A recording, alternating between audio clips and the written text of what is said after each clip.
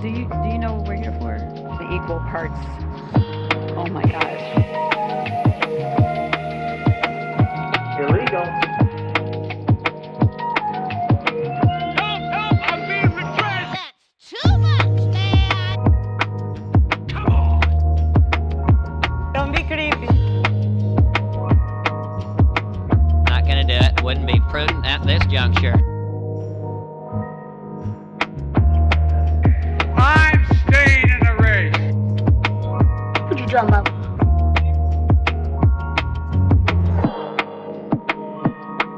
Oh, it never occurred to me. Interesting. Just crazy enough to work. Yeah. Yeah!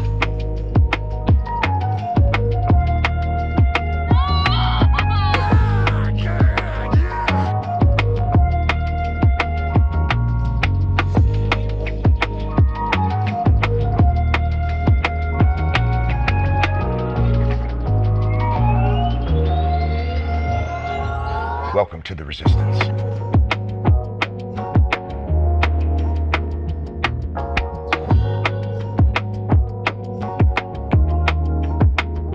It's science.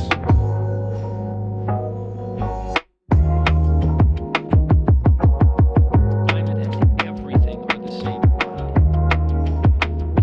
What?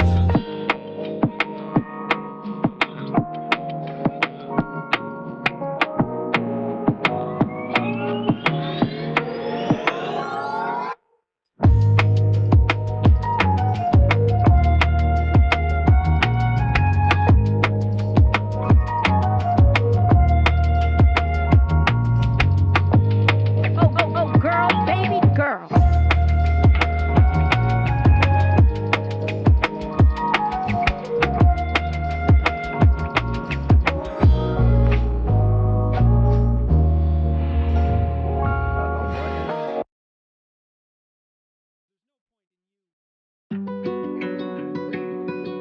There's no point in you betraying your future self to gratify your present self. It's a stupid game.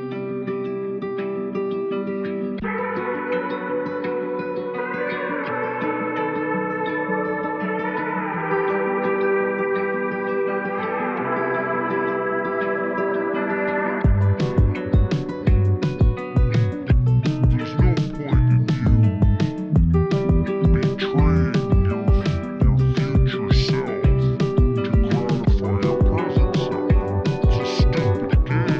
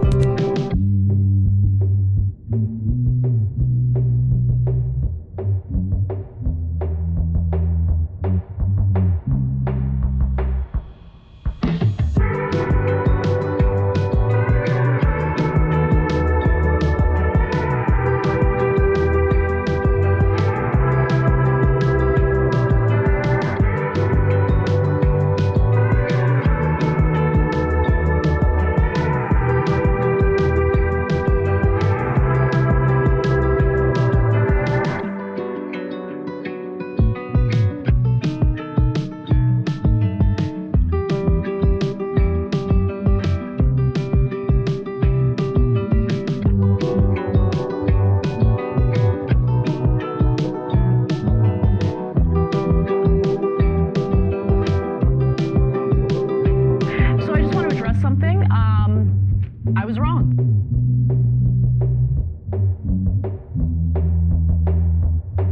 When I go into the dry cleaner, that dry cleaning place becomes holy.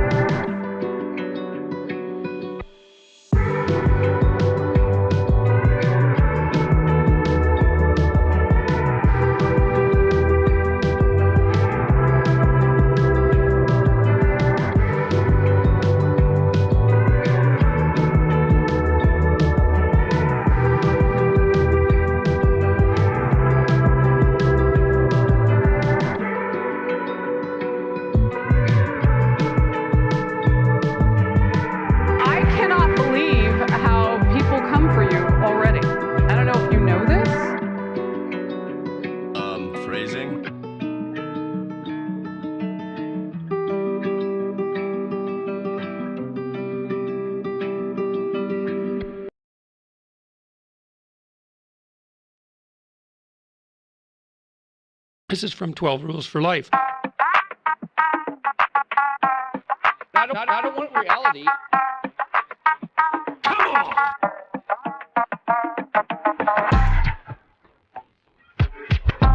Donald Trump spent a lot of quality time with his wife. Don't be creepy.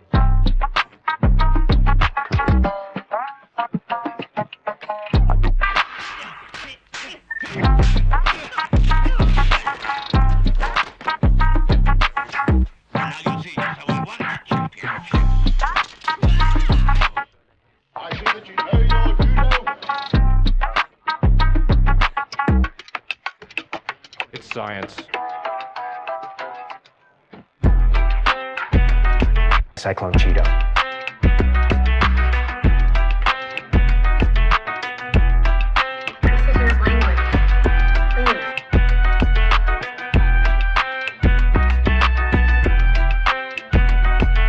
Well, first of all, some of the things that I say will be incorrect.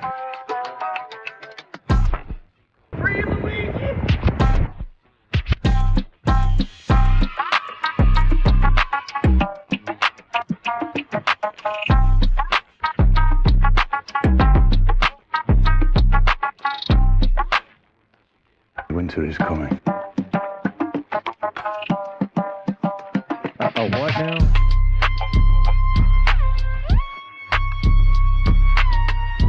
You should be ashamed of yourself for having that thought.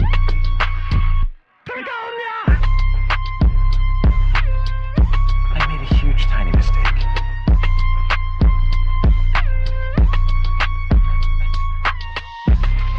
Don't worry about it, little Mark. Gentlemen.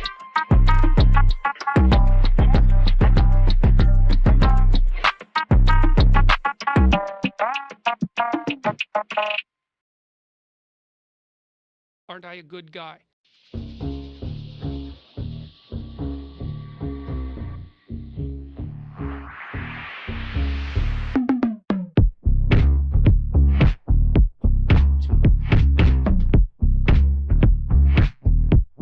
He looks good, and he looks hard. Jesus, I say that. In the Ice Age, how much taxes did people pay? Follow the rich white man. Consequences.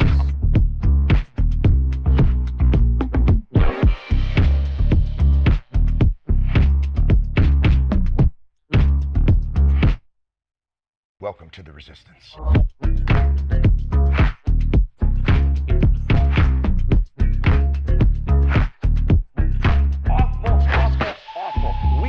Weak.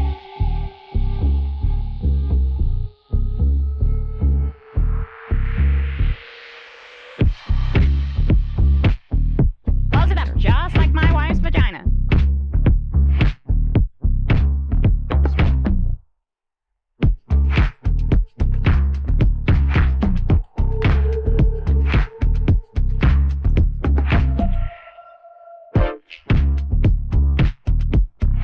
I feel like I'm taking crazy pills!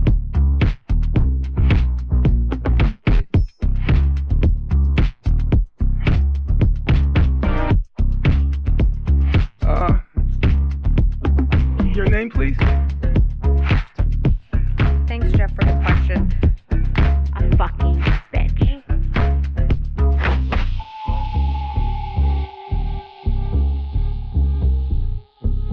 Eddie Smith.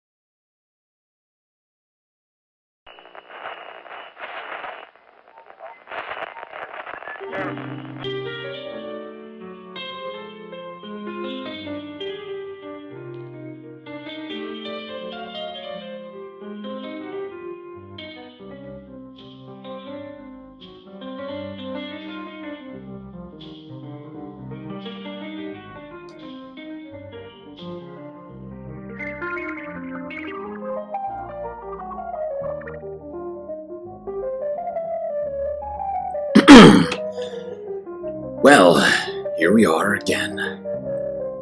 Floating somewhere between Earth and space.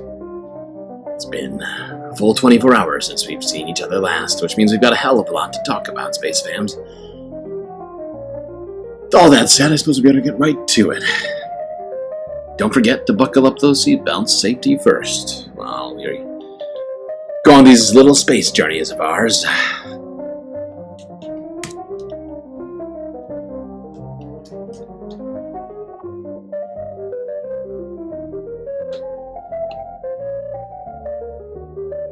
This is clipping. Alright, good to see all of you folks here already.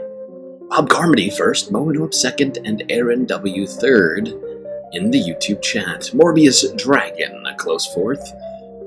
I see Mozart as well. Disco Wolf. Jet. Godcat. George Waters. Apache Aldo. My Dogs Are Goth. Hermit Horologist. Looney Tunes 9000. Also, thank you, Looney. I saw you resubscribe on Twitch 10 months in a row. Truly impressive. I also see Obvious Books and Midas Kevin Anderson. Well, chat, lots been going on in the galaxy as of late. It can be tough to keep up with it. We're gonna try today.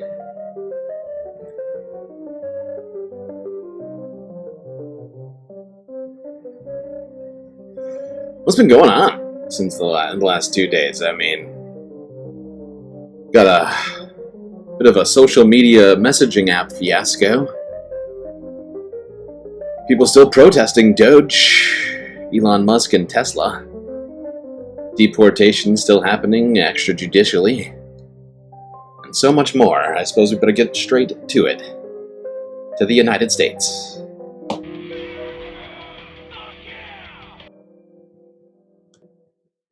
Let's start here. With our very, very stable genius in charge.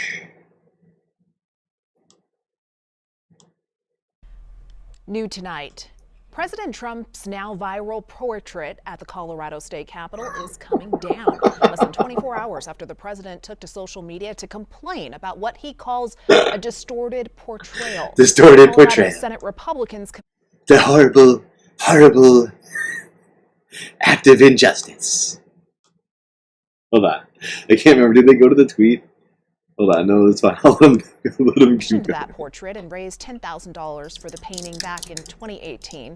The General Assembly's Executive Committee, composed of bipartisan leadership, signed a directive this afternoon to remove the portrait. It says that the image will be taken down after the Capitol closes tonight. It will then be stored in a secure location until further notice. Coming up at 6:30, we'll hear. Hold on. Please hold. Tulsi G has entered the chat. Yeah. Better start leaking top secret information. Here is Donald Trump. Oh, it's hard to read from there. I guess I could open this. I'll just read it. Donald J. Trump on Truth Social. At Real Donald Trump. Nobody likes a bad picture or painting of themselves, but the one in Colorado, in the state capitol, put by the governor along with all other presidents, was purposefully distorted to a level that even I, perhaps, have never seen before. He's not even sure. Perhaps I've never seen one worse. Maybe I have. Hard to say. Very nasty portrait. A lot of nasty portraits of me out there. The artist also did President Obama, and he looks wonderful. He looks wonderful. President Obama, he looks wonderful, but the one on me is truly the worst. She must have lost her talent as she got older. In any event, criticizing people in their old age, love it. I would much prefer not having a picture than having this one. Many people from Colorado have called it and written to complain. In fact, they're actually very angry about it. Very, very angry. I am speaking on their behalf to the radical left governor, Jared Polis, who is extremely weak on crime. Awful, awful, awful. Weak, weak, weak. In particular, with respect to Trenday Aragua, which practically took over Aurora. Don't worry, we saved Aurora. Now take it down. Jared should be ashamed of himself. Now, I mean, I part of this statement I get, right? It's like, yeah, nobody likes a bad portrait of themselves. But this is just an accurate portrait. This is just an accurate portrait of Donald Trump, okay? I mean, let's pull out, like, I mean, it's not that hard. This is just what you look like, Donald. Very, very nasty, kind of accurate looking portrait. I mean, is it better than this photo? Is it better than this photo here, Trump, or maybe this one? I mean, it's honestly, look at it. Look, I mean, it's really not that. It's not inaccurate at all. It's in fact, I mean, one could say it's more distinguished than he tends to look. Oftentimes, very, very nasty. This artist has lost her touch. She can't see just how glorious I am. I would recommend Colorado use that very awesome one of me. You know, the one where I look like Rambo. That's much more accurate. My body is like this. Here's an idea. I know it's hard. I'm not the best artist myself. But hey, I did this one personally, and it is great. I should look exactly like this. This is art. This is an abomination of a radical leftist lunatic. Nobody likes a bad picture. But this one has been purposely distorted to a level that even I, perhaps, have never seen before. People tell me, sir, this is an atrocity. An atrocity of atrocity of atrocious nature. And I'm very offended. Barack Hussein Obama looks great. Look at him. Regal, presidential. In fact, I would say attractive, as much as a man can find another man attractive. Very good looking, but then me, look at me. I look like some sort of a troll. Some sort of a troll whose hair just came out of the sewer. It's not fair. It should be illegal. Illegal. So yeah, Colorado has caved to Donald Trump's request for taking down a pretty accurate portrayal of him. I would much rather not have any picture at all than have to look at this abomination ever again. Just terrible. I'm sorry, Look, I mean, it's tough, you know, when you're a narcissist in denial, but this is what Donald Trump looks like. I hate to contravene the word of almighty supreme leader Trump, but this is what she looked like, dog. I don't know why yeah, I mean, I guess we just have all the mirrors taken out of the White House as well. That'll just make it easier. Very nasty. Now, Donald Trump isn't just declaring war on art. He's also declaring war on libraries and museums in general. I don't want reality. Wouldn't want that. Let's go here.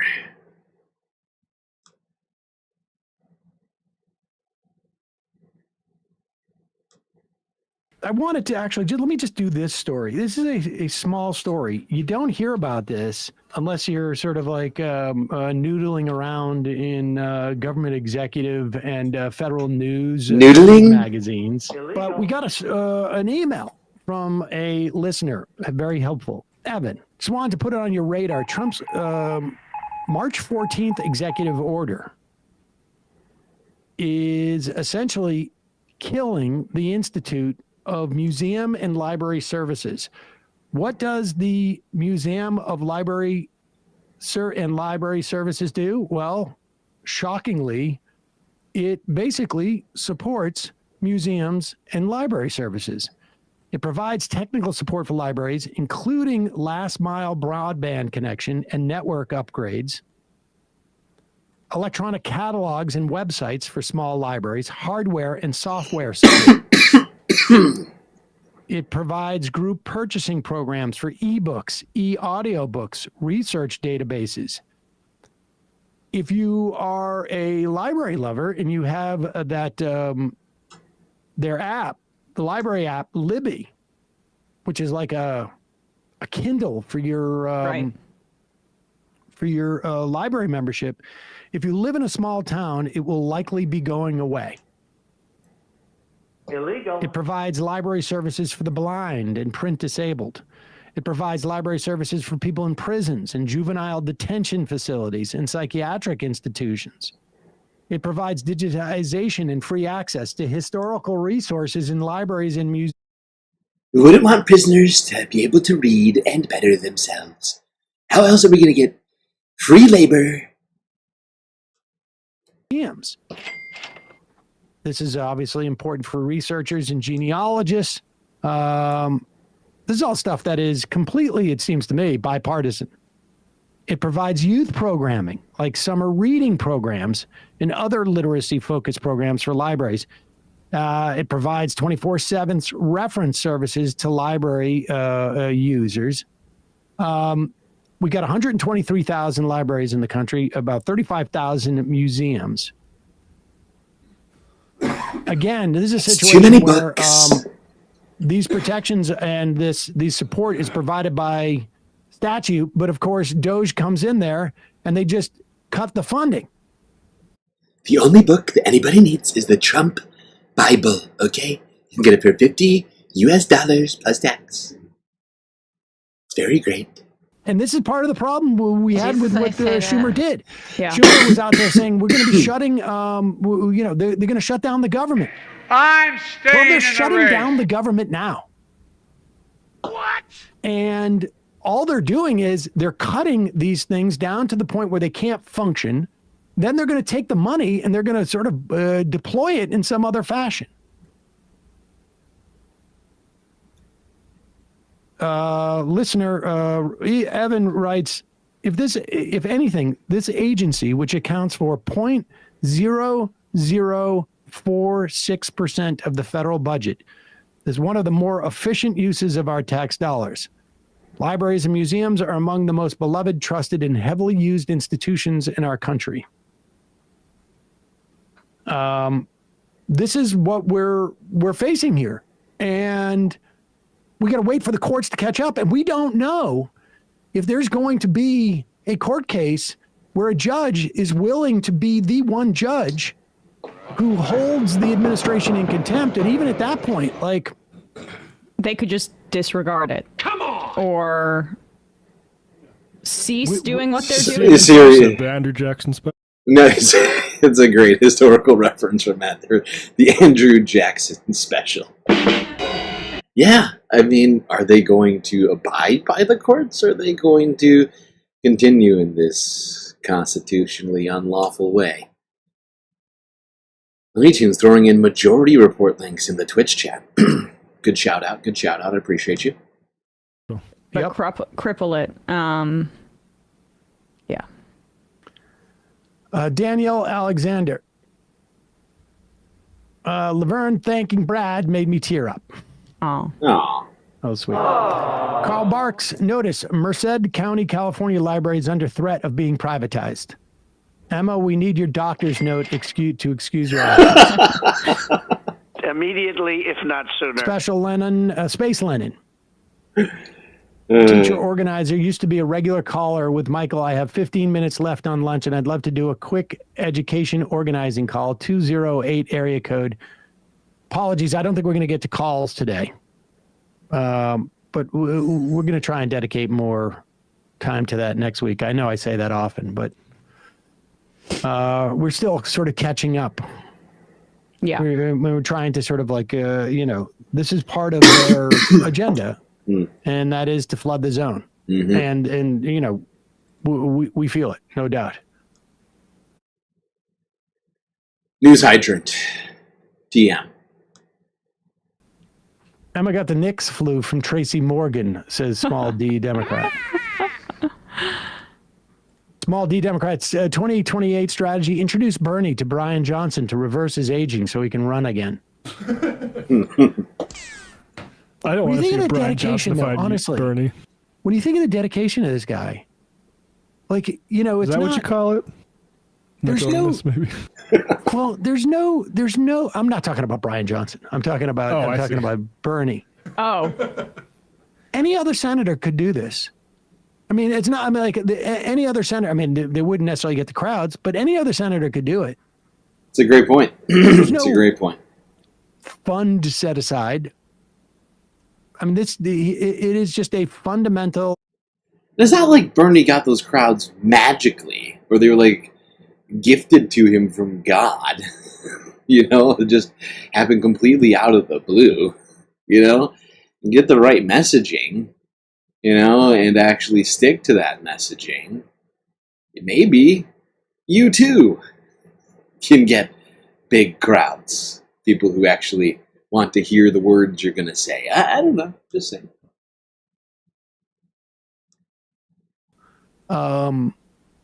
Commitment, and it's not like to politics. It's not like every single senator in the United States isn't creating a YouTube channel for themselves lately. And I'm, of course, being incredibly facetious because they are, in fact, all creating YouTube channels for themselves. So they already have a built-in audience. You represent an entire state. Super easy to get that audience, I would point out. Even if they don't like you, they'll probably want to know what the fuck you're saying. If you say good things, maybe they'll want to come hear more things from you. I know it's radical. It's radical. Welcome to the resistance. Just an idea, though. 30 likes. Wow. That's more than 1 like per minute right now. We are cooking.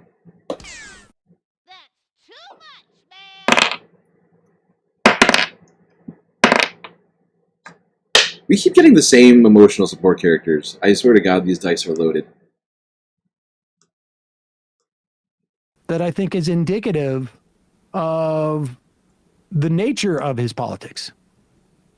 Like, I don't think you get this effort, I mean, good for Bennett for basically implying that Chuck Schumer should move down, but you're not going to see someone like Chris Coons go out on tour. Well, especially in the Senate. I mean, this is part of, like, when you don't have to constantly be making calls and begging for money, you can maybe have a conversation with your constituents and get a sense of where they actually want you to direct your energy. And like Bernie has been, Bernie's just like has always had that connection and is a generational leader who we missed out on. So yep, it's sad, but it is sad. Still fighting the good fight. R.I.P. Polish 2016. Hey, Sam and MR Crew, not sure if you covered this, but next week, the Sheriff is partnering with Lindsey Graham to introduce legislation to repeal Section 230 of the Telecommunications Act of 1996.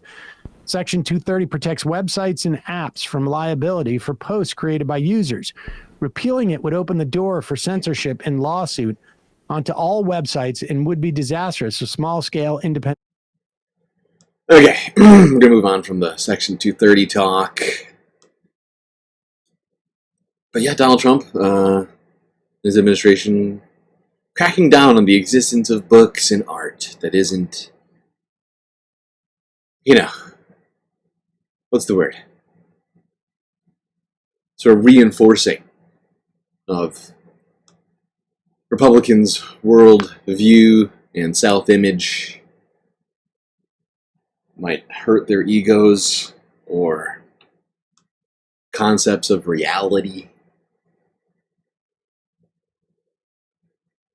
One thing that's definitely challenging.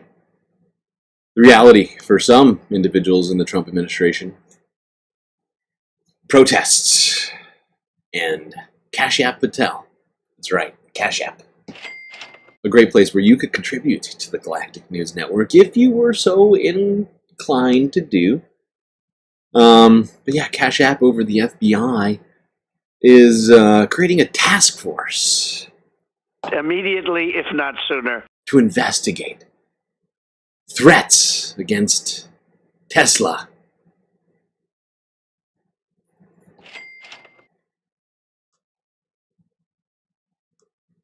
The FBI says it has created a task force to investigate threats and attacks against Tesla locations and vehicles. It comes after incendiary devices were found at a Tesla dealership in Austin, Texas, Monday afternoon. Austin police referred the case to the city's bomb squad, which removed the materials without incident. Monday's threat is only the latest in a series of attacks on Tesla as some Americans protest Elon Musk's role in the federal government.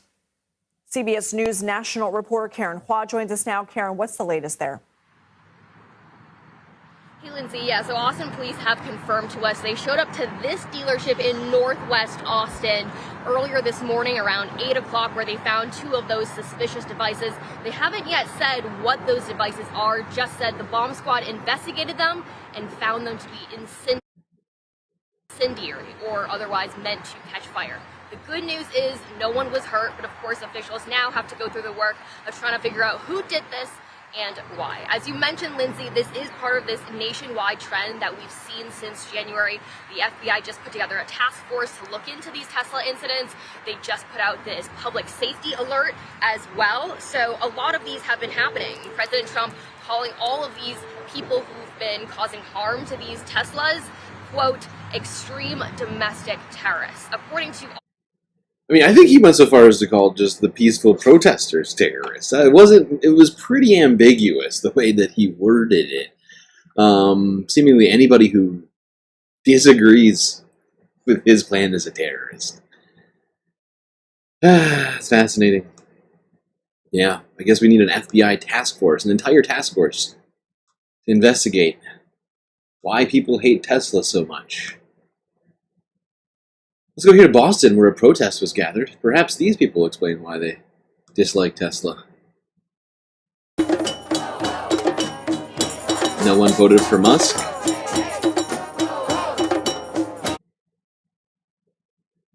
Think before you cut. Don't buy Nazi cars. Fraudster crying fraud. Hands off. No mandate to destroy America.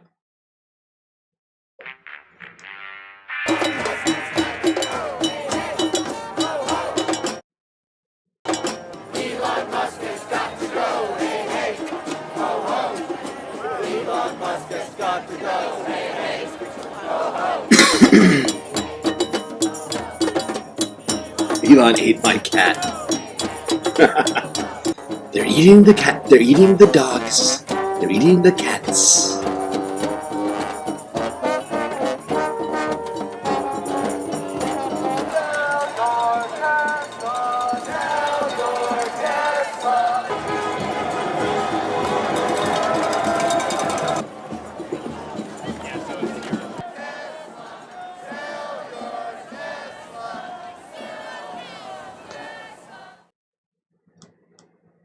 Those people didn't seem like terrorists to me. They just seemed like regular, very regular looking crowd, if you ask me. Excuse me, sir. I'm in the middle of talking. They're eating the pets of the people that live there.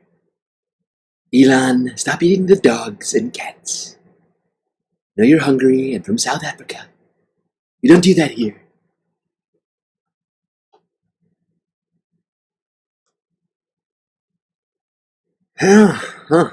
People protesting. A lot. Seemingly across the country, people upset about what Donald Trump and Elon Musk are doing to the U.S. government, to their services, and to the government agencies intended to uphold the greatness that is America.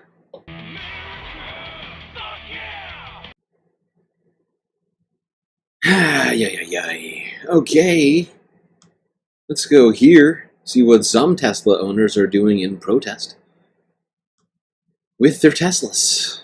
Some aren't selling them for, I'm sure, different reasons, some financial, whatever else it might be. And so they've taken to a new trend hitting the streets. The removal of Tesla logos far and wide. Well, of course, we see many Teslas around our area here, and some of those drivers fear retaliation for just having the car. For others, they want to erase the mark that represents the billionaire. We met a man who did just that. Fishing line, soft cloth, like it was never there. Each T removed off a Tesla feels like a silent protest for Jordan Schwartz. It's symbolic, but I think symbols matter. You know, it's tearing down a flag. It's raising a flag. With a heat gun, screw gun, and fishing line, he removed his Tesla logos and has now done it for several other people too. It gives me great pleasure and satisfaction. Schwartz bought his Tesla in 2020. This guy's starting his own small business, taking down Tesla logos. He's probably not charging people by just like thinking of it like that. Very pulling himself up by his bootstraps. Fixing Teslas far and wide. Get the nasty Nazi logo off the car. Making the switch over to electric. He still thinks Teslas are good cars, and despite his disgust with Musk, he didn't really consider getting rid of his altogether. I don't see any practical use in selling it. But many have. According to the market tracking site Car Gurus, Tesla now has the most common electric vehicles on the used car market. The majority of the used Teslas are selling for around $30,000. Just 3 years ago, the average cost of a used car was $70,000. For some, selling it is for fear of retaliation. In the Seattle area alone, at least 5 Teslas have been set on fire. Fear of retaliation. Help! Help! I'm being repressed! Now, of course, you know, I haven't heard of a single instance in which a Tesla owner has been physically hurt. But I can understand wanting to get rid of these cars. And owners are just sort of jumping on top of each other to sell, which is partly why that used Tesla market is going downhill quickly. Got a smaller market of people interested in buying one of them now, more than ever before.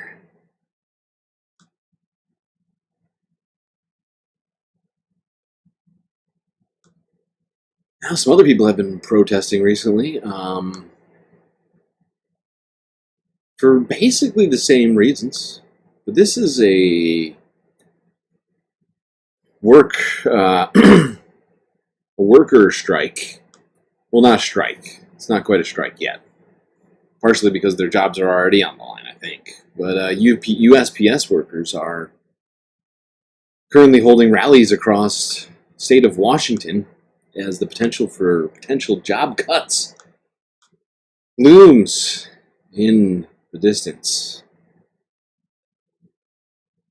If and when these job cuts happen, the National Association for Letter Carriers said people should expect delays in their mail service, having to pick up their mail on their own altogether going forward, and higher prices to ship packages and send official letters. Right now, the group is focusing on trying to save hundreds of thousands of jobs all across the country. They're wondering, do I have a job going here in the next few weeks or months or whatever? And senior carriers, you know, they have job security according to our contract, but a swipe of the pen could change our positions. Slowly, immediately, if not sooner. Up, and if the Congress is so stymied they can't do anything, then it's up to the people. Definitely up to us in the streets. Postal Service workers and supporters stood in Sunday's rain to send their message and fight back. It was earlier this month when the Postmaster General for the USPS released a letter saying he'd partner with DOGE to make these changes happen. And here's a look at a map of Washington to show you how many rallies were held and where they happened. More are expected to be scheduled in the coming days and weeks. Now, right now, we're still... There we go. USPS workers rallying to make people in the state of Washington aware of what might happen if job cuts come for the USPS. Lack of mail services. I mean, I feel like that's implied and obvious. But, you know, sometimes people need need that clear explanation of things, and this is one way to try and do that. Hopefully they succeed in protecting their jobs and the people in Washington State. I mean, the fact is, USPS is an important part of the United States and our ability to function as a democracy, you know? People depend on the USPS. Fact is, in many rural areas, there would be no other option. There's plenty of those in the state of Washington outside of the major, metropolitan areas on the West Coast there. On the interior, it's basically the Hills Have Eyes, Northwest Edition. Okay.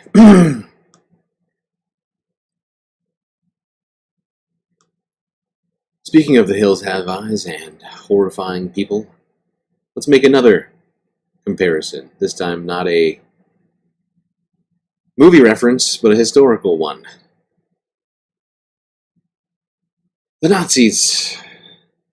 Now, if anybody remembers World War II, not literally, but I'm assuming many people, most everyone here was probably born after that. After World War II ended, there were, in fact, Nazis in the United States. They were treated in various ways. Some were actually brought here after the fact. Before I go too deep into all that, let's go here because one judge has, I think is a federal judge, one federal judge, if I'm not mistaken, has said in response to Trump's deportation policies that these people who are being deported to El Salvador are in fact being treated worse than the Nazis. And you know what? The more I think about this, the more it actually genuinely checks out. And it's horrifying to think that's the case. It's just how badly we are treating these people right now. A contentious appeals court hearing on Monday over the Trump administration's deportation of Venezuelan migrants came to a head when a judge said that Nazis were given more rights to contest their removal from the U.S. during World War II. Government lawyers relied on a little-used 18th century law called the Alien Enemies Act to remove the migrants. U.S. Circuit Court Judge Patricia Millett, an Obama appointee, said, quote, Nazis got better treatment under the Alien Enemies Act than has happened here. To which government lawyer Drew Ensign responded, we certainly dispute the Nazi analogy. We dispute the Nazi analogy. We actually are treating the deportees much, much, much, much worse. Not just much worse, but greatly worse. Actually. No, it's very nice sending them to El Salvador, to a prison labor camp. Now, of course, the United States basically gave the Nazis who were here after World War II actual court hearings before deporting them, many cases to stand trial in, say like Nuremberg or whatever else, at The Hague, whatever, what have you. But not only that, the United States actually brought a bunch of Nazis to the United States. I mean, we deported some. Some of them stayed here and weren't deported at all and were left to just live in society, essentially. And then, not only that, the ones who were already here, we also imported a bunch of Nazis after the war here to the United States to work in different fields, especially sciences, right? Because the fact is technology the Nazis had managed to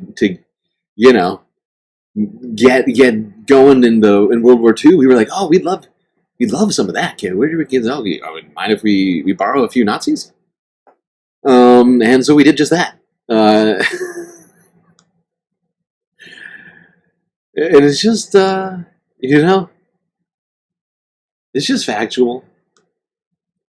And the more I think about it, I'm like, yeah, we gave the Nazis more respect, more humanity, more actual legal rights and due process than we are with people who are not war criminals, did not participate in a genocide, or, you know, like, and it's just, it is insane to think that that comparison genuinely holds water. Let's keep talking about this for 2 seconds here. It's CNN. So the State Secrets Act is one of those rare and blessed things in the law that is almost exactly what it sounds like. It's when the government says, that's a state secret, we can't turn it over, it's too dangerous. It's rarely invoked. Usually judges do defer to it, not always. Judge Boasberg in this case actually knew this was coming. The government said they're considering it. Judge Boasberg said he's skeptical, in part because the government's already put out a video showing how sensitive can it be. I don't want reality. We'll see what he does. That's a great All that's going point. to do is end the judge's. It's a great fucking point that hadn't even come to me at this point. But yeah, why release this highly produced video with, you know, clearly the faces of these people? Why would what else? Like, where is this coming from? Where is this concern for secrecy? And why would you need? Honestly, beyond that, like, I just keep coming back to the question of why would you need secrecy in this? It's incredibly fucking sketchy. Like, you're deporting people from the United States. Why do we need to be secret about who? If anything, we should want to know. We should want to know. I mean, Republicans have been running around for years and years and years talking about just how horrible the crimes that migrants are causing. And we as Americans don't get to know who these horrible criminals were. People who are, as the, you know, Republicans have been saying over and over to the point that I'm sick to my stomach, but, you know, raping and murdering and pillaging the United States, just, I mean, at rates never seen before. I mean, certainly lower rates than U.S. citizens, because U.S. citizens create and cause more violence and crime than immigrants do. That's just statistically true. But it's just, it's very strange to me that they wouldn't want to tell us about how horrible these people they're getting rid of. But of course, I'm sure if the, you know. I don't want reality. You know, I'm sure that, you know, if you are deporting a bunch of people who you actually have no genuine evidence for, and the fact you have no immigration judges now to deal with it, you know, it's probably easier messaging-wise just to say they're all nasty, terrible criminals. We don't need to prove it in a court of law. They're just bad. Ability to get more information about the flights. Now, the Nazi comparison that the judge made today, I was listening to the oral argument. The point the judge was making is the last time we as a country used this Alien Enemies Act was during and after, actually, World War II, where Germans who were suspected of being Nazi sympathizers were given a hearing before they were loaded onto planes, before they were deported. And that was really the key question at today's oral argument. What process, if any, are these people, in this case, the Venezuelan gang members, entitled to before they're shipped out? And the thing that I found was interesting is the Trump administration lawyer even said they are entitled to some due process. It's through this thing called habeas. It's not the greatest form of due process, but the Trump administration is on record now saying they are entitled to some form of due process. Going forward. But they didn't, so they're entitled to it, but they don't get it. Okay? Look, we get it. The law says they're entitled to it. Doesn't mean we have to give it to them. Help! Help! I'm being repressed! Okay, that's enough of this. Gonna move it on. We got a lot more to talk about the immigration situation. I just felt that was an apt comparison. And like I said, the more I think about it, the more that it seems to hold true. Oh God, Pete Hegseth just entered the chat. Hydration incoming. Thank you, Looney Tunes, for hydrating me. I appreciate that.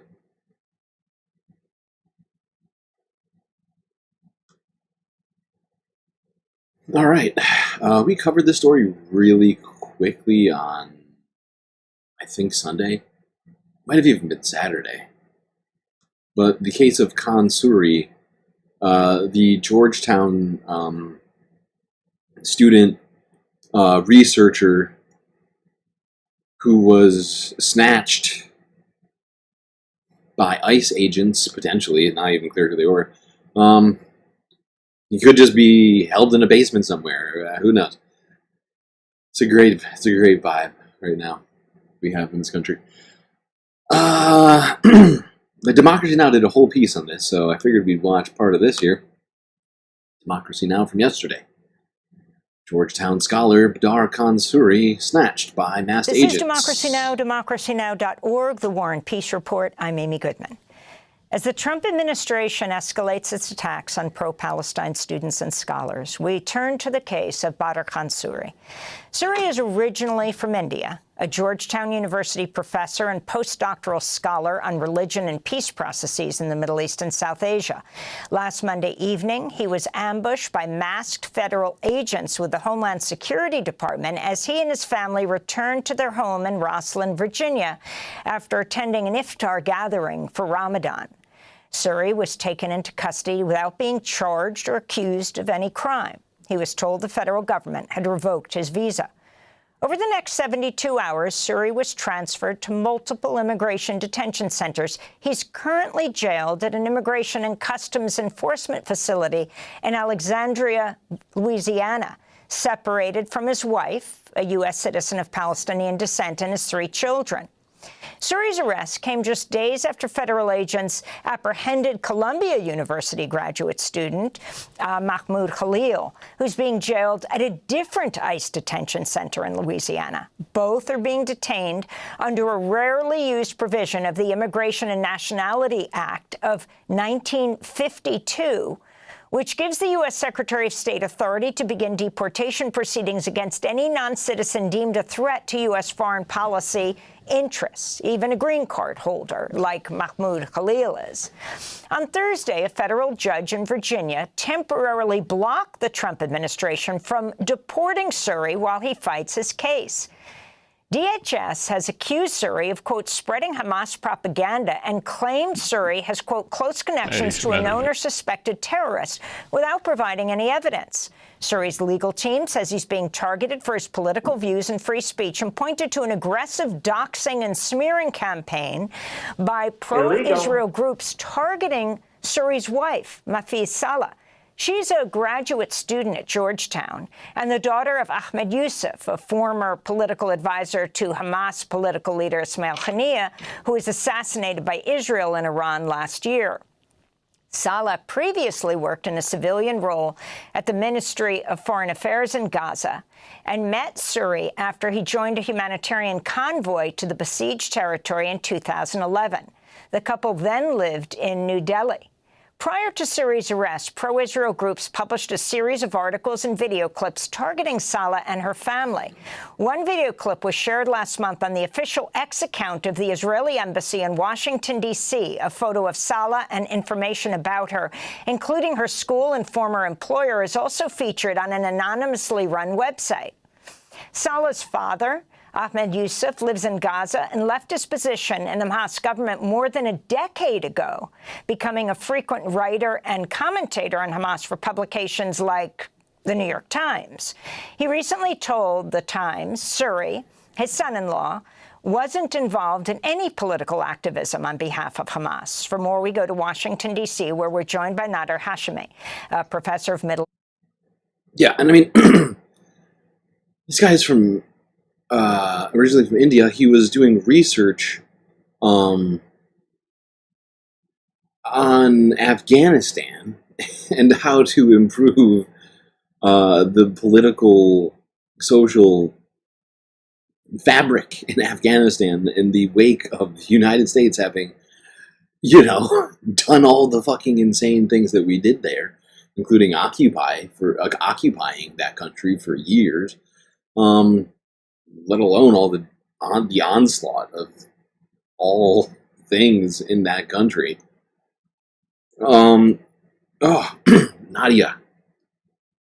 Referring back to that reference on the Nazis being treated better than these deportees are right now. One of those Nazis wrote a sci-fi novel where the elected kings of Mars were called Elons, and was behind the USA space program until he died. Was that Werner? Was that Werner von Braun? I can't remember who wrote that book. But yeah, I'm at least familiar with that book. I always forget who wrote it. Thank you for the super chat as well. Appreciate you. Oh my god, you just reminded me I haven't done a goal. I should do a goal. I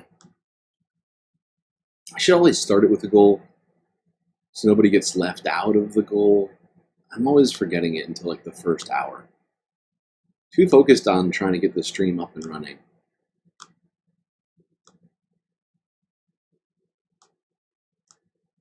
Gotta make sure we get all the content.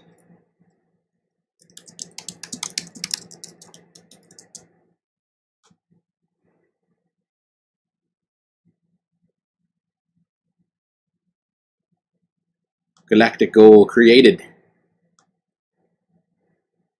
All right. Now let's go to this. And I had plans to do this clip myself, and then I saw the MR do it. So I said, fuck it. Let's combine two great things. This idiotic simpleton in charge of ICE and the majority report.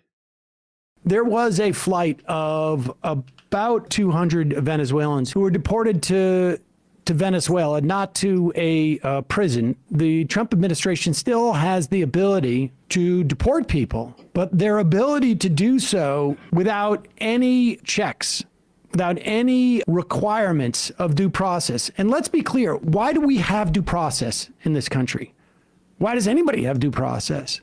Due process simply means making sure that the subjects who are being charged or accused of something are in fact those people.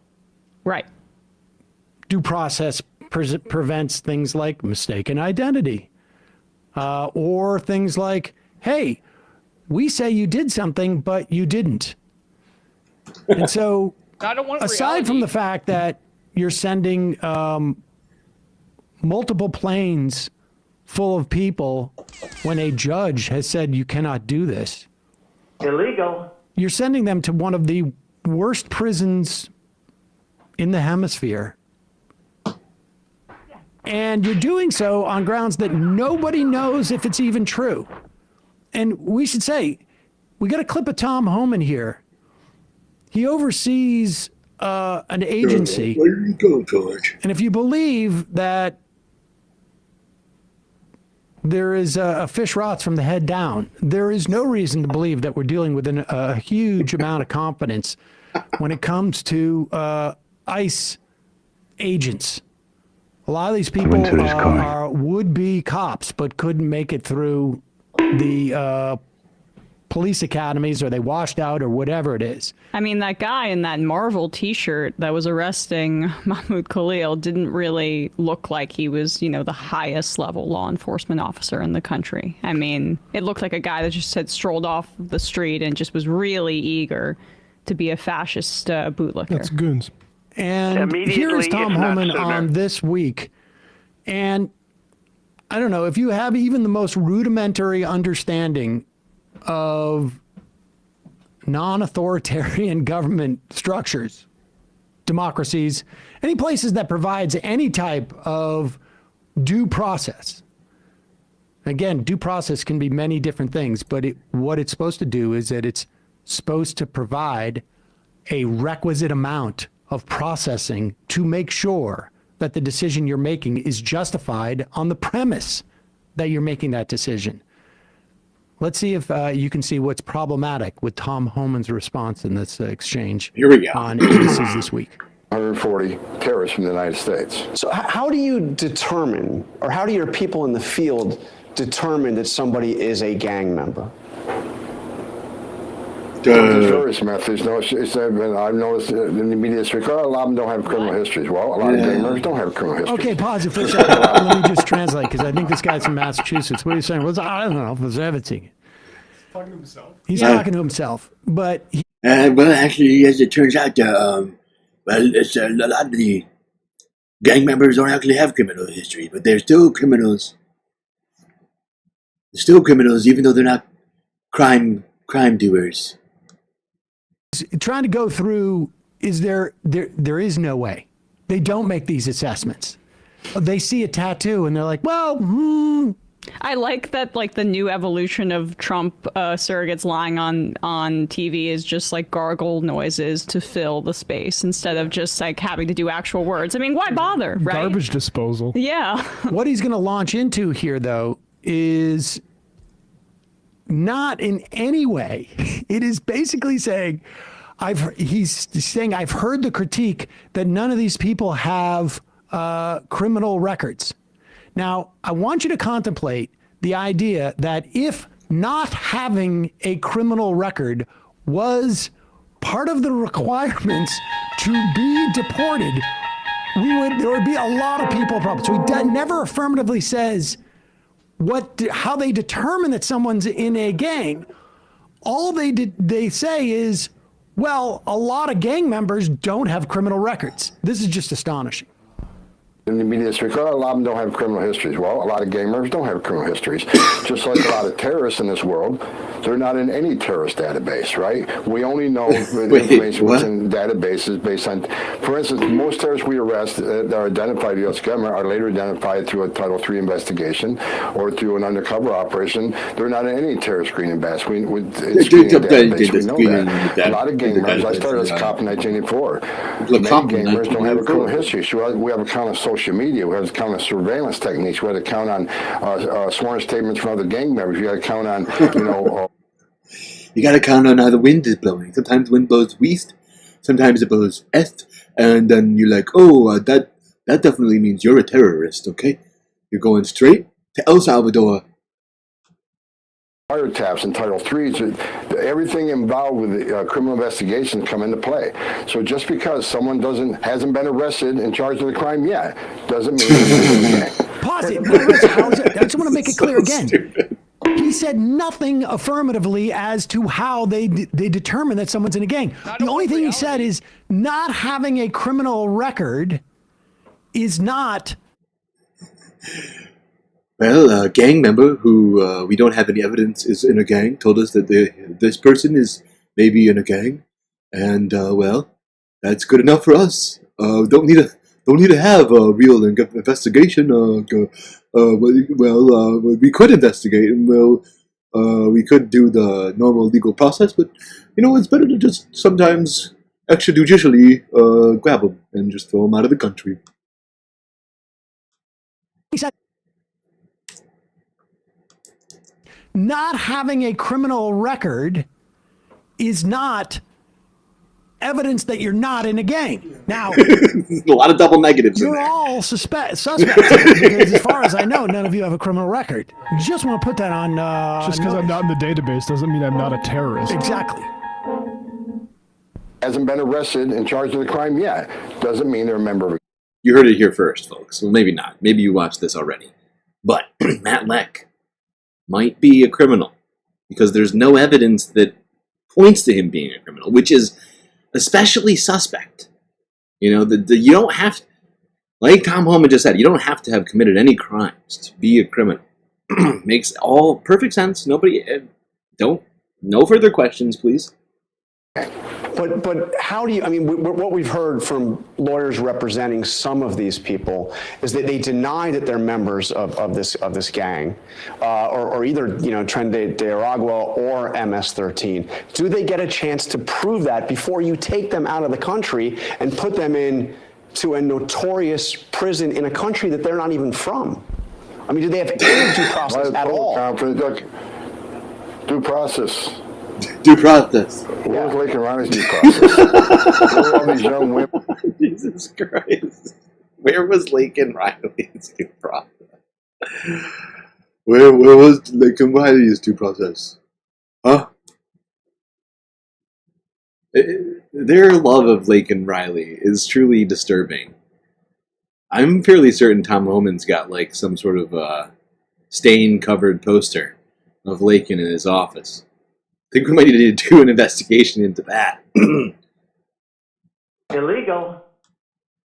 They were killed and raped by members of TDA. Where was their due process? Well, the people that did that should be prosecuted. On the subway, where's her due process? Well, sure. The bottom line is, that plane was full of people designated as terrorists, number one.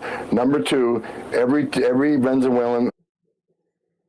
So, because one woman died, and of course victims don't get due process, right? It's criminals who get due process, right? So we don't just randomly lock people up for, whatever espoused reason. You have to have due process to ensure we arrest the right people, jail the right people. Of course, victims, they get their day in court, right? Or what was the actual word? Well, basically, it's about the prosecution and the due process of the alleged criminal, right? That's the important part. Of course, Lacken Riley didn't get due process. She wasn't committing a crime, right? But I love how they justify all of this stuff with just the existence of one woman's death. One woman died, which means, maybe he genuinely believes everyone that he just deported, right? They were all in some sort of criminal conspiracy together to kill Lacken Riley. I'm not sure why he's bringing it up, honestly. It doesn't make a lot of sense. Especially coming from a guy who's supposed to be presiding over all this. It really does leave a lot of questions for the merit. A lot of questions about the merits here. On that flight was a TDA member based on numerous criminal investigations, on intelligence reports, and a lot of work by ICE officers. Matter of fact, 2 days after that flight took off, I even had a discussion with the acting director of ICE, and he reiterated that every Venezuelan on that plane was a known member of the TDA. So a lot of officers, every single one of them, special agents who've done this for decades, looked at the intelligence information, the criminal investigation information, all the various and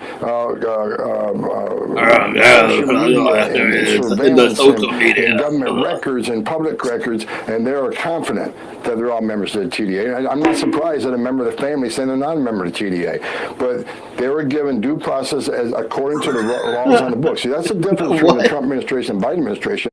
It's not according to the laws on the books. Maybe a book that he wrote. Due Process by Tom Homan. But we do. One day, there was a little girl by the name of Lacken Riley. She did not get due process. And that's why we give the same due process afforded to Lacken to anyone brown and speaking Spanish. Due process as according to the laws on the books. See, that's the difference between the Trump administration and Biden administration. We're actually using the laws on the books to enforce immigration law and secure the border at the highest level it's ever been. The Biden administration... All right, look. There's no reason to continue to play because John Carl does not get back to his answer. The answer to the question of did Lacken Riley or anybody else, any victim of not these people, of people like these people, right? Like he's not, nobody's been convicted. This is not those people. These are people sort of like that he claims are associated with those people. The answer, if you're in media and you found yourself interviewing a fascist like this, the answer to the retort, did Lacken Riley get her due process, is no, she didn't. And that's how we can tell the difference between the bad guys and the good guys. And you are now basically saying that our standard is at the same level as a murderer's standard. It's serious. And he's also That's very exactly what it purposefully is. trying to use this brutal case and killing of Lacken Riley, as does the legislation that some Democrats signed on board for. They are using that case to broadly impugn and accuse all immigrants of basically being criminals. We're seeing this degradation. It's not really a degradation, but a lot of people in the media took it at face value. They're calling them criminals, so they must be. How about the LGBTQ hairdresser that was profiled? This is just a paragraph from this great Time piece that was over the weekend about what happened when they got these migrants got to this El Salvador prison. The intake began with slaps. One young man sobbed when the guard pushed him to the floor. Jesus He said, Christ. "I'm not a gang member. I'm gay. I'm a barber." I believed him. But maybe it's only because he didn't look like what I had expected. He wasn't a tattooed monster. The men were pulled from the buses so fast the guards couldn't keep pace. Chained at their ankles and wrists, they stumbled and fell, some guards falling to the ground with them. With each fall came a kick, a slap, a shove. I mean, people should read this whole piece. Some of the detainees were stripped naked. Their men are calling out for their mother. Another example was somebody who had a tattoo of a soccer team. He's a youth soccer coach, has no criminal record. These are the people that are being accused. Right, I think this guy had a Royal Madrid tattoo, which has a crown in it. And so they assumed, oh, it's a crown. He must be in Trendeawagua. PB! Starting sour hour off. Here we go. Engaged.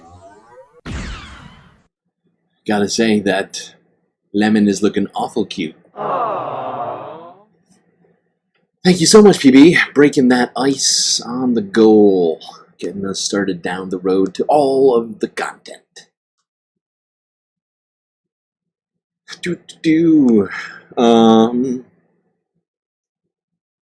Actually, I didn't mean to cut this off. I wanted to listen to more of this. I just got distracted by this beautiful super ticker.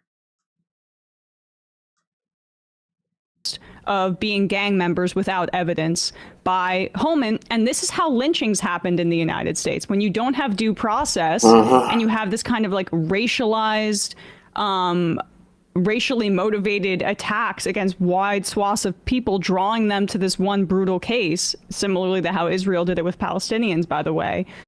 Yeah, I mean, by the way, how many likes do we have? This is completely unrelated to what I was about to say, but I'm just wondering, because I could have sworn I saw somebody say that we have more. But it's not just like, I was about to say it like, this is like, but it really is factual that the United States is selling people into slavery right now. Now, the first part of it, okay, I don't know for sure the United States received money for this. I'm pretty sure it was just a agreement made between the United States and El Salvador. El Salvador gets free slave labor, and we get rid of people that Donald Trump and all these guys seem to hate. But yeah, these people are being sold into slavery, essentially. And there is no excuse for what's happening right now. And I don't know how the United States will ever live this down. Especially, we already had enough stuff that we were trying to live down that was real problematic, like funding a genocide in the Middle East. Plenty of other things we've done in the past. This one, 2025, selling people into slavery to El Salvador, it contravenes all logic and reason. Of course, we got geniuses like Tom Homan in charge of this, working hand in hand with Dr. Phil, I guess, and Elon Musk. Just fucking insane. All these people deserve to be put on trial for this shit. It's crimes against humanity. I mean, the fact is there's already been alleged crimes against humanity against Bukele, the leader of El Salvador, for the very prisons that we're sending these people to, which essentially makes us culpable for what's going to happen to these people. What has already happened to them, let alone what's going to take place in the future in these fucking horrifying death camps. You get extrajudicial killings because there is no due process. This is what they're advocating for. That guy, they said he had a crown, and the crowns are associated with the gang tattoos. This is the tattoo he had in Real Madrid with the crown on it. Exactly. Thank you, Matt. Okay. Let's keep it moving. We got more to unpack with all this.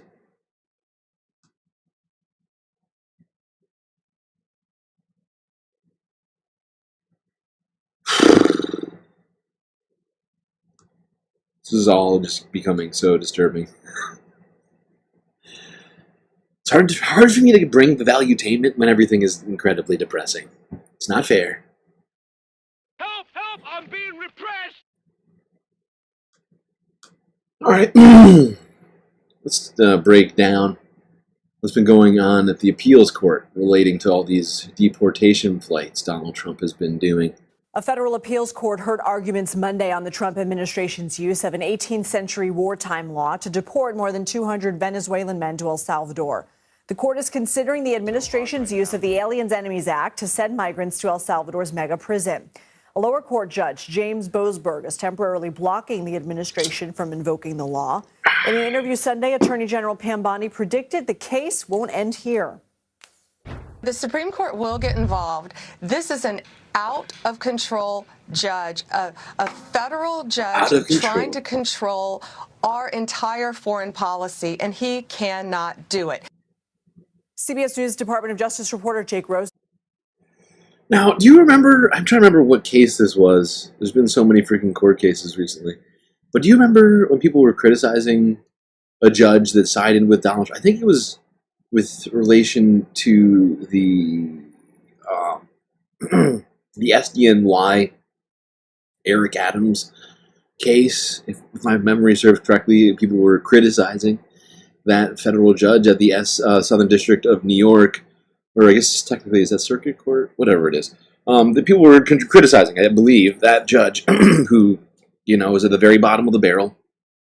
They scraped out all the people who didn't want to do it and resigned.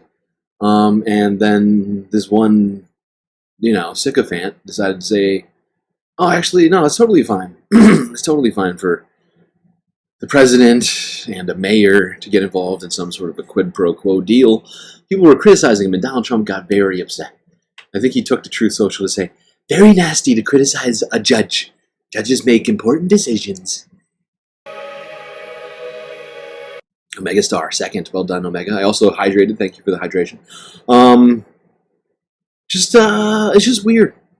Sometimes you can criticize judges. Other times it's terrible. It's not clear what... well, it is clear. It is clear what it is. I'm trying to be facetious, but it's obvious what the line is. For fuck's sake. Joins us now, Jake. What happened in Monday's hearing?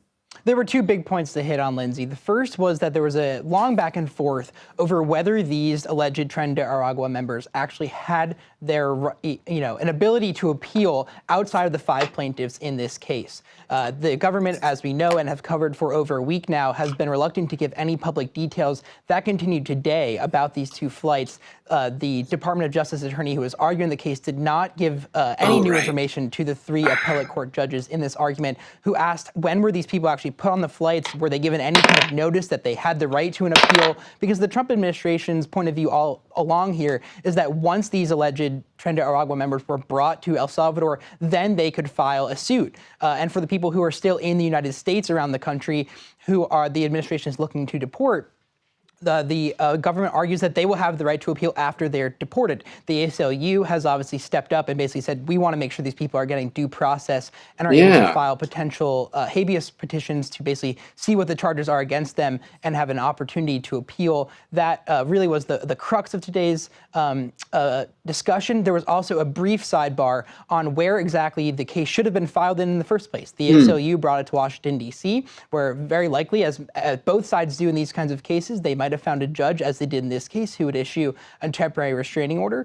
The government argues that because the 5 plaintiffs are actually in Texas, as are most of the people who are being deported of Tren de Aragua and other parts of the government, that the suit needs to be refiled there and basically have a class action habeas lawsuit there, which again would kind of restart this whole process back at square one. Yeah, well, it wouldn't quite be square one, would it? Because the people who need to file those habeas petitions are no longer in the United States, no longer have access, I assume, to phones or a lawyer.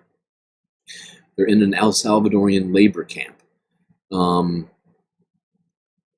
I think it's disingenuous of CBS to even suggest that this is going to be square one. First off, how do we even get them back, right? Assuming, I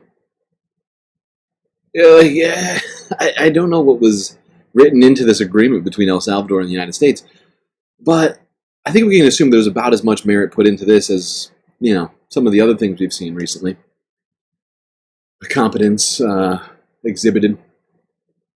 And I get the sense that it might actually be tough. You know? It might actually be tough.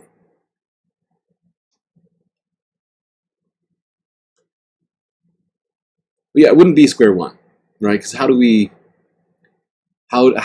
have a habeas?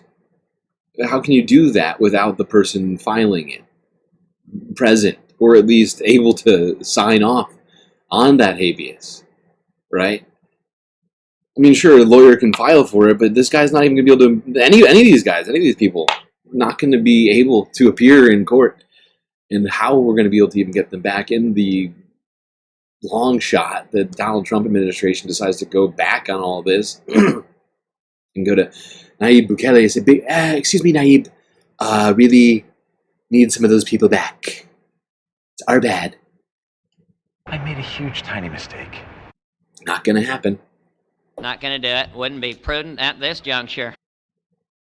Not going to fucking happen.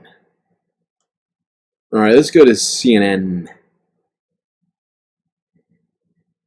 They had on to interview a photographer who was in El Salvador watching these deportees get loaded into this jail. 13 hours ago, photographer reveals what gave him nightmares after photographing deported men. An exclusive and disturbing account, a new account from the brutal prison where Trump is sending migrants in El Salvador. Philip Holsinger is a photographer, and he captured these exclusive images for Time magazine, and he is speaking out now. He was the only photographer, not from the government, on the ground that night. Now, we've exclusively taken you inside that maximum security prison.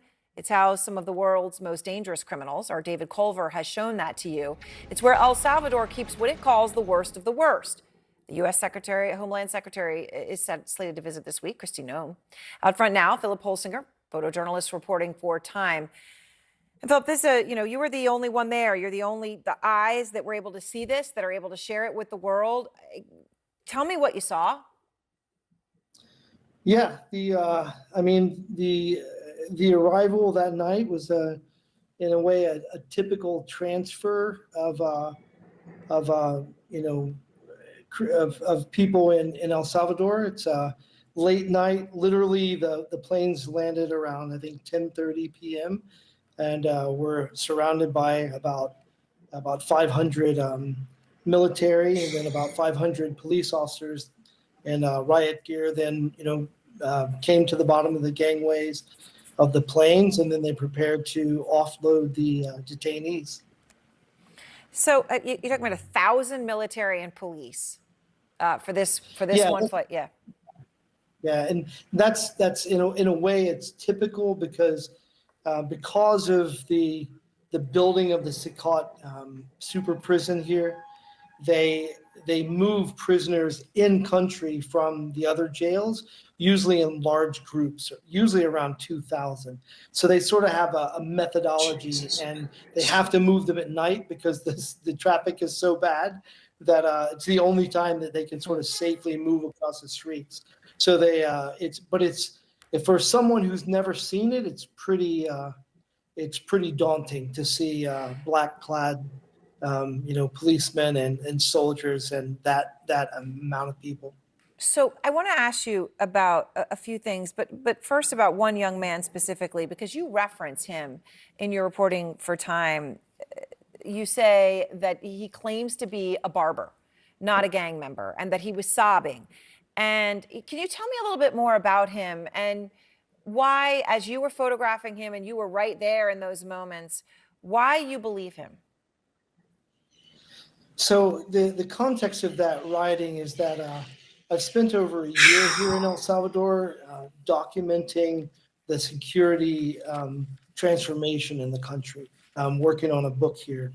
And so I've had deep access to the prisons, and unfortunately I've learned the details of the horror that was going on here because I've interviewed many of the murderers. And so I had an expectation of what was going to be coming off the plane in terms of detainees, which was not what I expected. But also you learn, as I'm sure you're aware, you learn to read people, and murderers, they don't whimper, and I was, it doesn't mean that somebody's innocent just because they whimper, but a whimper is different than a growl, and I think that as I began to watch some of the detainees kind of unravel, it caught my attention because they looked different. They didn't look like the kind of criminals I've been accustomed to around the world. There you go. That was the photographer. One of the only people with any information about what happened here, because we received a completely soundless video from the White House. Well, not counting the soundtrack they pumped in on top of the video, but what was it? Closing time? It's disgusting. Yeah, the only eyewitness account to all this here on CNN. Now, amidst all these deportation flights, the Trump administration has revoked the legal status of 500,000 people. Here's CBS News on this part of this horrifying equation.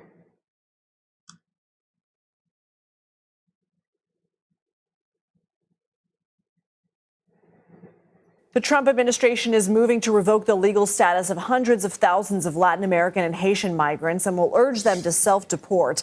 That's according to a notice posted online by the federal government. Remember these words: woman, person, man, camera, TV. It's actually very hard.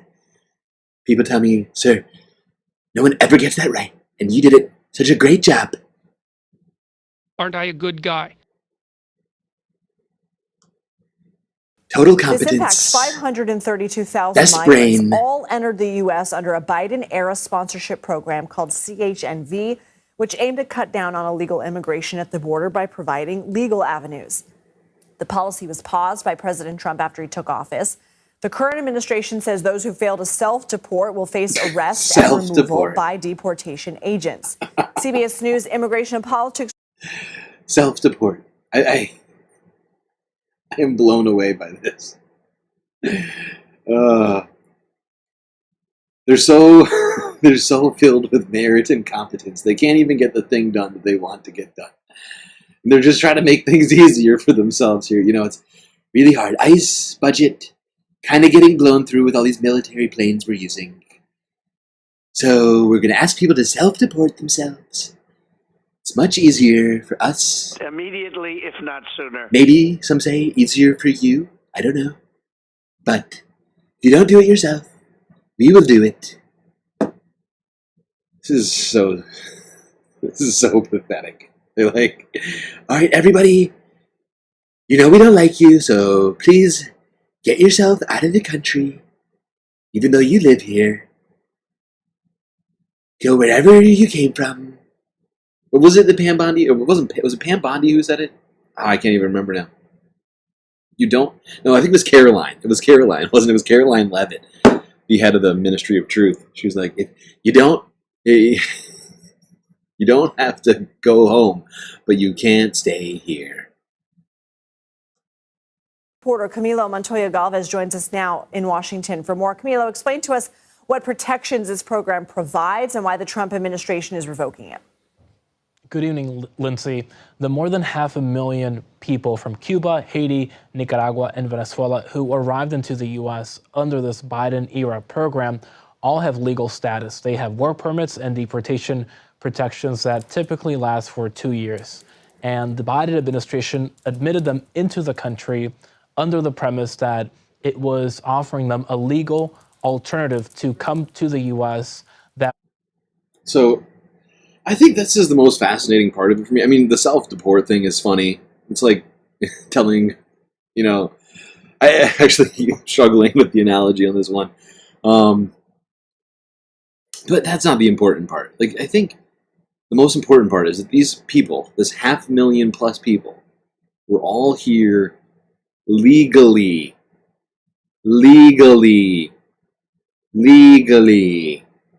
Illegal. No, not illegal. Legal.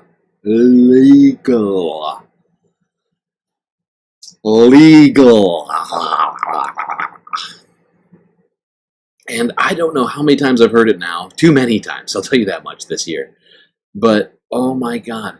I feel like I've heard maybe 1,000 times different Republicans saying, we don't mind people coming here legally, but if they show up, they don't get documentation, they commit crimes, then they need to go away, right? They keep saying it over and over and over and over and over again.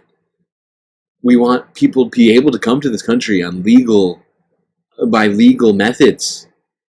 And we're just so sick of people coming here illegally, jumping in front of the line and all this other stuff. These people didn't jump in front of the line. These people didn't come here illegally, undocumented. They're documented. They're here on a goddamn visa. Okay, and just sort of blanket, blanket decision here to remove all of these legally documented immigrants seems to fly in the face of everything that these assholes have been fucking saying up to this point. And I don't know how long it's going to take. I don't know if it's going to take a month or 4 years or until the end of time. But I just don't understand how Republicans can continue to sit in this. Like, I don't mean Republican. I know why Republican lawmakers do this, but I mean Republican, but people who have voted Republican in the last 20 years at any time. I don't know how any of you people are out there listening to all this shit and taking it at face value, defending any of this, because it's all completely, I mean, it's not just like just scattershot and completely like incomprehensible sort of moves that are being here, but they contradict themselves. Okay? It's all fucking hypocritical as shit. And sure, we all know Republicans don't care too much about hypocrisy unless it applies to Democrats. And even then, I think they struggle to understand the concept a little bit. But, it is just getting tiresome to have to check this kind of shit over and over again. Be like, hey, anybody notice? Anybody notice yet? This is completely against everything that's been said in the last 6 months. It's fascinating. Okay, well, I guess let's go here now, again, to Democracy Now! Amy Goodman on the story. One law professor at Columbia University is accusing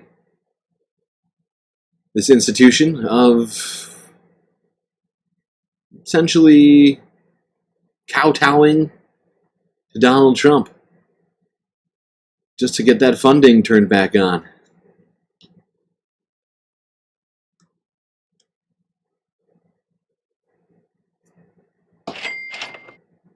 Follow the rich white man.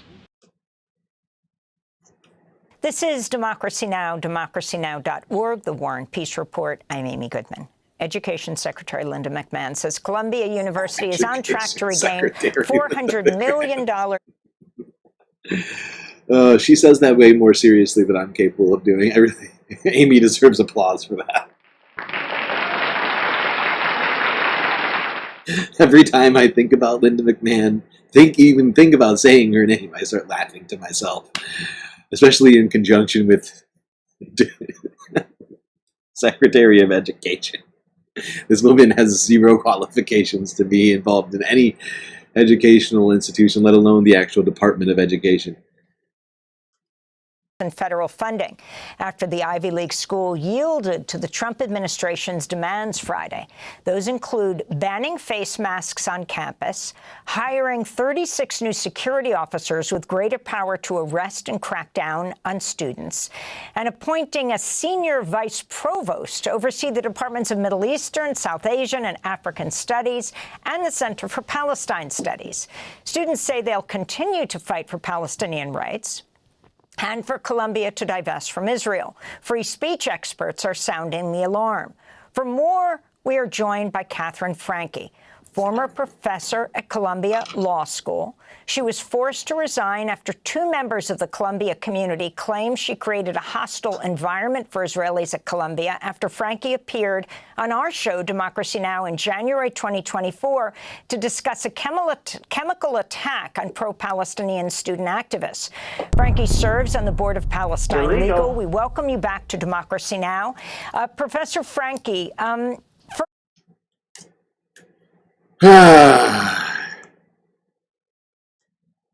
I doubt, it's fascinating how our government seems to treat words and terms with reckless disregard.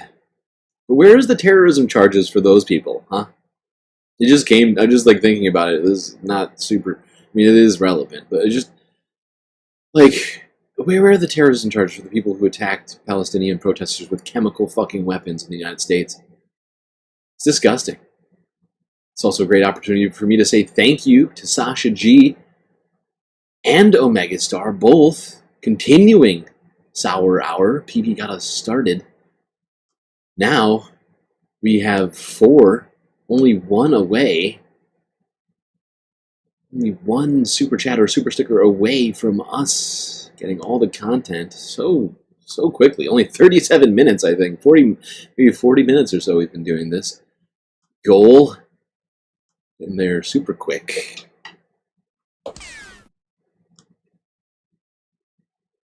Okay, here. Legal, we welcome you back to Democracy Now! Professor Frankie, first, if you can talk about what has happened at Columbia University. Talk about this agreement that they have made, and also if you want to comment on your own status at Columbia University. Well, it's lovely to see you, Amy. Thank you for inviting me back. I think it would be inaccurate to describe what Columbia and the federal government have entered into as an agreement. The federal government seized funds that they were legally obliged to deliver to Columbia researchers and then issued a ransom note saying, we will consider negotiations further with you if you do the following things. Columbia considered it and did more than what the ransom note demanded, for which it got nothing in return. Normally, when someone is kidnapped or there's some kind of ransom taken, you agree to the things in the ransom note and then you get your stuff back. You get your money back, you get your person back. In this case, Columbia merely supplicated itself before the federal government. And then we hear Linda McMahon say, well, this is on the road, on track to what we'd like to see. So we have no idea what comes next. But groveling before a bully, we all know, just encourages the bully. I want to go through the points that Columbia University has either acquiesced to or just says that they will institute. And let's remember, today is the day students return after spring break. Is this already in force? I'd like you to address the issue of this new, unusual security force. It's not exactly Columbia security. It's not the New York Police Department, but it has the power to arrest students on campus. Also, the issue of masks on campus, and the new vice president, this kind of provost in charge of several academic departments. Well, they only announced these changes last Friday, and today's Monday. It's the first day of school after spring break, so we'll see. But remember, Amy, the university's been on lockdown for months and months. Mm-hmm. I still have to go through 2 checkpoints in order to get to my office at the law school. We have public safety officers inside the campus everywhere, and NYPD. Columbia has become like this horrifying place. I couldn't imagine going to school there right now with the way that they're treating students and teachers alike. I mean, what is it, the West Bank? Like, maybe that's a poor choice of comparison, but honestly, all these checkpoints on the campus, these armed guards, like, what in the fuck? Who wants to do that? Oh my god, Mish and Omega Star. Dude, the Sour Hour, this is the most sour hour that we've ever had. And it's gorgeous. So much citrus fruit gracing us right now. Mish, Omega Star, both of you. That's going to do it, folks. I'm going to end the goal. Even though it says 0 of 5, that's it. That's a 44, less than 44 minutes it took us to do this. And yes, Looney Tunes, I saw someone correct you, but yes, the super stickers count. I count them in my heart, okay, and in my brain. You know, it's not right that YouTube doesn't count. What's the distinction between super chats and super stickers? I don't know why this arbitrary distinction is being made by YouTube, but I refuse to take part in that. Both are equally as good, and I appreciate all of you so much for getting that goal done. The sticker is giving me hope right now. Lemon superhero. The tiny, tiny, limey sidekick. Yay. Outside the campus, and it seems the university was more than willing to call in the NYPD at both at Columbia and at Barnard to arrest students. So in some ways, this isn't a huge change for daily life for the students. They've been living in a kind of security state while they're trying to learn and do the things that students do for quite some time. But the rest of these new initiatives will take some time to roll out. But those people who are in the departments, whether they're students, faculty, staff, that are now being monitored by a newly created senior vice provost are really worried. My syllabus is going to be looked at.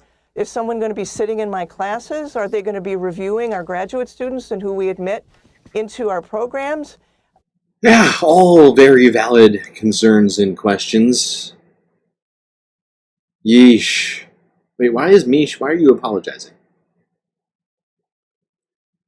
I don't understand. Why are you apologizing for the super sticker? It's beautiful. It's gorgeous. It's tremendous. There's no reason to apologize for that. You've done nothing wrong. I made a huge, tiny mistake. No mistakes made at all. All great. All great stuff. Okay. We got more to talk about with all this.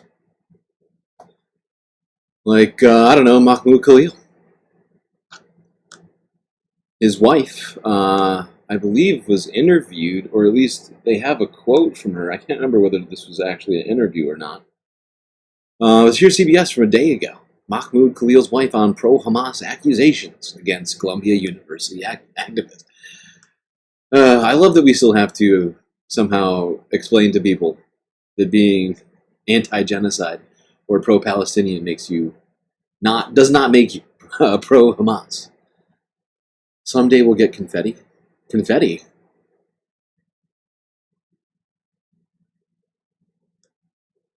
How? And what? Where did this confetti come from? We've had confetti before. Didn't we have confetti during New Year's? I could have sworn I had confetti going during New Year's. Oh, maybe, it was just fireworks, wasn't it? Do we want confetti for our super chats and stickers? Is that a thing? Or does that happen when you complete a goal? We never actually complete goals. We know when goals are completed, it makes it confetti in chat. God damn it. Oh, I see. So there's actually like a tiny, little celebration we get to have whenever we complete goals. See, we're always finishing goals before we actually complete them. I'm always counting the stickers. Somehow I'm depriving us of confetti.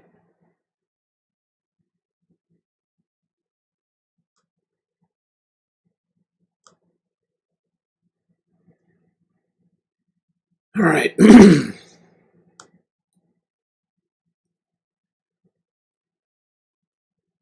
The Trump administration is now accusing Mahmoud Khalil of not reporting his membership in a UN agency meant to help Palestinian refugees when he applied for permanent residency. That's according to a New York Times report. The paper also reports Khalil's lawyers responded, calling the accusations weak and pretextual. They also said that adding those allegations shows the government's, quote, motivation from the start was to retaliate against Mr. Khalil for his protected speech, end quote. Illegal. We're also hearing more from the wife of the pro-Palestinian protester detained by ICE for his role in last year's anti-war protests look at that dress. Columbia University. Michael George is here with me in Studio 57 with more on Noor Abdullah's first TV interview. Good morning, Michael. Errol, good morning. So Abdullah sat down with our Aaron Moriarty, and they discussed the moment Khalil was taken from their home here in New York City. And he was like, "Are you Mahmoud Khalil?" Mahmoud said yes, and the man said, "We're with the police, you have to come with us." What's going through your mind at that point? I was scared. If not I was sooner. terrified. And Moriarty also asked Abdullah to respond to comments by the White House press secretary.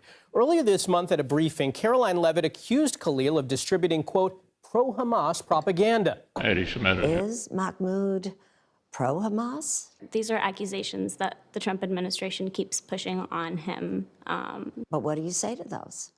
I think it's ridiculous. It's disgusting that that's what they're resorting to, that's the tactic that they're using to make him look like this person that he's not. Literally, it's so simple. He does not want his people to be murdered and killed. He doesn't want to see little kids' limbs being blown off. You know? Yeah, that seems reasonable. It seems. In fact, I think a lot of us just want to stop seeing children getting blown to pieces. You know, is that too much to ask in 2025 as one human? You know, is that so much? Of course, it's absolutely ridiculous. It's unfounded. They have no evidence for it. But this is the conflation that has continued to happen. There's two-pronged conflation that's happening. Being anti-Israel makes you anti-Semitic, and being pro-Palestinian makes you pro-Hamas. And, you know, it's just, you know, that's why we got to get rid of the books. So people are too stupid to be able to make that to make that distinction. Good God.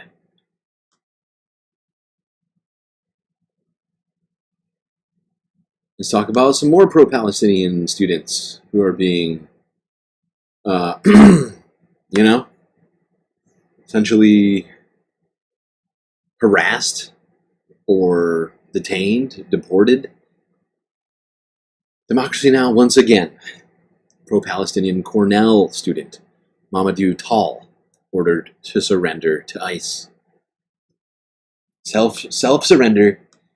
It's a lot easier if we don't have to come find you. Please show up to your closest ICE deportation center.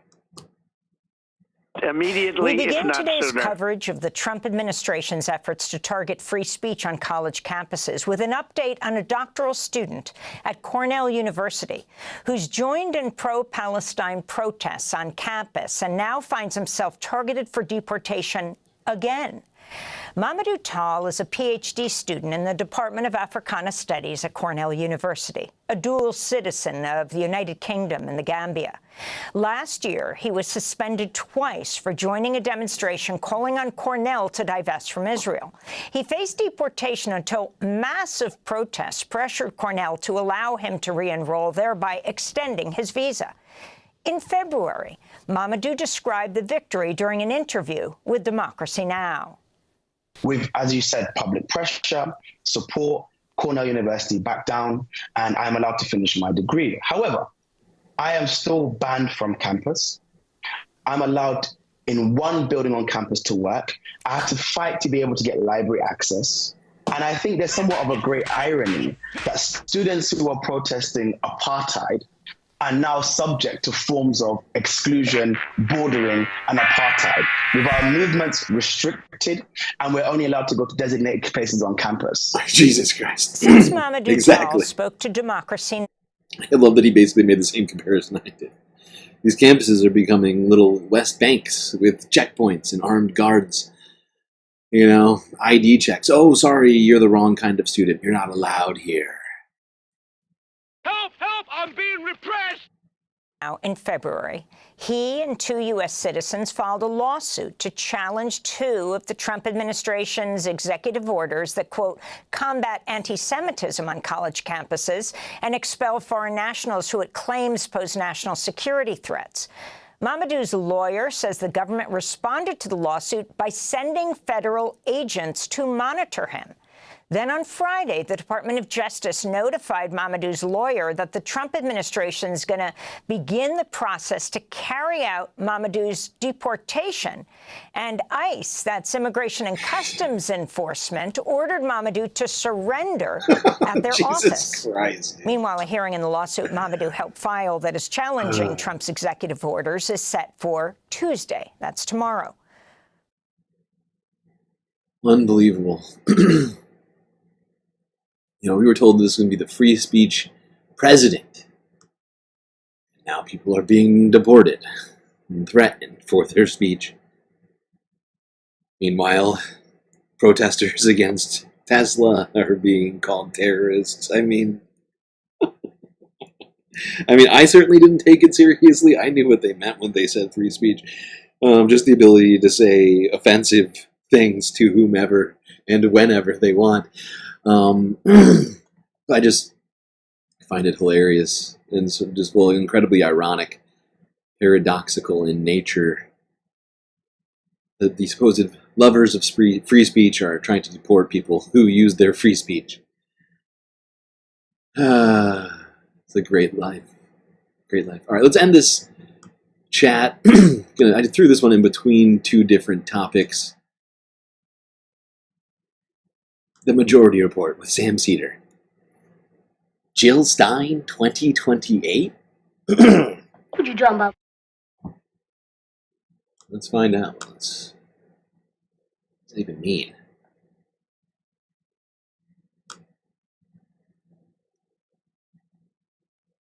New Jersey mailman. It's cool how we're fighting against fascism, useless democratic leadership, but dumb lefties are arguing on Twitter whether Hassan is left-wing enough because he sees the Green Party is not helpful at the moment. We are so cooked. I mean, you can get mad at those people, but ultimately all they do is say, hey, do the Green Party, everybody who's not me. Like, yeah. It's kind of a feeble, pathetic, impotent posture that all these people are striking. I mean, awful. Like, increasingly, I am of the mind that there is no teaching lessons, that all this, it's like, you want power, you take power. That's the way it goes. And to his credit, Ro Khanna was out there saying, you know, we're going to take over the Democratic Party. I mean, that's certainly obviously what Sanders and AOC are doing, but they're also sort of like, they're building enough power that either they deploy that in taking over the Democratic Party, or they deploy that in independents who are running against either Democrats or Republicans. You got to build power. Sitting there and saying, how come after 14 tries at the presidency, you still haven't voted for Jill Stein yet? I mean, we've had so many great... I don't think it's quite 14. But Sam is absolutely right about this. And I mean, since the election happened, have been here saying we need an alternative because of how weak the Democratic Party seems to be and how little they seem to care about the actual issues that their own voters want. But there is, there's a lot of problems with the way that the Green Party has conducted itself in the last... I don't even know exactly how many elections I want to go back to, but fact is, in this moment, where is Jill Stein? If you're asking people to endorse Jill Stein, where the fuck is she? Huh? Why isn't she out there doing, her own oligarchy tour, right? Whatever else. I've never, maybe at one point I thought Jill Stein was serious, like a serious candidate. Right now, I don't see her that way at all. Opportunities for the Green Party to capitalize on frustration with the two parties, and they don't do it. at a certain point, you have to look inward and say, like, maybe this isn't the thing to do. Personally, I'd like to see AOC and Bernie shout out like the Emergency Workplace Organizing Committee and get some of that sort of fear and make it maybe be not so electorally focused. But it's also what DSA needs to be at these rallies, providing people. Dude, Jim McGovern's out there talking about a general strike. I mean, to be honest, like Twitter is such a cesspool that I'm trying to slowly wean myself off of. These criticisms that are pumped to the top of my For You page that have like from accounts that have like 300 followers criticizing Hassan not being a real leftist, criticizing AOC and Bernie and like how this movement's leading nowhere. You gotta want. Here's the other thing for me when it comes down to this. The more I think about it, the more I think about the electoral aspects of this, like having a Green Party president is one thing, but if you don't have anyone in the legislatures who's also Green Party, you have another problem there, right? Because then you have to try and create some sort of, roughly hewn coalition of sorts, right? And that takes a lot of work too. So I guess my question is why is Jill Stein hibernating between elections like this chatter is saying right here? Why isn't she running for other offices in her spare time? Why isn't she getting other Green Party members or whatever to run for office themselves, to go out there, get in the House of Representatives, get in the Senate, get into local races, get into, at least the DSA is trying. It doesn't feel like the Green Party is really trying. Like every 4 years they show up, they're like, all right, you should vote for us this time. I know last time it didn't work, and the last time before that, and the last 7 times before that, but it's gonna work this time. It's just, I feel like it's too much talk, not enough effort. For them, it's just my estimation, and especially in this moment when we need solidarity, I think it's just a distraction. Which is why I stuck it here right before the break. See what I did? See what I did there? Expert segue. By the way, before we actually go to the break, I do want to remind people that we are still running on shitty audio right now due to the fact that my audio interface here on the space station broke. So I'm having to use the crappy microphone off of my computer here. Very, very bad microphone. Terrible audio fidelity. You could help us replace the audio interface by donating in all the many ways we have.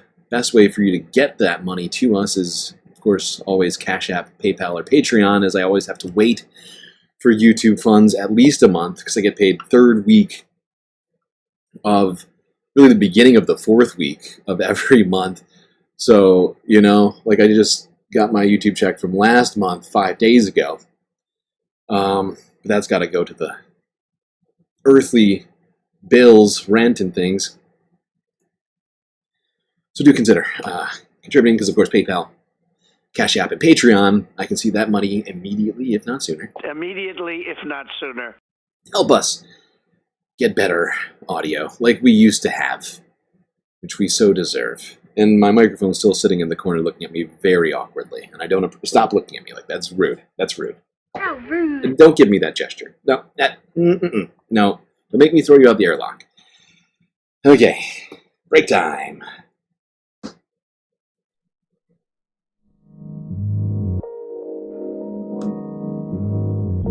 All right, chat. I hope you're enjoying the stream so far. If you haven't already, hit the like button and don't forget to subscribe. Maybe even hit that little bell icon as well so you get the latest Galactic notifications.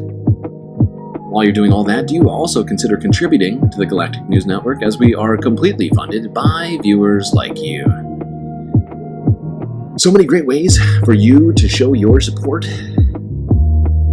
YouTube, super chats, super stickers, memberships. Of course, the more memberships we get, the more emotes we get for YouTube chatters. We got the bits and the subs over there on Twitch, Poggers, Cash App, and PayPal. If you want to avoid giving those two aforementioned platforms their cut and you'd rather see every single dollar go to GNN. But of course, the best way to get the most space benefits for your Earth dollars is to become a patron on Patreon. Only $3 a month to become a Galactic patron, and you get a whole host of benefits, avatar, shout-out, and so much more. Make your decision how you want to show your love for Galactic News Network. Alright, chat. That's it on the messages. Enjoy this short space break. Grab yourselves a drink, maybe a snack, and I will be right back.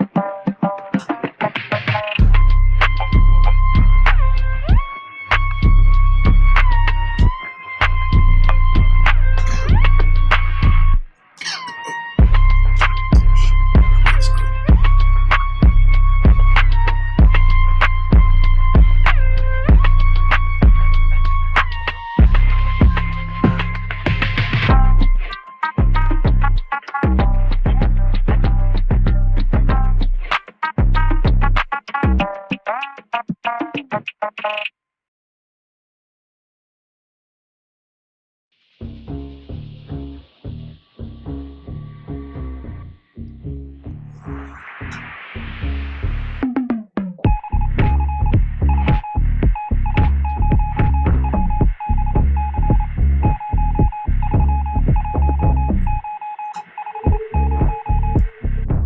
chat, I think you know what that sound means. Of course, it means it's time for us to get back to the show. Get back to those seats, buckle those seatbelts up. It's time for some old galactic content.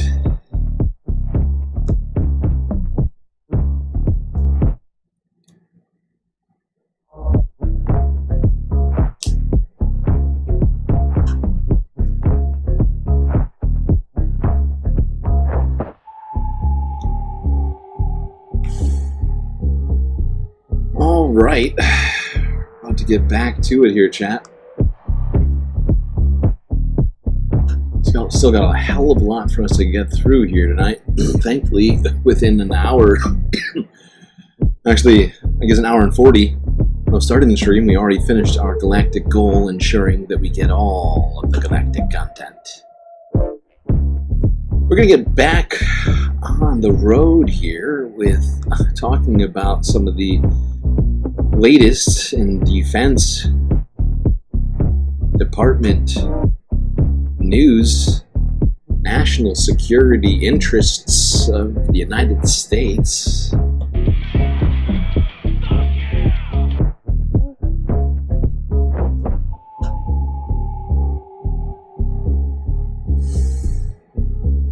But before we get to the, I would say, hottest topic of the day, I gotta say, we got one other thing to look at first.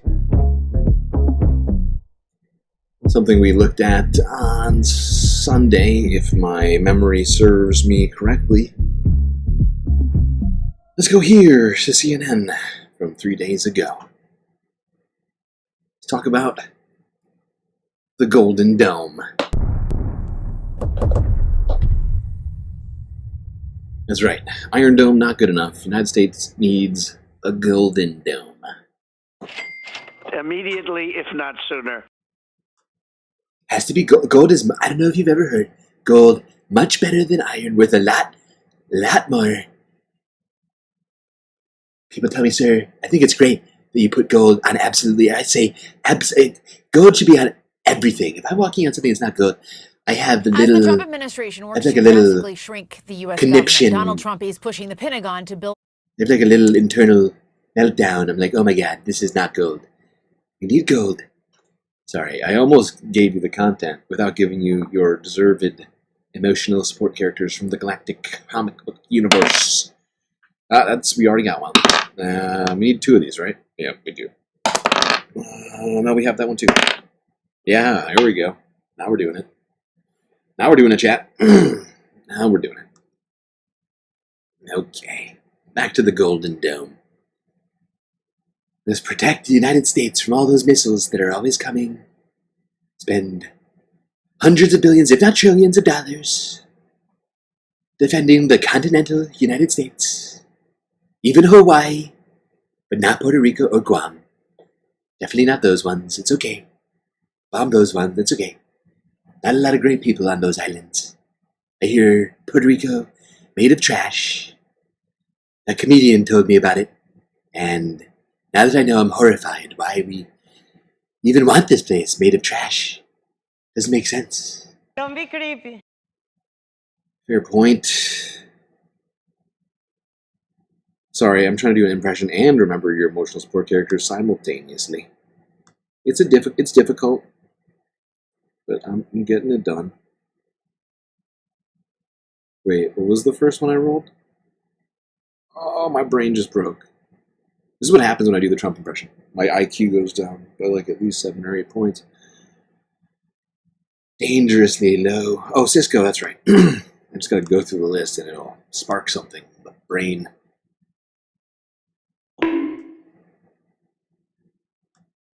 As the Trump administration works to drastically shrink the U.S. government, Donald Trump is pushing the Pentagon to build what he calls a Golden Dome defense system to protect the... My God.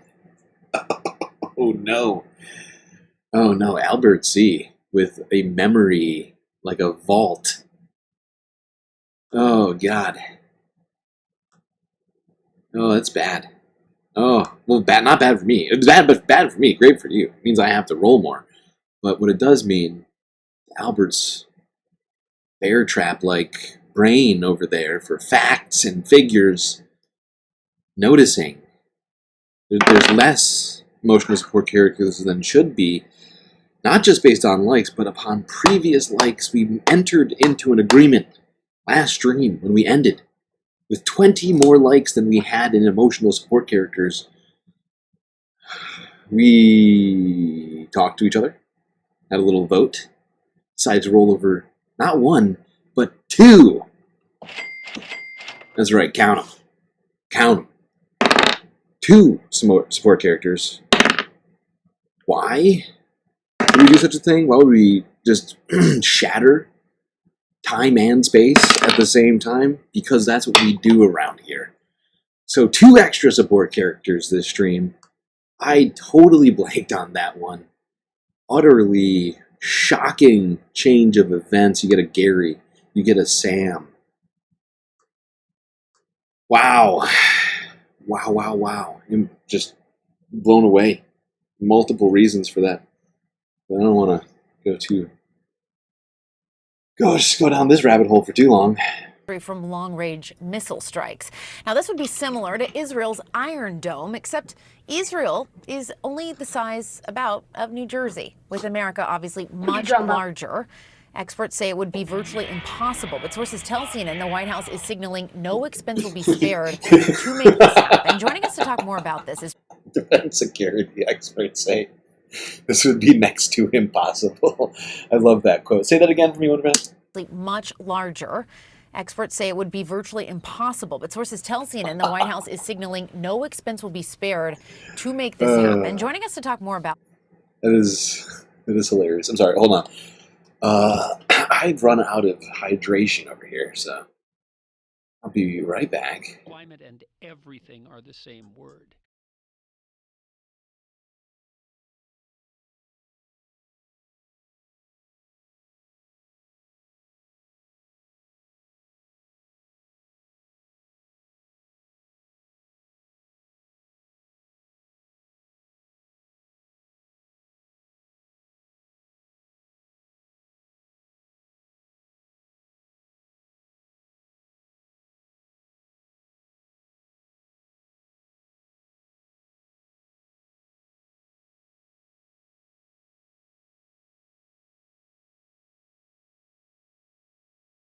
It's fine. No, everything's fine.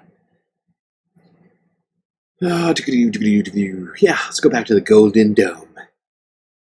Illegal. This is retired Air Force Colonel and CNN military analyst Cedric Leighton. Always good to see you, Cedric. Let's start first with this idea of a Golden Dome defense system for the United States of America. Could that even be effective in a country that is this geographically large? I don't want reality. Well, yeah, geographically large is, I think, This is just so stupid. This is just so stupid. We don't have time for this. We got too many other things. I just figured I'd remind you that Donald Trump wants to build the Golden Dome. Just like Israel, but better. They have iron, we get gold. Might not know this, but gold worth a lot more than iron. People tell me I know a lot about economics, Wharton Business School. Professor Knobloch. I don't know, I just made that last thing up. Alright. What am I doing? But doing this makes no sense. First off, Israel at least has like rockets that cross the border on the regular. Has been that way for a while. I'm not saying that they deserve us to continue funding it, but like she said, it's the size of New Jersey. Okay, and New Jersey historically, geographically, not the biggest state, Not the biggest state, actually. Much smaller than a lot of them. So, like, I mean, 400 plus major metropolitan areas in the United States. The cost of this would be utterly. We would bank. We'd have to double the defense budget to pay for something like this. Utterly insane. This is the kind of competence that we have been getting out of the Trump administration. They are staying consistent, if not anything else. Competence being displayed all over the place. Let's go here, CNN from yesterday. And by the way, I'm sorry to tell you, we're going to get hit by a number of CNN videos all in a row. A lot of CNN stuff. But it's going to be worth it this time, I swear to God. It's actually, I can't actually stick to that statement. I want to, but I feel like I'm setting myself up for something. All right, let's move from the Golden Dome and talk about the Signal War Group Fiasco, as I put it in the title. I think it's an apt description. This just in, editor-in-chief of The Atlantic, Jeffrey Goldberg, says he was accidentally texted war plans. Yeah, we literally... Whoopsies.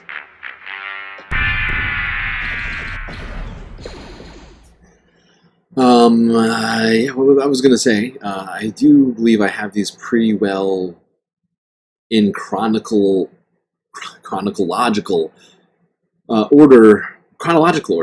There we go, that's how you say it. My brain's not working today. What's new? So hopefully I've got it from beginning to end. This is like the breaking news, the first one that came out, basically. I'm still blown away that this has happened. This just After in, everything. editor-in-chief of The Atlantic, Jeffrey Goldberg, says he was accidentally texted war plans. Yeah, we literally just received this piece from The Atlantic, and in it, Goldberg writes, U.S. national security leaders included me in a group chat about upcoming military strikes in Yemen. I didn't think it could be real. Then the bombs started falling. CNN's Alex Marquardt joins us now live. And Alex, this piece came out literally in the last few minutes. I haven't been able to read through all of it, but this seems like something out of a farce, like out of a comedy. It is just stunning on so many different levels. I understand why Goldberg didn't believe it was real, because it is just shocking in several different ways. Goldberg was added to a Signal chat with some of the most senior national security members of the Trump administration. Signal is a messaging app that is encrypted, probably why these officials thought that they could have a discreet conversation on there. But on it, in this chat that Goldberg was a witness to, they talk about the planning for the recent bombing of the Houthis that started on March 15th. They talk about current intelligence assessments. There's a full-on debate among these officials about whether they should carry out this bombing of the Houthis. And these are conversations that could be in violation of the Espionage Act. Now, this group was started, it looks like, by the National Security Advisor Mike Waltz, who called it the Houthi PC Small Group. PC refers to Principals Committee. The principals in the administration are the senior-most officials. And among that group of senior officials, you have the National Security Advisor, the Vice President, the Secretary of Defense and of State, the Director of National Intelligence, the CIA Director, Steve Witkoff, the Special Envoy, the Chief of Staff to President Trump, and the list goes on. There are 18 of them. So there's this debate over what... I gotta say this. I was gonna say it earlier. It was like, no. I'll wait until I had a feeling this would happen again. This is worth it. Do this. Keep doing. I saw you doing this in the majority report today. This is still hilarious to me. I don't know when it's gonna stop being hilarious to me, but it is fucking. It is perfect. Oh God. The U.S. should go through with this bombing of the Houthis. Like, it's providing vibes, okay? Like, for my brain. Like, I'm thinking about Pete, like, entering the chat as I'm watching this right now. All thanks to you. Vice President Vance is actually arguing against it, saying that just 3% of trade goes through the Red Sea, which is where the ships have been targeted by the Houthis. Ratcliffe, the CIA director, he chimes in with current intelligence assessments that may be related to intelligence operations that are ongoing. Goldberg does not print that because, of course, that, among so many other details in this, are so highly classified. Hegseth, the Secretary of Defense, he chimes in saying that waiting a few weeks or a month wouldn't fundamentally change the calculus. And he notes, interestingly, that if this leaks, we look indecisive. Of course. No kidding. If this leaks, guys, I think this might make us look a little indecisive. Also Europe, maybe also stupid. I don't know. We're not gonna look competent. All right. As a guy who loves competence, I think this is gonna be bad. Actually. It would eventually leak. Now, keep in mind, as they're having this discussion, Goldberg is watching all of this unfold, and he doesn't know, again, whether it's real, but he would quickly learn that it was. On the morning of March 15th, which is the day the bombings began, Hegseth, the Secretary of Defense, posted a team update at 11:44 in the morning saying the bombings were about to start. Chat is on fire right now. That's hot. Oh my God. So hot right now. You're killing it right now. 2 hours later. And in that message to this large group, again, including Goldberg, he posted operational details about these strikes that were about to happen, information about targets, about weapons, and the attack sequencing. 2 hours later, the strikes started. Goldberg looked up on Twitter and he started to see explosions happening in Yemen, and that's when he knew it was true. And that's when officials essentially started. It's got to be such a weird moment where you realize that the utterly implausible prank that was going on your phone on a encrypted messaging app, when you get the confirmation live on the news, like, it's got to be so surreal. Like,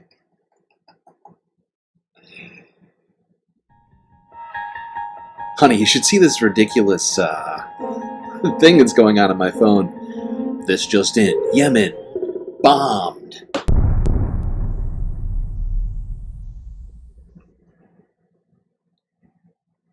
So surreal.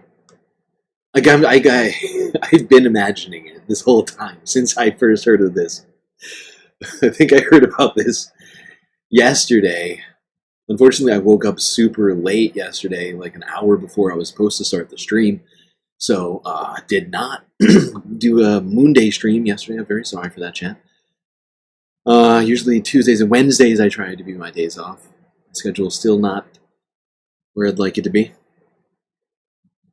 But like, I just keep going through in my head what it would be like in that moment, being the guy led into what should have been a top secret communication, instead being done on an app anyone can download on their phone,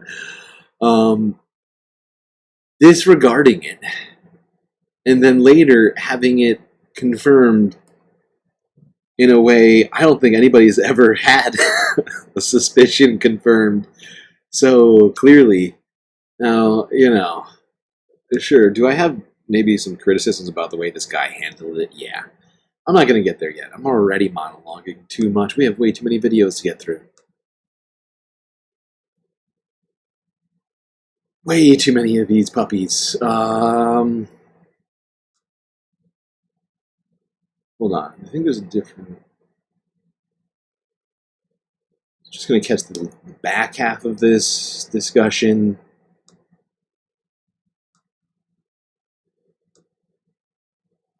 Ahem. Go web go. No. Why? The letter is huge. Why are you trying to select it? Oh, no, you didn't. No, you didn't. Why did I do that? Oh, this is a failure. I made a huge, tiny mistake. This is a complete failure of the national security state. Here we go. Former Defense Secretary and former CIA Director Leon Panetta. Secretary, I'm reading the piece as we speak, and it's interesting because Goldberg writes that he had very strong doubts that this text group was real. I could not believe that the national security leadership of the United States would communicate on Signal about imminent war plans. I also could not believe that the national security advisor to the president would be so reckless, he writes, as to include the editor-in-chief of The Atlantic in such discussions with senior U.S. officials. Secretary, what's your reaction to this reporting? Well, it's obviously a very serious mistake on the part of whoever included Goldberg in this highly classified chain of command messaging that went on that involved war plans. To have had somebody from the Atlantic on that chain, without question, was a serious mistake. And I hope the White House takes this seriously, because the last thing you want to do when you're talking about war plans is to have a serious leak like this that could undermine the war plans, but also jeopardize lives. So I hope they take this seriously. What would? Oh, we're going to take it very seriously. Don't you worry. Don't you worry there, Mr. Panetta. Immediately, if not sooner. If that's your real name.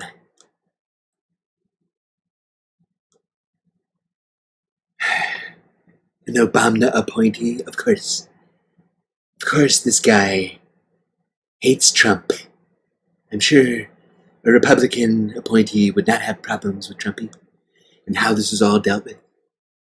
Very above board. I know that there's billions of dollars have been dedicated to creating security infrastructure, communication systems for the U.S. government.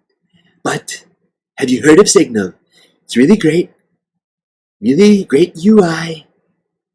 I hear that designers did a great job, and the graphics. And spoiler, you know what?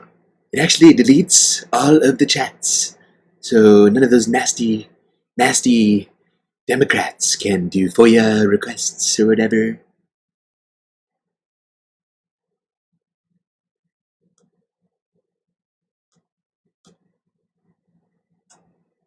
What? John? Again? Why, John? I appointed you, and now you're being a real dick. John Bolton, CNN from yesterday. Reaction to the news of Trump officials texting war plans. At 2 Bolton. All right, welcome back. More now on the fallout from our top story. The Trump administration confirming a stunning leak of secret military battle plans in a Signal group chat. I want to bring in now the former national security advisor in President Trump's first term, John Bolton. Ambassador Bolton, thanks very much for being on the show. Glad to be with you. So let's just start with this. What was your reaction to learning about these secret plans being communicated in this Signal group chat? Well, I was shocked, and I was without words, and I say that not because I'm more virtuous than anybody who was in that group. I just couldn't imagine it was happening. I couldn't imagine anybody would use Signal. Some of the guests have commented that Signal's highly encrypted. I'll just say this: if you think Signal is equivalent to U.S. government secure telecommunications, think again. Come on! All the consequences you've been discussing are obviously going to be enormously important, but I just can't, to this moment, get over the idea that during the days that group was going on, not one of the participants said, we shouldn't be doing this on Signal. Sir, do you know of anything like this happening in Trump's first term? I'm certainly not aware of it. I mean, I didn't even use the government's unclassified or classified email systems that much. Most of the things that were covered in what was recorded in the Atlantic article should have been discussed in the Situation Room in a principals committee meeting or a full NSC chaired by the president. It looks to me like this was a typical Donald Trump decision, let's bomb the Houthis, that then everybody raced to implement without talking about the implications, including, for example, Vice President Vance apparently on this chain saying, I don't agree with this. Why are they discussing it after the decision is made? That alone shows what's wrong with what's going on here. Ultimately, if people can't attend the Situation Room, you're on a secure government line. You're not on WhatsApp or Signal. And some of these issues, honestly, it's old-fashioned, I know, but they should only be discussed face-to-face where people can have it out if they have a disagreement, not on an email chain. Sir, do you think somebody should be fired over this? Listen, Donald Trump's not going to fire anybody. Yeah, figures. There we go. John Bolton. Now, of course, you know, John's already had his security clearance taken away from him by Donald Trump for saying mean, nasty things about him. I'm sure he won't be getting it back now. Criticizing the Trump administration, suggesting that they won't take serious action about this. But it seems like, wait, wasn't he defense secretary under Trump at one point? No, he was the national security advisor. He was basically the Tulsi Gabbard of the first Trump administration. Tulsi has left the chat. See, I told you it wasn't gonna. It still isn't old. Has not gotten old.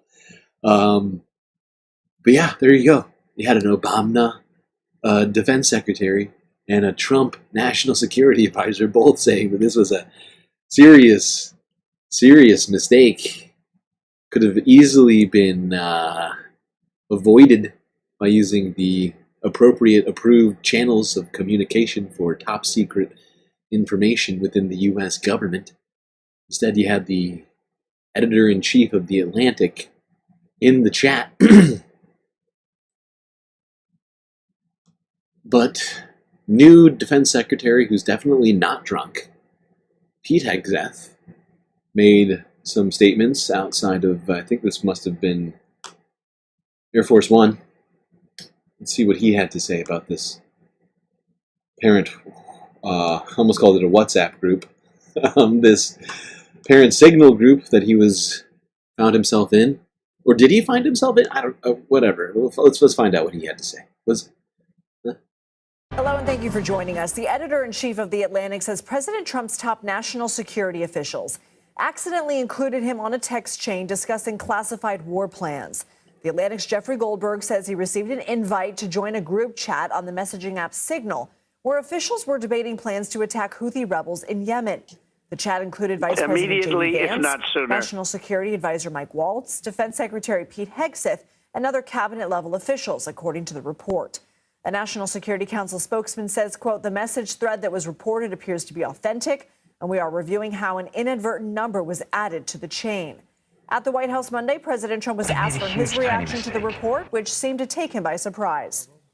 I don't know anything about it. I'm not a big fan of The Atlantic. To me, it's a magazine that's going out of business. I don't know anything about it. Very nasty, about it broke for the first time. Atlantic Journal.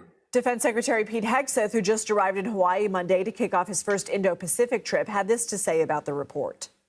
I've heard I was characterized. Nobody was texting war plans, and that's all I have to say about that. Thank you.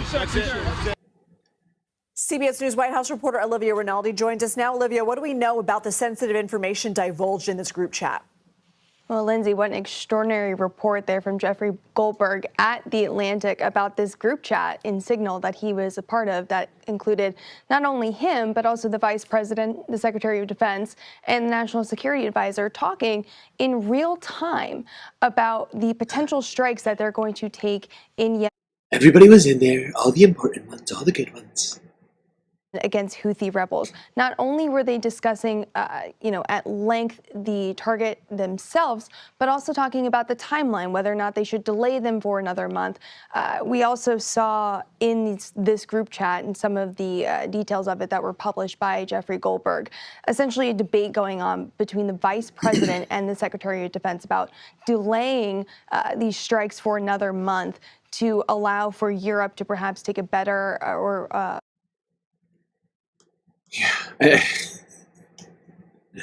I think the one thing that the media keeps glossing over is the fact that J.D. Vance seemed to think that we were bombing Yemen for Europe. It really, it's sort of a ridiculous suggestion. I mean, if anybody needs the Red Sea route most, it's Israel. We were doing it for Israel. But we'll get to that. I'm just getting ahead of myself here. But yeah, Pete Hegseth claiming nobody was texting war plans. What's a war plan exactly, Pete? Weren't you in the military? This seems like exactly the definition of war plans, but he had more to say. Let's see, Guardian News. I think this was just a straight-up clip of this. Can you share how your information about war plans against the Houthis in Yemen was shared with a journalist in the Atlantic, and were those details classified? You're talking about a deceitful and highly discredited so-called journalist who's made a profession. Anybody else feel like Pete is starting to take on some of the Donald Trump affectations? Highly discredited, nasty Atlantic. Full and highly discredited so-called journalist who's made a profession of peddling hoaxes time and time again, to include the hoaxes of Russia, on both sides hoax, or suckers and losers hoax. So this is the guy that peddles. Pete's Fox News experience really coming into play here. I love how the Secretary of Defense is just speaking in sound bites right now. This is the most, aside from Donald Trump, the highest military official in the land. This guy speaking in Fox News sound bites. What else should we have expected from a man whose entire existence is predicated on having been on Fox News? Tell us about how actually war crimes are good, and the United States should actually do more of them. On both sides hoax, or suckers and losers hoax. So this is the guy that peddles in garbage. This is what he does. I would love to comment on the Houthi campaign because of the skill and courage of our troops. I've monitored it very closely. Yeah, okay. From the beginning. Really close? How close? We've been managing for you. How closely can you be managing it?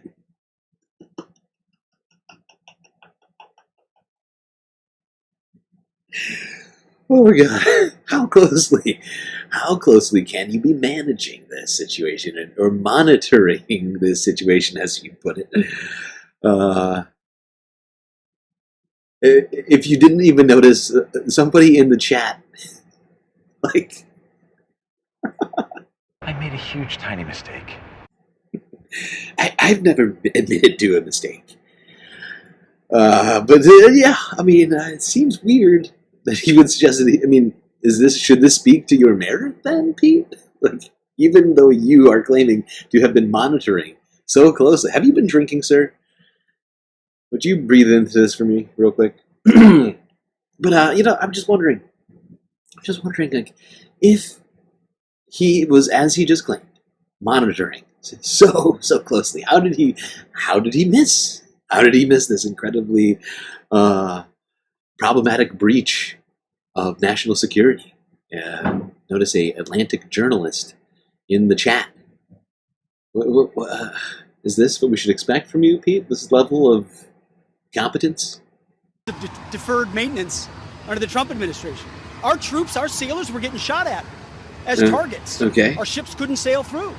And when they did shoot back, it was purely defensively. It was or purely at defensive. shacks in Yemen.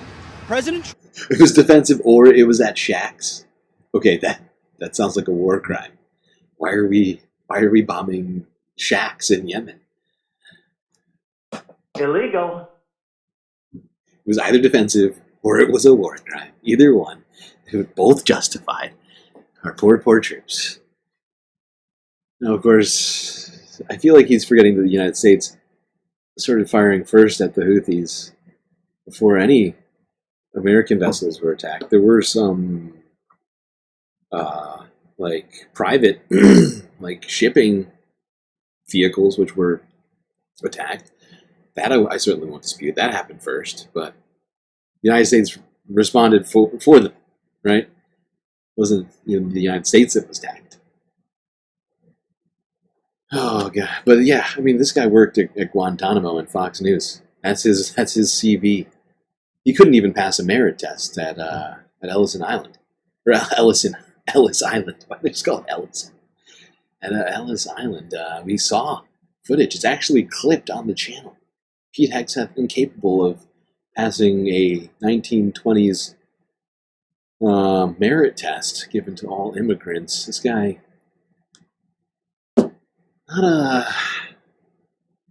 doesn't seem very competent, because he's saying that he's paying close attention, but didn't notice that first of all that they were using the wrong form of communication, let alone who was even in the group. I guess they'll tell you just how great our military is going to be in the future.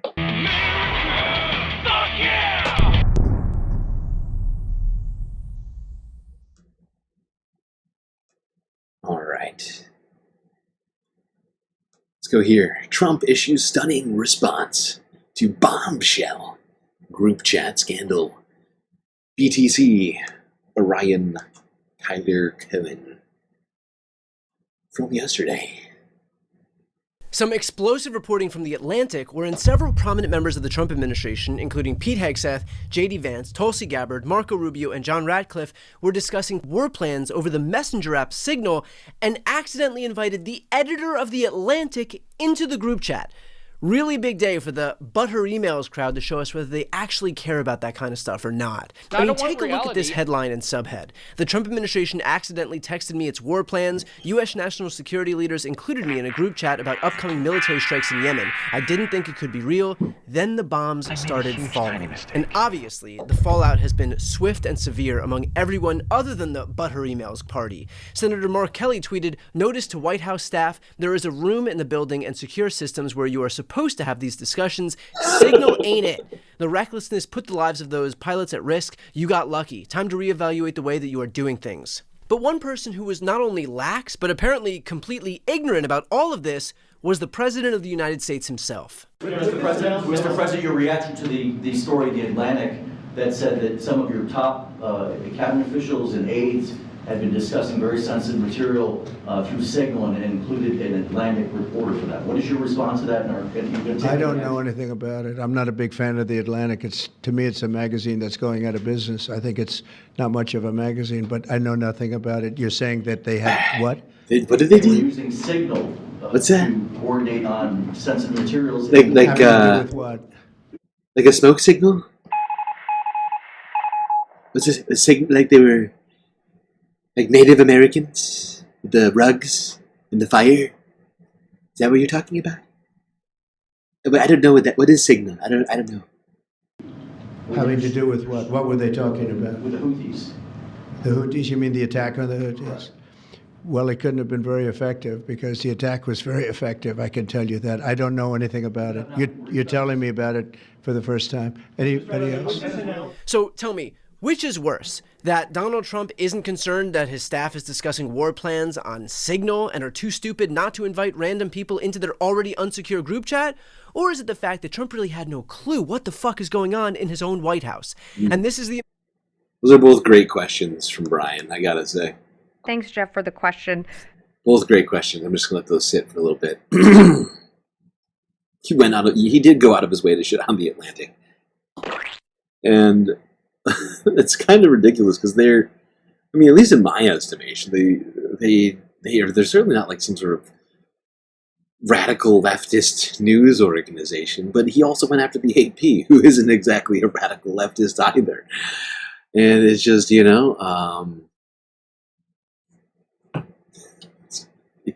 that's just where we're at. Free speech, unless you say something nasty about Donald Trump. All right, now let's go to the source, The Atlantic. The Atlantic decided to put this on their YouTube channel. A discussion between, what's his name, Jeff Goldberg, and another journalist over here regarding this ridiculous chat group on Signal. I still can't believe that they chose to do this. I mean, it violates so many aspects of, like, the, just, like, the law, right? And the way that things are done within the government. Records and, I don't know all the exact names of the legislation. I can't think of it right now, but there's certain aspects of how you're supposed to deal with security information. Top secret, documents have to be treated in a certain way. And yet, like they're just kind of, oh, God. They're just haphazardly using this app that there's definitely ways to hack Signal, or to at least hack your phone, or decrypt encrypted information. And it's just so strange to me that they would do this, especially after everything, So weird. Okay, let's go to the Atlantic. Sorry, I was distracted. I was checking a notification on my phone. Just people reacting on Discord. On March 15th, the U.S. began a bombing campaign against Houthi groups in Yemen. By the way, a couple of hours before that, our editor and you're not having a stroke. There is no video. It's just this still. I like the top one, Michael Waltz. Fist, America, fire. I guess we could do that sound. We could do that emoji chain in sound shots. Here we go. Ready? Fist. That's hot. I did it. Jeffrey Goldberg sat in his car in a supermarket parking lot waiting to see if and when the attack would start. How he knew about this military campaign is a very weird story. Not long ago, Jeff was added to a text chain of very important people in the administration. Presumably, he was added to it by accident. I know, it happens to the best of us. I made a huge, tiny mistake. There was the editor of The Atlantic monitoring the back and forth between Defense Secretary Pete Hegseth, Vice President J.D. Vance, and others, wondering, could this possibly be real? In fact, Brian Hughes, the spokesman for the National Security Council, later confirmed that it was indeed all real. I'm Hannah Rosen. This is Radio Atlantic. And today we have on the show editor-in-chief Jeffrey Goldberg and staff writer Shane Harris, who covers national security, to explain what happened and what it might mean. Jeff, welcome to the show. Hey, Hannah. Hi, Shane. Hi. Jeff, on Tuesday, March 11th, you get a Signal message from a user identified as Michael Waltz, which is also the name of President Trump's national security advisor. Where are you when you get this message, and what are you thinking? Weirdly and randomly, I was in Salzburg, Austria, and what I'm thinking is not much, because in my line of work, that wouldn't be the craziest thing to happen. Like, it could be him, it could be someone pretending to be him. You're not that fussed. I am always cautious about people reaching out across social media or messaging apps. I don't assume that they're the person that the name suggests.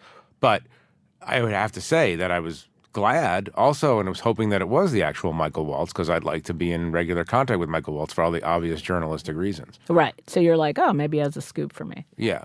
Okay, so then what happens next? You're going about your life, going about your business, and then I get added to a group, a Signal group, a text messaging chat group called Houthi PC Small Group. PC, I know from covering White House issues, Principals Committee, basically the top leaders of cabinet departments generally associated with national security issues.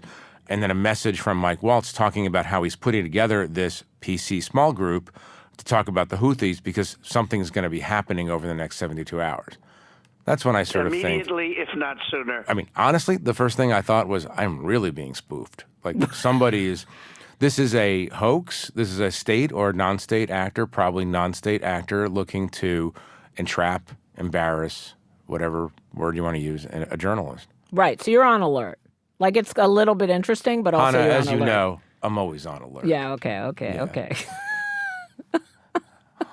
Oh, no, what am I going to tell you? All right. So maybe it's a spoof, maybe it's not. How does it start to get more real? Like, how does it develop? It gets real in the sense that if somebody's doing a spoof, it's a very, very accurate spoof. What happens is a number of cabinet-level officials start reporting into this chain, giving the names of their deputies or contact people over the weekend when clearly something's going to happen in Yemen. In retrospect, clearly something's going to happen in Yemen.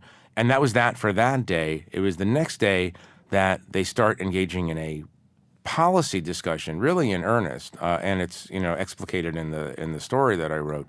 But that's when I'm sort of thinking to myself, if this is a simulation or this is a fake, someone's going to a huge length to make it seem real, because everybody in the chat sounds like the person who they're quote unquote playing. Mm-hmm. So I'm I don't say I'm 50-50. I'm still 60-70, 70-30. This is a fakery, because for the simple reason that this is nuts. I mean, obviously, why would I? I mean, I know these guys are pretty incompetent. Can they be this incompetent, though? I mean, having a Signal group chat about national security matters with a Atlantic journalist in the chat?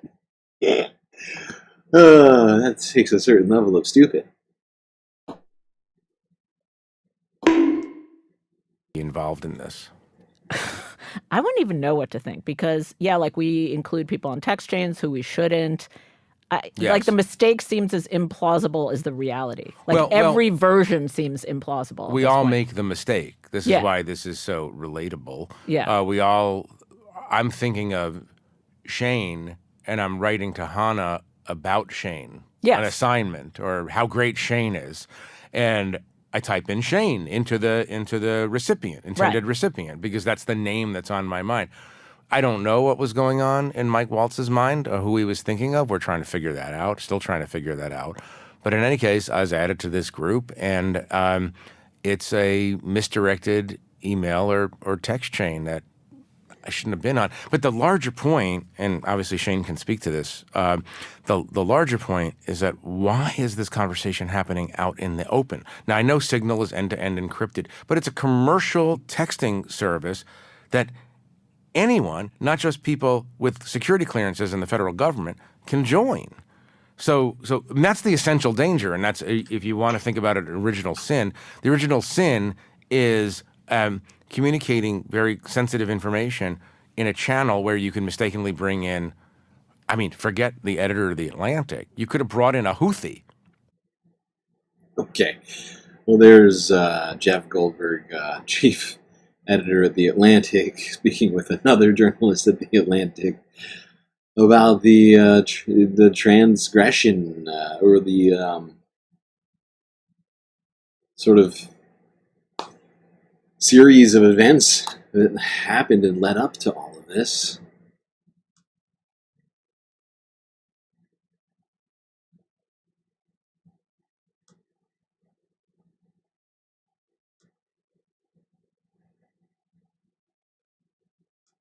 All right, let's go here. This is the same guy, but on CNN, This came out around the same time. Secretary Hegseth there saying that nobody was texting war plans. Given you were privy to this group chat, is that how you saw it? No, that's a lie. He was texting war plans. He was texting attack plans. When No, that's a lie. Most matter-of-fact response. I feel like we've heard about this one yet. No, that's a lie. he was texting war plans, he was texting attack plans, when targets were going to be targeted, how they were going to be targeted, who was at the targets, when the next sequence of attacks were happening. I didn't publish this, and I continue not to publish it because it felt like it was too confidential, too technical, and I worry, honestly, that sharing that kind of information in public could endanger American military personnel. But no, they were plans for the attack. There we go. Very, very clear and succinct there. Jeffrey Goldberg. Making it clear that what Pete Hegseth said on the tarmac there, which we saw the footage of just a little while ago, it was a lie, actually. Give me a joke. It was wrong. So I just want to address something. I was wrong. And yeah, they were absolutely discussing war plans on Signal.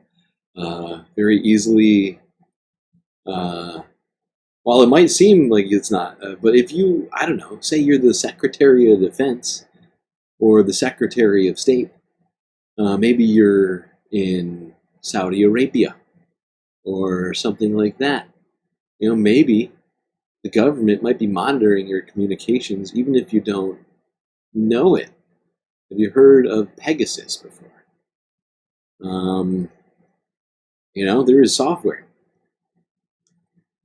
Can be acquired to hack someone's device.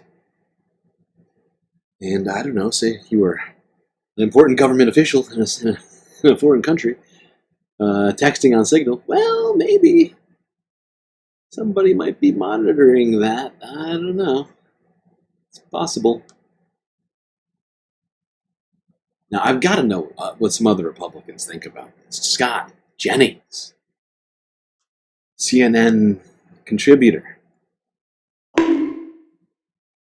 It's always got the wrong take. Let's see what he thought here on CNN. I actually think it's indicative of something much larger, something much more systematic, right?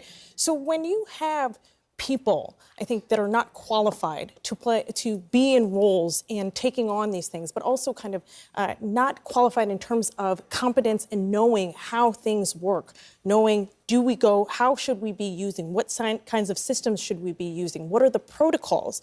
There are all kinds of questions that those arise. There is a larger issue, too, of accountability. How are we going to deal with this? It's not something that should just go away in the news cycle tomorrow. It is something that should be investigated. It should be investigated with oversight. And I have the real question I think we should be thinking about is, who is doing the investigating of the investigators? Great question. So the Trump White House says, we'll take care of it. But the problem is, in lots and lots of these cases, there have been independent investigations. There have been congressional investigations, including on both sides of the aisle. But there have also been inspectors general's investigations, right? This is how you pinpoint the problem. Didn't Donald Trump get rid of all the inspectors general that weren't super loyal to him? I mean, in fact, I think he may have just got rid of even people who probably would have been loyal to him regardless. I mean, even though, you know, there's supposed to be a completely unpolitical body of government, we suddenly don't have those inspectors general she's talking about to enforce the law. Then you get Pam Bondi, who has basically outwardly suggested that the DOJ is now a political institution rather than a separate judicial branch. Who is going to investigate and investigate the investigators and investigate the investigators who are investigating the investigators, right? Like, I mean, these are all questions we need answers to. But before we try and even think about that one, got to give you more support characters.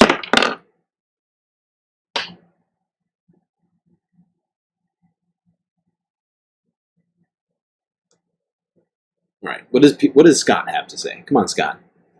I'm sure you'll have a terrible take. Do when those options are gone, when the Trump administration has removed them. You can't continue to say, well, this is just carelessness, this is just an accident, because one time maybe is an accident, but we're also talking about people that should know better and should do better, particularly when it comes to issues of national security. To the point of this being systemic, if you notice, the group name was Houthis PC Group. PC, people who don't know, stands for principles. You've already heard this enough times, buddy.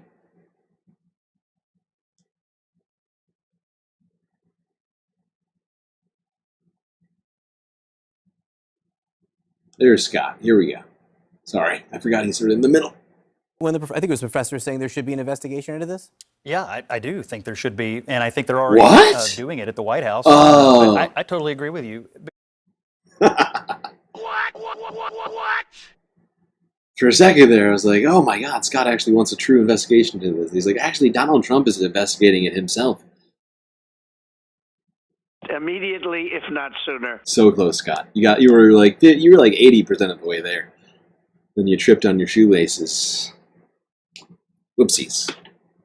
So close. So close, but no cigar. Scott.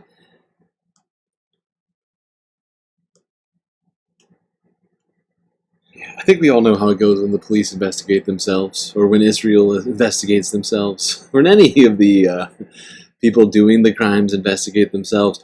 Yeah, 99.7% of the time comes up, couldn't find anything, actually. Everything perfect. Everything. People say the perfect phone call, actually. I did everything right and they indicted me.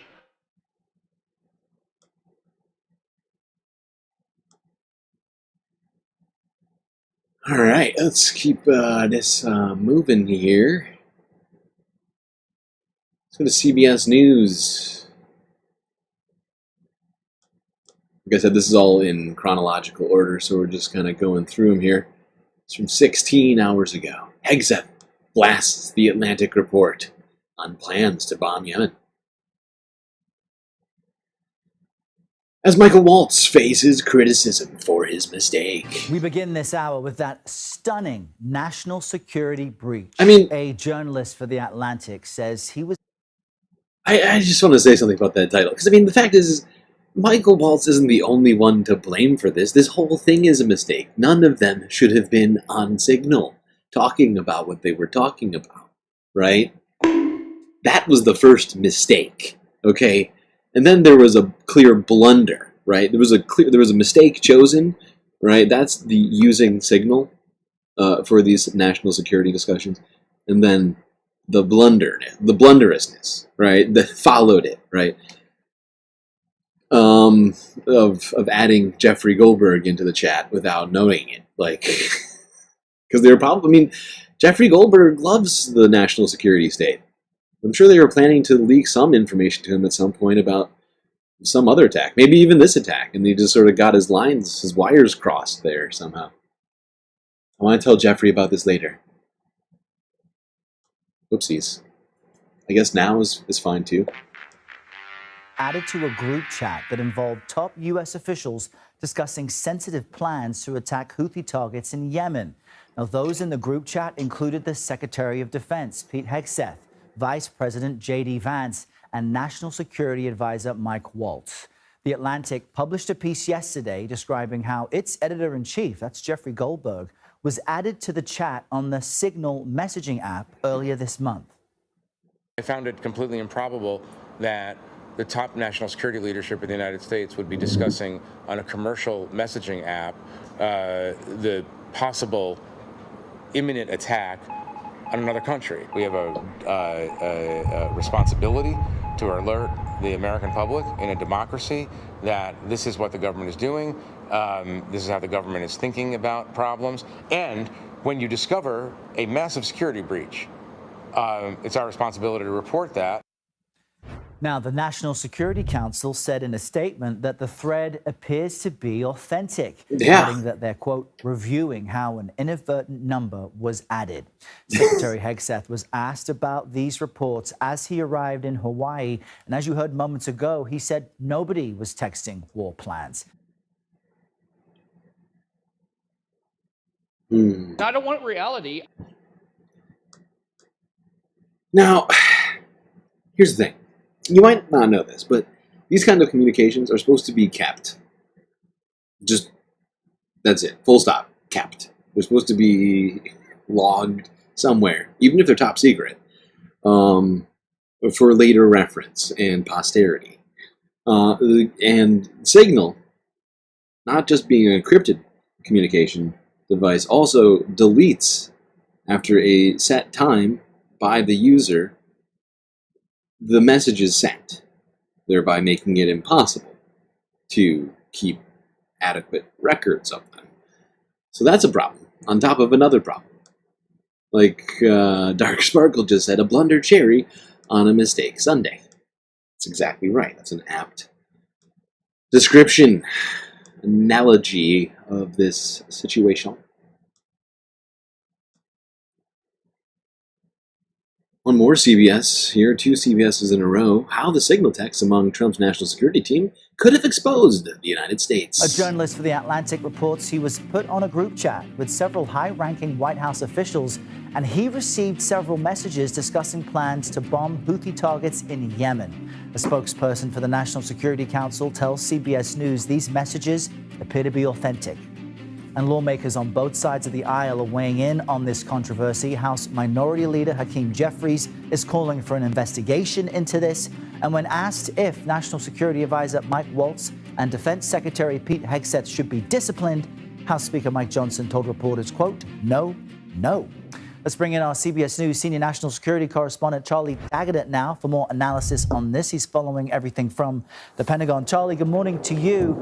What are the national security and potential legal implications of this? If you can hear me, Charlie. Yeah, I just got you, Errol. Thank you. Well, listen, by the way, they're just running some tests in the back. You hear these explosions going on in the background. There's another one.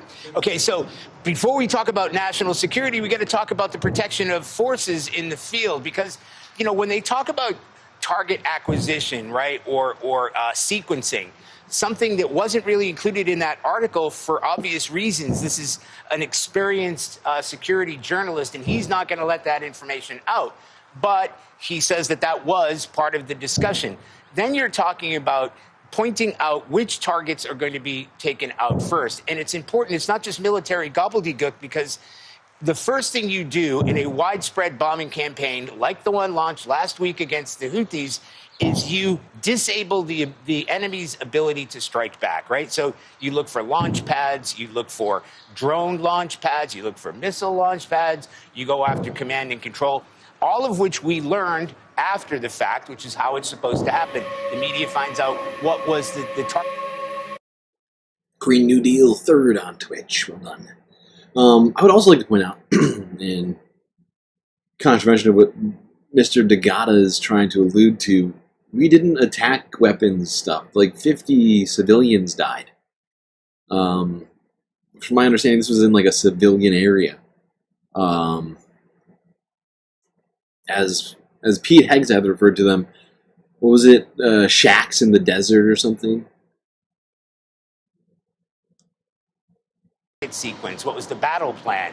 And then you find that out. As it's happening, you can understand how dangerous this can be to fighter pilots and their aircraft. More importantly, to stretch it out to a national security concern, if anybody else who had more capability than the Houthis, for instance, Iran or China or Russia, were to be able to access that kind of information, well, then you've just given them the U.S. tactics, right? The U.S. battle plan.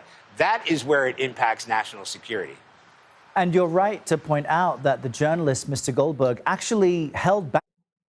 He did. But we've been told now, or we're about to be told shortly, that there was no top secret information.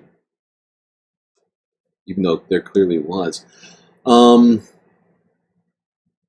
Let's see what the head of our national security state, Tulsi Gabbard, had to say. Thank you, Mr. Chairman. I'll be happy to take your extra 13 seconds. But I want to go back to what I addressed at the outset. I mean, this was not only sloppy, it not only violated all procedures, but if this information had gotten out, Illegal.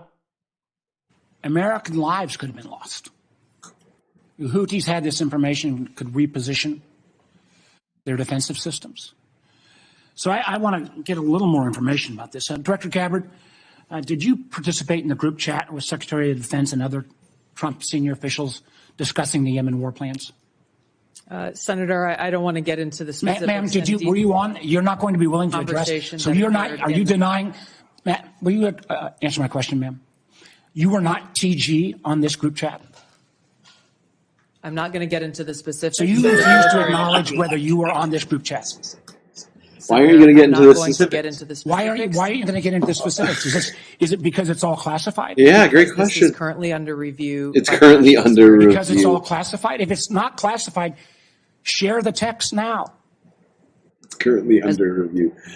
I mean, the National Security Council already came out and said that it's real. And meanwhile, the director of the DNI is here saying, I'm not going to talk about it because they're still reviewing it. Oh, it's pathetic. Weak. Awful, awful, awful. Weak. My God, Tulsi, you are pathetic. This woman has no, discernible ethics. She is gross. I remember there was a time where I thought maybe Tulsi was going to be good. It was like a decade ago, but it was, yeah. I don't know. I had high hopes for her. White House previously Is it classified or non-classified information on this text? I can confirm. Director Radcliffe, were you on the group chat? Senator, I was on a signal messaging. So you were with John Radcliffe on that chat? I was. Thank you. Wow. Oh my God. That sucks. That sucks for you, Tulsi. Help! I'm being repressed! The fact that directly after being asked, oh my God, and denying, Tulsi's colleague, essentially co-worker, John Ratcliffe, is like, yeah, no, it was me. Sort of flies in the face of your non-answer there, Tulsi. Very weird. Don't be creepy. Thank you. Can I provide some context, Senator, to that? Yes, but I've got a series of questions. Well, but I think it's important because at the outset you made a couple of comments about signal messaging using encrypted apps. So that we're clear. One of the first things that happened when I was confirmed as CIA director was signal was loaded onto my computer at the CIA, as it is for most CIA officers. One of the things that I was briefed on very early, Senator, was by the CIA records management folks about the use of signal as a permissible work use. It is. That is a practice that preceded the current administration to the Biden administration. Director Ratcliffe, I've got a series of questions. If you're making the statement, making the statement, the signal is a secure channel. No, can I answer? Oh, you're not. It is. I've got a series of. I love that. So he brings up signal, and then is like, well, we don't use it for secure communications. I don't want reality. Yeah. I mean, it's good if you don't want to leave too much of a trail, right? But not good for actually communicating top secret information. So there we go. Wait, actually, I forgot there was more to this. I almost forgot. Got distracted. Encryption. So to finish, I understand encryption. It is permissible to use to communicate and coordinate for work purposes, provided, Senator, that any decisions that are made are also recorded through formal channels. Right. So those were procedures that were implemented. My staff implemented those processes, followed those processes, complied with those processes, and finally, just please. So my communications, to be clear, in a signal message group were entirely permissible and lawful and did not include classified information. Well, we will make clear. that determination, because if it's not classified, share the text with the committee. You know, let me go on. Director Gabbard, you are the... Crickets. Oh my god. Fucking crickets. If it's not classified, then give it to us. Nothing, no response from these two. Utterly incredible.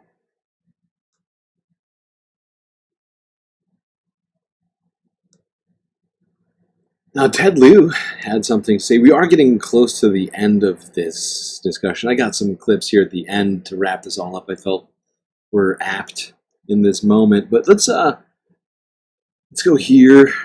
Ted Lieu, he had a request, a demand really, that of Defense Secretary Pete Hegseth. He seems to want Pete to resign over these complete failures of what is essentially his duty as Defense Secretary. Him and Tulsi should both probably resign. Thank you, Chairman Aguilar. Secretary of Defense Pete Hegseth should resign. He immediately, if not sooner. Texted operational details of military strikes, including time, place, location, and sequencing of those strikes, to a journalist. Had that information gotten to the Houthis, American pilots could have been shot down, Navy sailors could have been targeted. His reckless actions endangered the lives of American troops, endanger our national security, and makes it so that our allies don't want to share sensitive classified information with us anymore. There we go, Ted Lieu.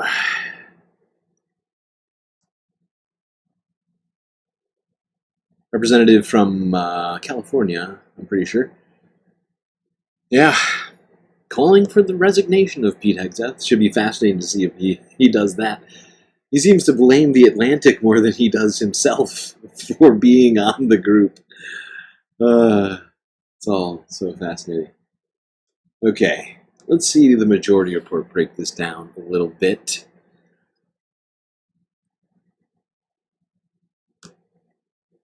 We finally have our first somewhat fun story out of the Trump administration. I mean, I think we're we're over 2 months in, and it's been really, really difficult to cover almost all of it.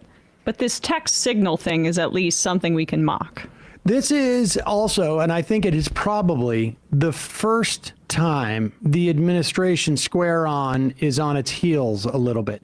I mean, I definitely think that there has been some panic around Tesla's stock price, and we've seen sort of second order panic from the administration to make sure that Elon Musk gets caught or bed or whatever he's sleeping in the White House is still comfy. But this is the first one that feels like we may end up seeing, and it's very reminiscent.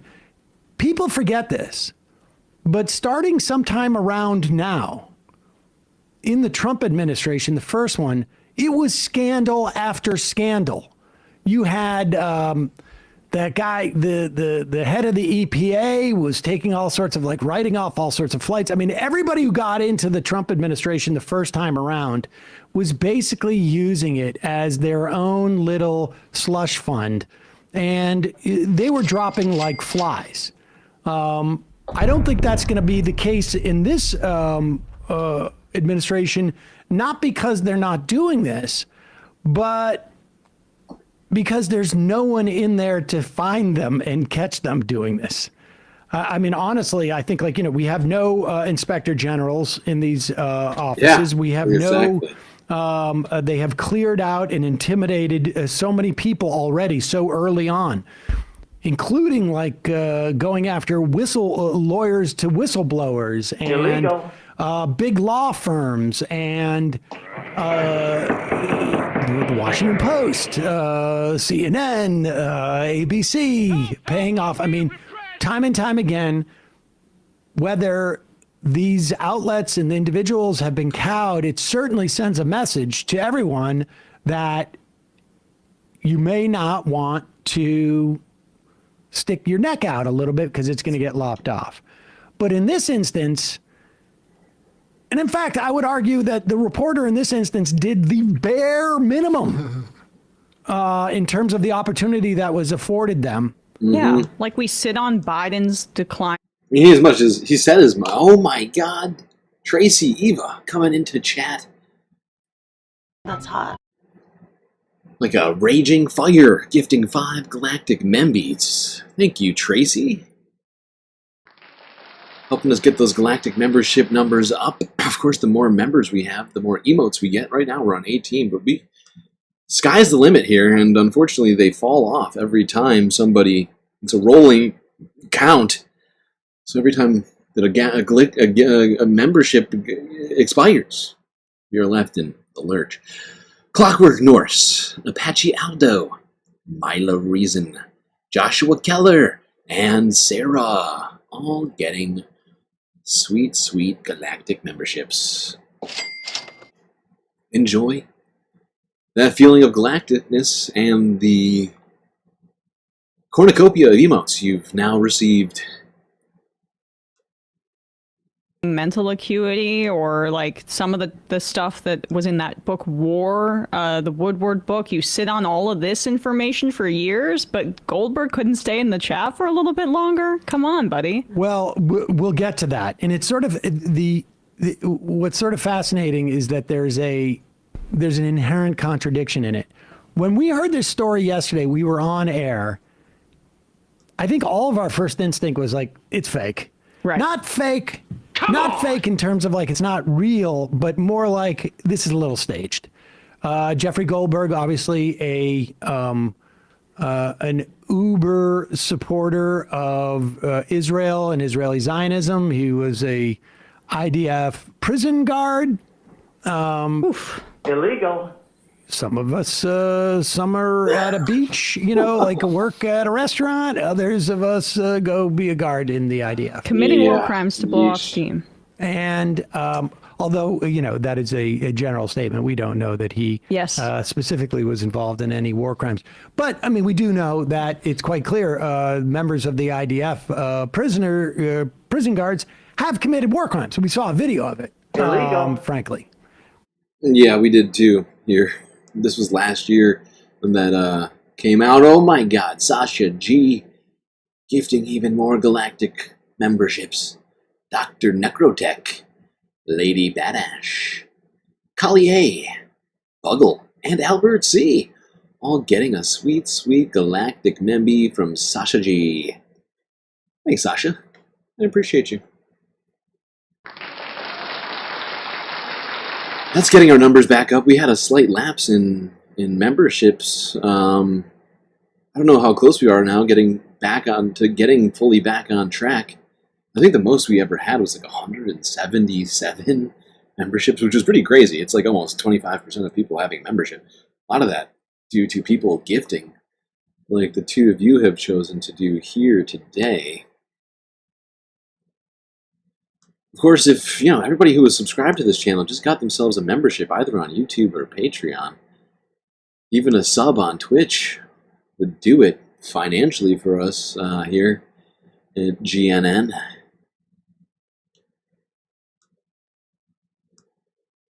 That's aside. That's not the point here. Apparently, what happened, according to Jeffrey Goldberg, is one day he's sitting around and his phone gives him a notification. This is March 11th was the date. Yeah. And you've been added to Signal by Matt, what's it? Michael Waltz? Mike Waltz. Mike Waltz. Sorry. And, if you have Signal, this happens to you time to time. Yeah. Because they're trying to sell you crypto usually. People, well, that happens to be on Skype all the time, constantly. Right. But on Signal, if one of the people who who you're in their contact with, will come in and they'll sign up, and they won't know that you might want to select which contacts you're in, and they'll just blow it all out, and you'll get this notice like, oh, I haven't talked to this person in like 8 years. And you think, are they adding me to Signal? And then you remember, oh, it's just a blanket It's thing. an automated thing. And then a couple of days go by, and all of a sudden he gets this notice that he's been added to a new group, new Signal group. It's called a Houthi PC small group, and PC stands for Principal Coordination. And so he thinks, this has got to be a joke. Yeah. He thinks it's either like some type of phishing thing, and supposedly he consults with people in the office, and he's like, "What should I do?" And they're like, "Check it out, see what's going on," because it could also be, and this is the case, and it's understated because so many people don't want this to be a reason that Hillary Clinton lost, but I can tell you that people who work in the government and reporters all know, and you see it reported here and there, and you just don't take it terribly to heart. But foreign countries, I've heard China, I've heard Iran, I've heard Russia, I imagine Israel, although I don't know if I've specifically heard that.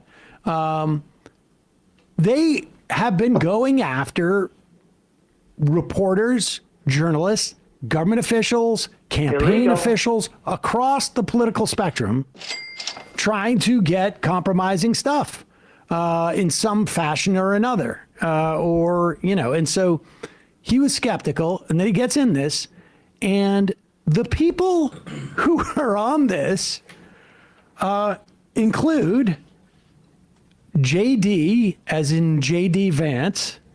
That's the vice president. Marr, the Secretary of State, Mark Antonio Rubio. Don't worry about it. And what happens as this guy's on the chat, and because he joins it immediately, all of these people's seconds say that they're here. So they are all talking about, like, the primaries are saying who are their seconds who are also monitoring this. So, for instance, Rubio writes Mike Needham for state, designating the current counsel of the State Department as his representative. They all have representatives on this. I don't know if that's so it's not on their phone, and they have their body person essentially with them to use their phone, or if it's a way of making sure that they never, like, they have maybe some type of plausible deniability or whatnot. Andy Barker for VP, Tulsi Gabbard is here, Joe Kent for DNI, Scott Christ. B would have been Treasury Secretary Scott Bessent, Pete Hegseth, Brian McCormick for the NSC, representing to John Ratcliffe. All in all, there were 18 individuals, including National Security Council officials, Steve Witkoff, the President Troubled Middle East and Ukraine negotiator, Susie Wiles, the White House Chief of Staff, and someone identified only as SM, who the reporter, Jeffrey Goldberg, God forbid Jonah Goldberg, Jeffrey Goldberg assumed was Stephen Miller. And it looks like it's likely Stephen Miller, who seems to, according to like the way that he reported this text chain, is basically the point person for Donald Trump. And all of the administration's decisions as it relates to immigration and our foreign policy thus far seem very Stephen Miller. He massages me every night before I go to bed and gets me. Don't be creepy. And then this guy, Jeffrey Goldberg, whose initials are JG. So his initials showed up in this chat too. And apparently no one took the time to go, I guess nobody on this chat is the designated, hey. Not going to do it. Wouldn't be prudent at this juncture. Seriously. Just make sure that everybody on this chat is everybody that we think it is. And we should also be clear Secure that using a commercial encrypted app for national security conversations is unheard of. Like, we're gonna it's illegal. It's illegal. There is supposed to be like a process by which national security information is communicated. And I was listening to some people talk about who'd previously worked in administrations that, like, if it's a holiday, you've got to go to your computer. You've got to, like, you can't do it on your phone. You can't do it on your phone and speak with this classified material. You have to go through a very official, encrypted, you know, a government process on your physical computer, and let alone doing it on your phone, let alone doing it on your phone via a commercial app you can download from the App Store that, like, you and I have to talk to, say, you know, I don't know, random other people in an encrypted way. There's multiple legal issues with this, just on its face. The first being 18 USC paragraph 793F makes it a federal crime for people who are entrusted with information related to national defense. I think it would be hard to argue that planning to bomb a country is not at least associated with national defense. I think we could have a strong argument as to whether it helps our national defense. But certainly these people would say it was a national defense question. Of course. Just trying to be fair. And apparently... I mean, how could you interpret it as anything else unless you were genuinely trying to, like, reverse engineering it? Well, actually, if you don't say the word bomb, it's not a national security issue. There was a CIA officer on the chat who Goldberg didn't identify because the CIA officer is undercover, obviously. Well, it's an active agent. Active agent or whatever. Like, that name shouldn't be revealed. So the fact that the CIA officer was even included would indicate that it's about national security and national defense. Well, it goes on to say... Whoopsies, he just got outed. New series of Burn Notice coming this week on USA. For information related to natural defense, quote, through gross negligence, permit classified intelligence to be delivered to anyone in violation of that trust. In other words, I don't know how you could characterize doing a chat in a unauthorized, arguably illegal mechanism in which you're having this exchange and not accidentally add a reporter to it I made a huge who you've never mistake. met, incidentally, or never talked to. It's not like these guys are buddies. There's only two explanations for that. And that is a deliberate way of leaking something that they thought was in their benefit, which it's not. It's hard not to sometimes, like, go to that, because the second option is a level of gross incompetence and negligence that is borderline unfathomable. I mean, it's the second one. I think it is too. And I one of the lessons I always talked about from Air America was people would write us at times, because of the moves that the company would make and say, there's a mole. You must have a Republican mole in your company. And I just remember thinking, like, if I was looking at this from the outside, that would seem the most obvious answer, because no one could really conceive of this level of incompetence. But the third option goes in hand with the incompetence, which is that they're attempting to avoid scrutiny and having record keeping of their actions. Well, that's the second illegal thing, is that it became clear to Jeffrey Goldberg that all of these messages were set to erase within 4 weeks.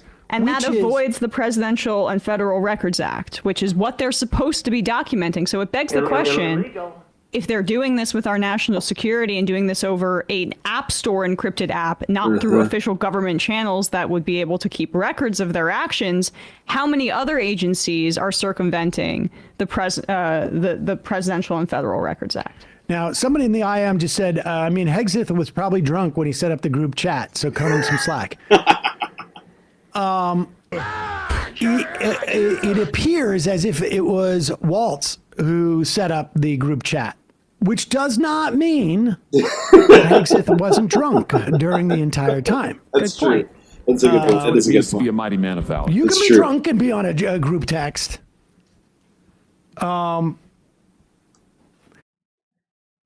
That's very true. Mighty man of valor. Drinking scotch is allowed. Even though Pete said he wasn't going to drink. Could be drinking. There's no law against it. The other thing, so that's just the sort of the legal aspects of this. But let's take a look at some of the exchanges here because it's sort of, it's fascinating. One, well, let's go through it and we'll see. Here's JD Vance. Oh, no, go back up because I think let's go up a little, or maybe it starts here. Yeah. So JD Vance says, Hegseth, if you think we should do this, let's go. I just hate bailing Europe out again.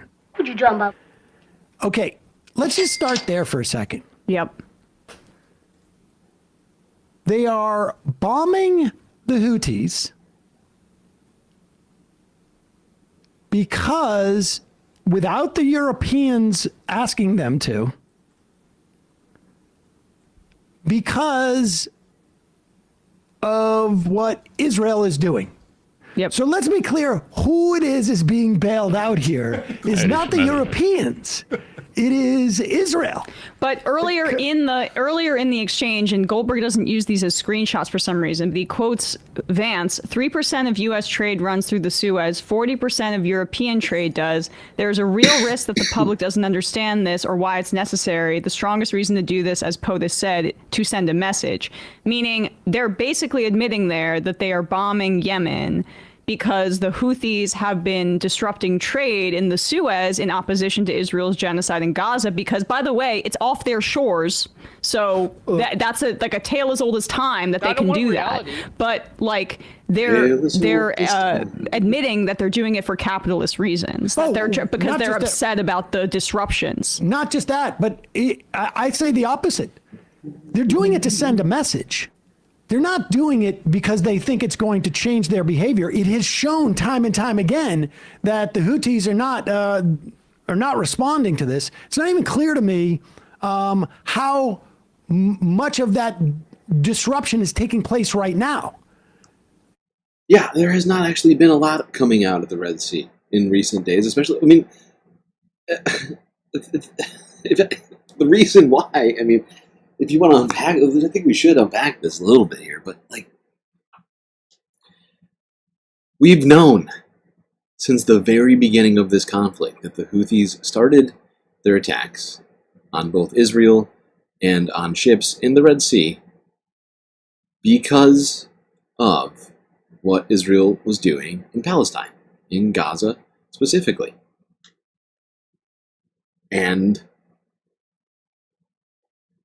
there was a ceasefire for the last, what was it, 60 days? It hasn't been the best, most abided by ceasefire, especially if you look at what Israel's done.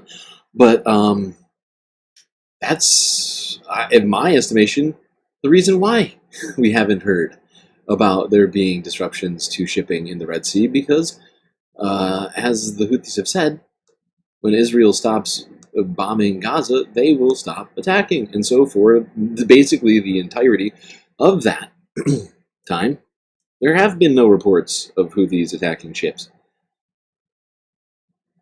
I don't want reality. It's science. So this is when, and particularly when the bombing happened. Remember that was during the ceasefire. And so when he says the president's just sending a message, what it sounds like to me is the president just wants to bomb somebody to show that we can. And I think they chose the Houthis because of the dynamic between Israel and Saudi Arabia, both of whom, the Saudis and we, were engaged, or at least we were enabling the Saudi bombardment of Yemen for under Trump, multiple, by the way, and Obama for multiple years. Yeah, and so it sounds like this is just a guy who wants to show, this is excuse the metaphor, but a penis measuring project. And so it's just essentially to send a message. So we're not bailing out the Europeans in any way. We're bailing out the Israelis to the extent that anybody's being bailed out here. But that's Vance's perspective on it when he says, and so that's what's revealing about these messages, right? I just hate bailing out Europe again. Well, that's what I was suspicious of it because, and I know, like, I think we believe it more now that more information's come out, but it seems like something he would want to be seen saying about something that's actually about protecting Israel. It's like, the bailing out Europe thing, I don't know. It's flattering to him. But they say that in public. Yeah. And then he goes on to say, yeah, and I think these guys are always just trying to outdo each other with saying the dumbest possible things. It's just what it seems like to me. Let's just make sure our messaging is tight here. If there are things we can do up front to minimize risk to Saudi oil facilities, we should do it. Oh, yeah. So we get here. And Hegseth goes on to say, I fully share. I gotta pee. I'll be right back. I'm gonna leave you here in good hands. Burb. Loathing of European freeloading. It's all caps pathetic. It's weird to all caps it to your. I mean, honestly, like, what, like you're in a. Just take a moment. He's as disturbing as this is. This is the most powerful people in the world talking about using the most powerful killing machine developed by man. Like it's fantasy football. And you've got to all caps something to make your point. Like, it is the tool of people who see themselves as incredibly weak and ineffectual that you need to capitalize things like that. Or, if you do it as a joke, which I could see, but I don't think he's making a joke here. It's pathetic. But Mike is correct. We are the only ones on the planet, on our side of the ledger, the good guys, who can do this. Nobody else even close. Question is timing. I feel like now is as good a time as any, given POTUS directive to reopen shipping lanes.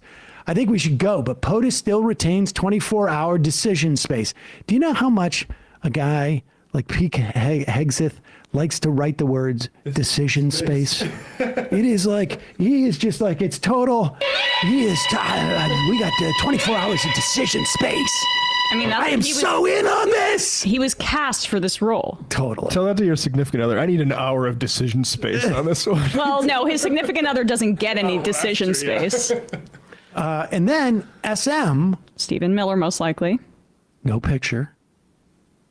No representative. I mean, get it. Also, no representative. Yeah. There was no, as far as we can tell, there was no someone from his office. Because it seems like he's speaking for Trump. As I heard it, the president was clear. Green light. But we soon make clear to Egypt and Europe what we expect in return. In other words, okay. So Miller, understand the way this is going on. This is diplomacy, people. We do something and then later we tell people we had expectations. Not before. After we tell them that we had expectations. And doing something unilaterally. That's brilliant. This is diplomacy at its finest. Hegseth is dicking around with J.D. Vance. They're going back and forth. Vance is saying, I sort of don't want to do this. I sort of don't want to do this. And Hegseth is like, well, buddy, whatever, I hate it too, but I think maybe we should, but no. And then Miller comes in. The president was clear. Green light. There's no ambiguity here. But we soon make clear to Egypt and Europe what we expect in return. We also need to figure out how to enforce such a requirement. For example, he says, e.g., if Europe doesn't remunerate, then what?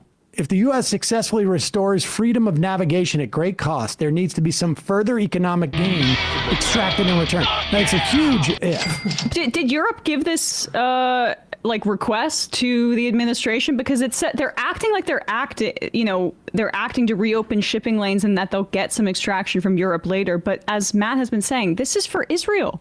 Israel wants this, attacking the Houthis and the branches of resistance to the genocide is in Israel's interest. It may very well be an interest of that those European shipping, but this you is have one to of the, ask if this is what they want, then sure, but maybe ask that before you demand something in return before taking an action for your proxy state as it commits genocide. It is an interesting. Also, you ask the leader of Europe, right?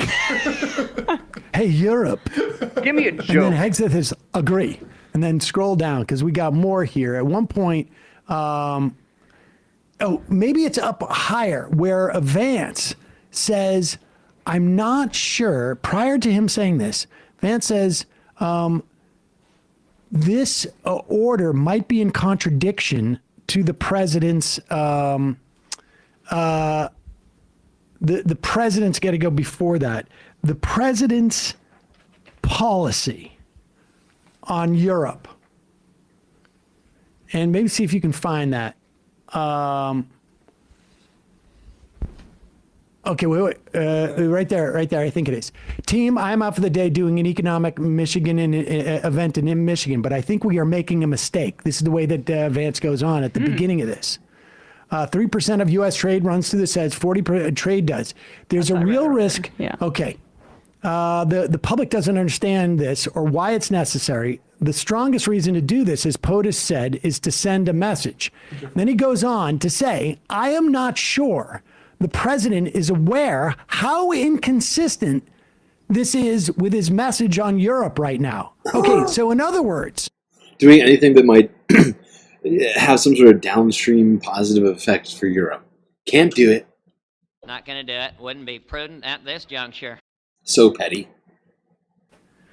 From these guys' perspective, the president wants to make a statement, and that is, we can bomb anybody. And maybe the president is getting a directive outside of these advisors. Or maybe it's one of the advisors on this group chat who is not revealing that they have given the president another reason that they're not expressing in the context of this group chat, which is also very possible. Understand, these people, unlike us at the Majority Report, they don't go and sit at the commissary and eat together every day. They have their own agendas as they go into this. Now, Pete Hegseth is really just basically to tread water and and try and make it as long into the day as he can without a scotch. Because eventually he wants to be on the board of Lockheed Martin and get millions of dollars. But the other players on this have an agenda, right? Mm-hmm. And so Vance doesn't want to do this because there's a mixed message. We're doing this to protecting the shipping lanes for Europe, but also we're done trying to take care of Europe. Right. Mm-hmm. And so he says, I'm not sure the president is aware how inconsistent this is with his message. Yeah, but fact is, this crosses over multiple things here, right?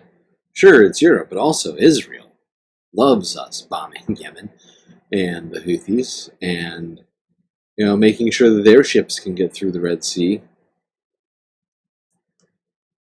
So, you got to pick which one holds priority, Israel or Europe,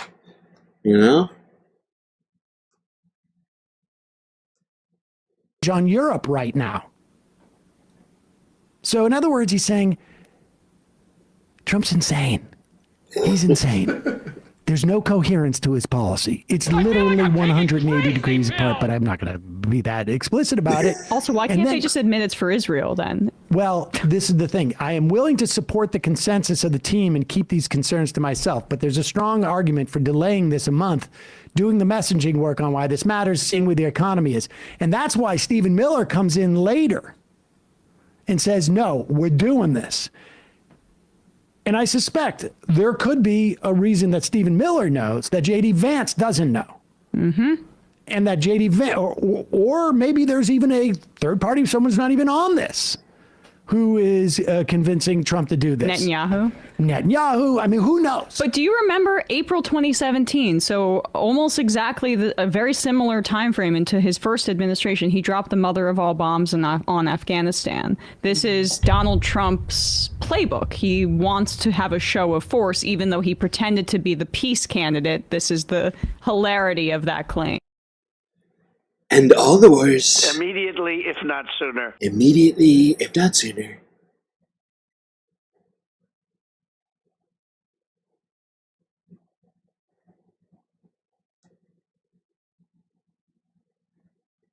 Okay, hold on. We can't watch all of this. I do want to watch more of it, though. We've covered a lot of this up to this point. Let's go here.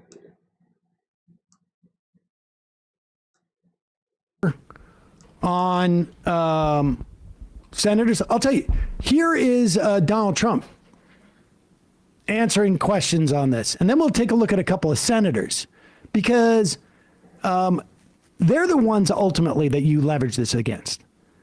Because you can't, Trump doesn't care. Nobody in the administration cares. But some of these senators who have been squawking about, national security and blah, blah, they're going to have to justify this. And they should not be able to blow it off in the way they're trying to blow it off. But here's Donald Trump.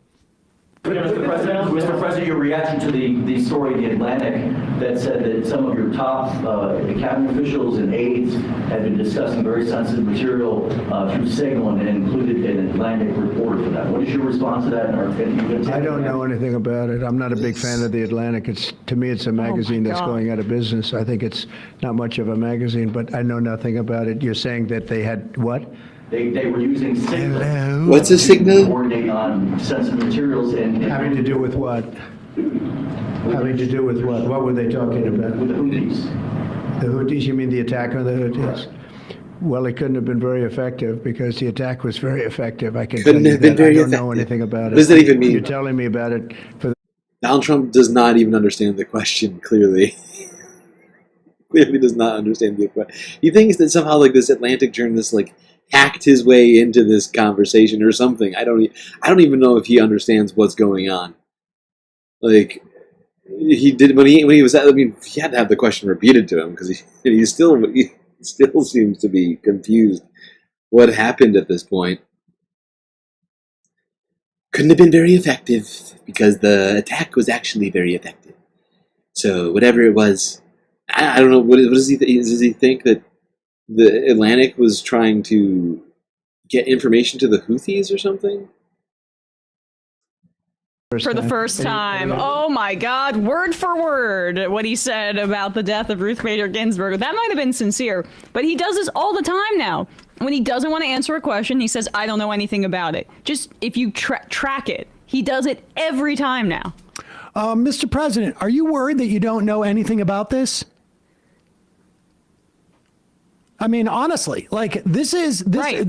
Shouldn't you be across this? You did not know this? How is it that, because it's not like Goldberg just wrote the article without telling the administration that they were writing the article. No, he left the chat. So the question is, we left the chat. They would have been notified about it. They didn't notice it. They did not notice it. Oh my God. And so the only time that they knew that Goldberg had been in the chat was when he went to the DNI and said, can you confirm that this was an actual confirmation, was an actual threat? So here's the thing. Okay, I gotta pause this. We were at 4 hours, and there's more of this I want to watch. I mean, this is definitely one of the biggest blunders that we've seen out of this administration yet. I mean, sure, there's a list of DOGE blunders, but this one butts up against so many other Republican talking points, supposed concerns that they've had over the past. We got to keep doing this. In the third half, it looks like U.S. still taking up more than 2 halves per stream, seemingly. That's our lives right now, people. I'm sorry to tell you.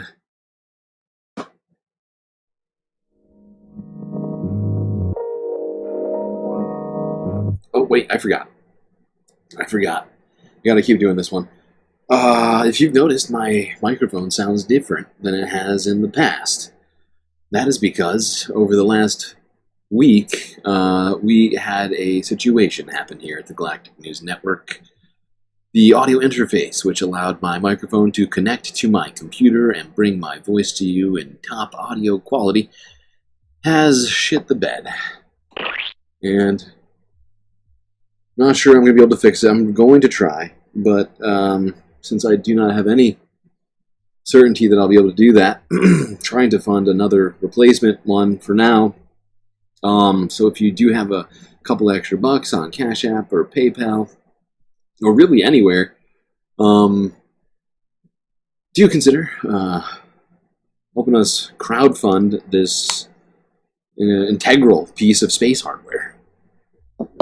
Okay, now to the real break. Take 2.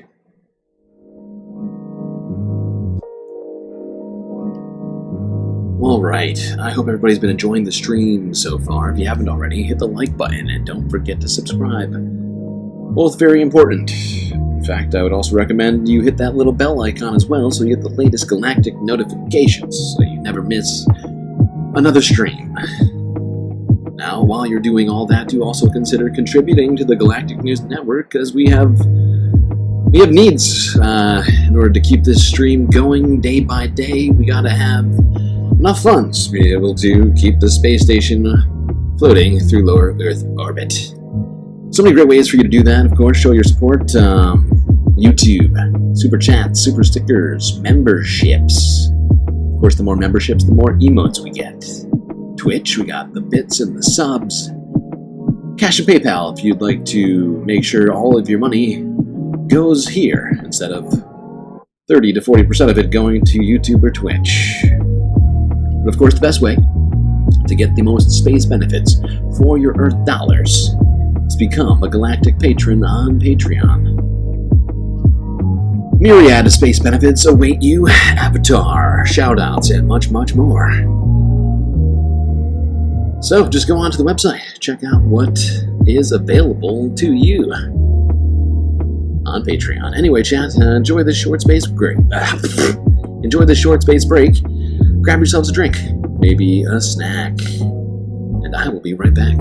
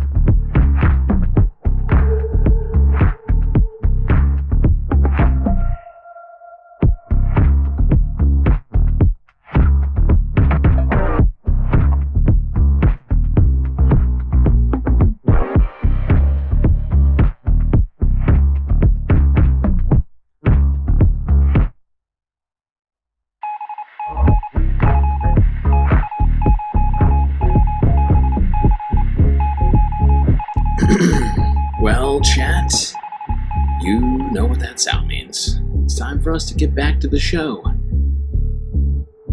Oh my god, Jerry. Jerry is here. Oh my god. Jerry, it is good to see you. We did a little prayer to Gary. Mitty told me that you were having some health problems, and I'm just glad to see you in the Galactic chat. I was literally wondering to myself earlier, I wonder how Jerry's doing.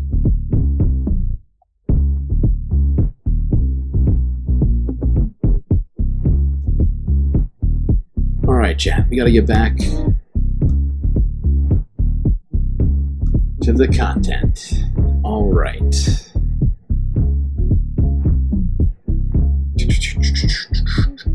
Let's go back to the Drone Report. Finish out this discussion around this horrifying, blunderous decision done by the national security team. Basically, the entire Trump administration was on this thing, it would seem, including some people who weren't supposed to be there. Business. Unless they changed it, to make it so that signal would be allowed to be downloaded on federal devices, but I doubt that, right? I mean, again, this is all about avoiding the Presidential Records Act, and like Donald Trump did this with the documents that he hoarded in his bathroom down in Mar-a-Lago. Like, he is aggressively trying to conceal the evidence of his actions from the public repeatedly. That's what the whole reason behind this is. And this, like, the Epstein files, good example of that. He was saying how he was going to release them in the most transparent administration in history, and it's just a head fake. Here is Tulsi Gabbard, also on that call. And she is just coincidentally meeting with the Senate Intelligence Committee today because they were trying to find out how big of an idiots the top members of the Senate of the government's intel community is. Here is her response. Contact the defense secretary or others after this specific military planning was put out and say, hey, we should be doing this in a skiff? There was no classified material that was shared in that. So then if there was no classified material, share it with the committee. You can't have it both ways. These are important jobs. This is our national security. Bobbing and weaving and trying to, filibuster your answer. So please answer the question. I mean, wow. Yeah, we only have short clips because it's still happening. But wait, but understand what's going on. Awful, awful, awful. Weak. My God, Tulsi. They immediately make statements that they wind up regretting, this administration. We're in full walk back effect every moment. They're saying something and then walking it back, or just sort of pretending like they didn't say it. I mean, it's classified-ish. I mean, classified to you. You can't see it, but the journalist at the chief editor of the Atlantic, I guess, that's fine. It's not so classified he couldn't see it, but I don't want to give you the information. Yeah. She is not talking about what was on the rest of that conversation, and then she's saying there was no classified information there. Well, if there was no classified information there, Jeffrey Goldberg should be dumping the entire thing onto the Atlantic.com website right now. Right now, there's absolutely no excuse for him not to do that. People should be going to Jeffrey Goldberg and saying, why are you withholding this information that the head of the DNI has just said is not classified? Yep. But we know that just by definition, the fact that there was a CIA officer on the chat whose name Goldberg did not want to release, that would indicate that that was pretty classified. Well, and here's the other thing. The idea that knowledge of an attack, an imminent attack on another country is not classified.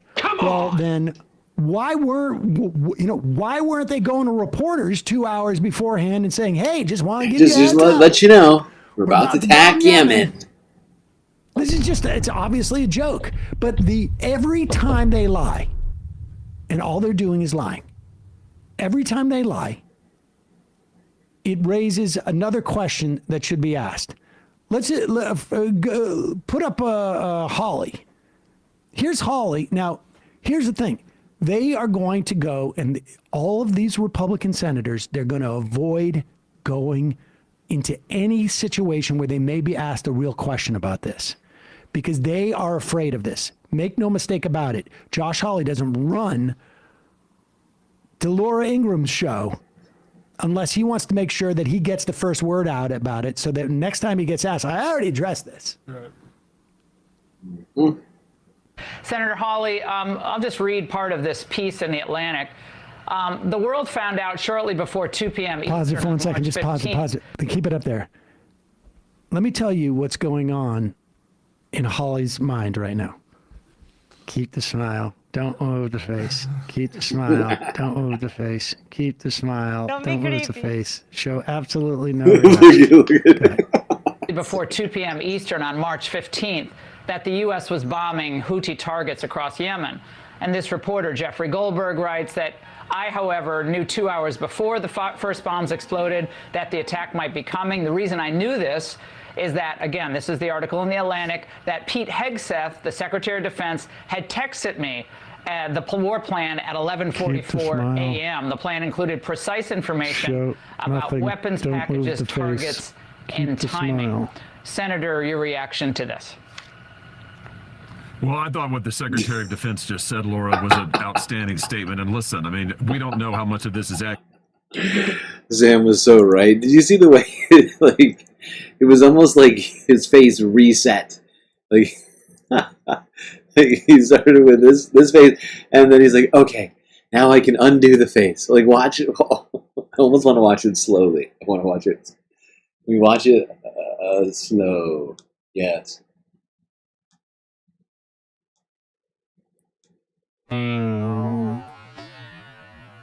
Senator, your reaction to this? It's like, oh, I can change my face now. Oh, thank God. Oh, thank God. I was getting a little uncomfortable holding my face in that one position for so long.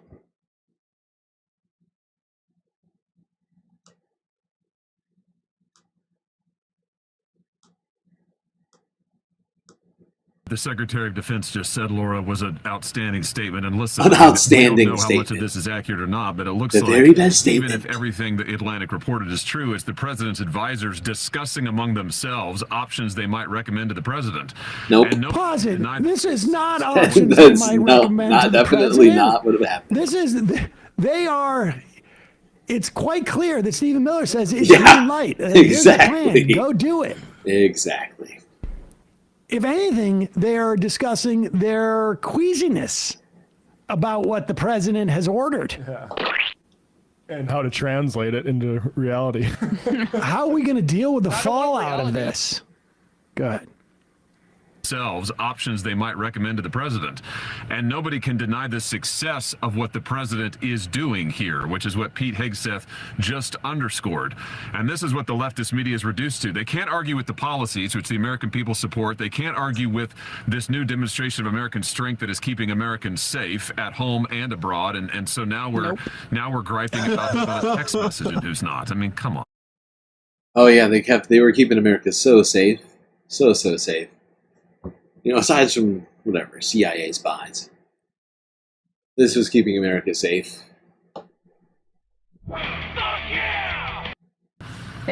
Who's, go back again, just to hear that, the way he's dismissing this. Who's on a text message or not? Can we all get on this next signal chat?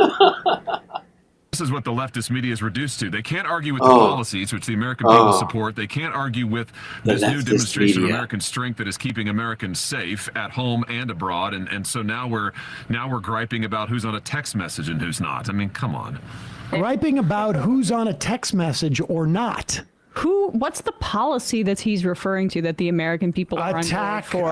Yemen? Yemen. Oh, that's interesting. Then Donald Trump shouldn't have run as the guy that was going to end the war in Ukraine on his first day, and that he was going to bring peace through strength. Is killing dozens of civilians in Yemen and assaulting their capital? But you see, Emma doesn't understand here. Very nasty woman. She doesn't understand. There's a period of transition. You go from one place, a lot of wars, and then sort of like a purgatory, if you will, undetermined amount of time, and then immediately, if not sooner after that, Immediately, if not sooner. then you get peace, okay? Emma just doesn't get it. Peace? Here is So was he referring to the statement by Hegseth on the tarmac when he said he made a wonderful statement? Because let's look at that. Let's look at that because Hegseth says this after it was already confirmed by the national security spokesperson Brian Hughes. I guess as another indication of the incompetence of this administration, the word didn't get back to the defense secretary that the White House has already confirmed the veracity of the text chain, and he says this to reporters. Give me a joke. Can you share how your information about war plans against the Houthis in Yemen was shared with a journalist in The Atlantic? And were those details classified? You're talking about a deceitful and highly discredited, highly nasty, so-called journalist who's made a profession of peddling hoaxes time and time again, to include the hoaxes of Russia, the fine people on both sides hoax, or he really is taking on Donald Trump's affectations. Highly nasty, discredited journalist. Russia. So everybody just hates Donald Trump being so great, wanting America to be great again. Winners and losers hoax. So this is the guy that peddles in garbage. This is what he does. I would love to comment on the Houthi campaign because of the skill and courage of our troops. I've monitored it very closely from the beginning. And you see, we've been managing 4 years of deferred maintenance under the Trump administration. Our troops, our sailors were getting shot at as targets. Our ships couldn't sail through. And when they did shoot back, it was purely defensively or at shacks in Yemen. President Trump said, no more. We will reestablish deterrence. We will open freedom of navigation, and we will ultimately decimate the Houthis, which is exactly what we're doing as we speak from the beginning, overwhelmingly. Why were those details shared on Signal, and how did you learn that a journalist was privy to the targets, the types of weapons used? I've heard I was characterized. Nobody was texting. Nobody is doing it. And that's all I have to say about that. Thank you. The NSC said it was authentic. Right. Who's this guy? The White House. Who's this guy with the backpack who's like leading Hegseth around? You see this? He's sort of almost pushing him out of the way. The NSC said it was authentic. Let's get you out of here, Pete. Right. Let's get you out of here. The White House says it was authentic. Okay. Nobody was texting war We were plans. signaling them. Why? Yeah. Right. It's not a text. It's not a tweet anymore. It's a post. I mean, you know he's not lying when he breaks the fourth wall and looks directly at the camera. Nobody was texting war plans. The best part is like every horrible thing you could say about Jeffrey Goldberg, that in many instances I might agree with, makes it even weirder that you would have included him in this conversation. Yeah. We've decided to take the most loathsome reporter in the country and secretly have them monitor everything we say on this Signal channel. It's a good point because if Waltz invited him, that means that Goldberg's in his contacts. Oh, yeah. Oh, yes, but Goldberg said that they didn't know each other. They had never talked before. Okay. But it's not uncommon, I would imagine. But it makes the foul worse that you accidentally included a guy who is completely to your characterization. Wait, let's be clear here. If you think that this guy, this reporter, is the scum of the earth, the worst, most lying, horrible person in the world, and you let him into the Signal chat, who are you also inadvertently letting into the Signal chat?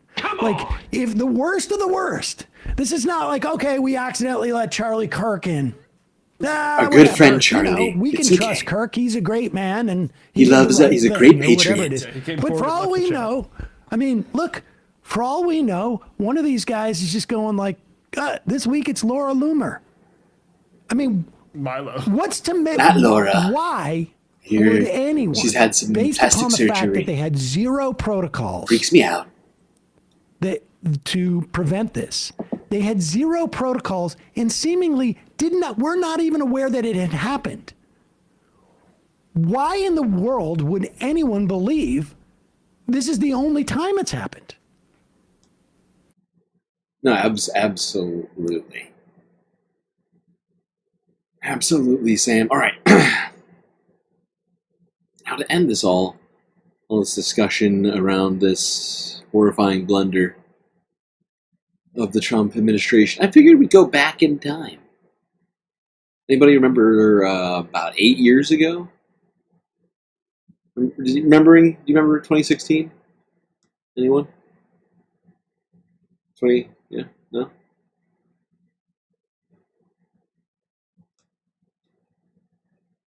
I didn't think I'd say this, but I'm going to say it.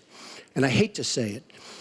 But if I win, I am going to instruct my Attorney General to get a special prosecutor to look into your situation, because there has never been so many lies, so much deception.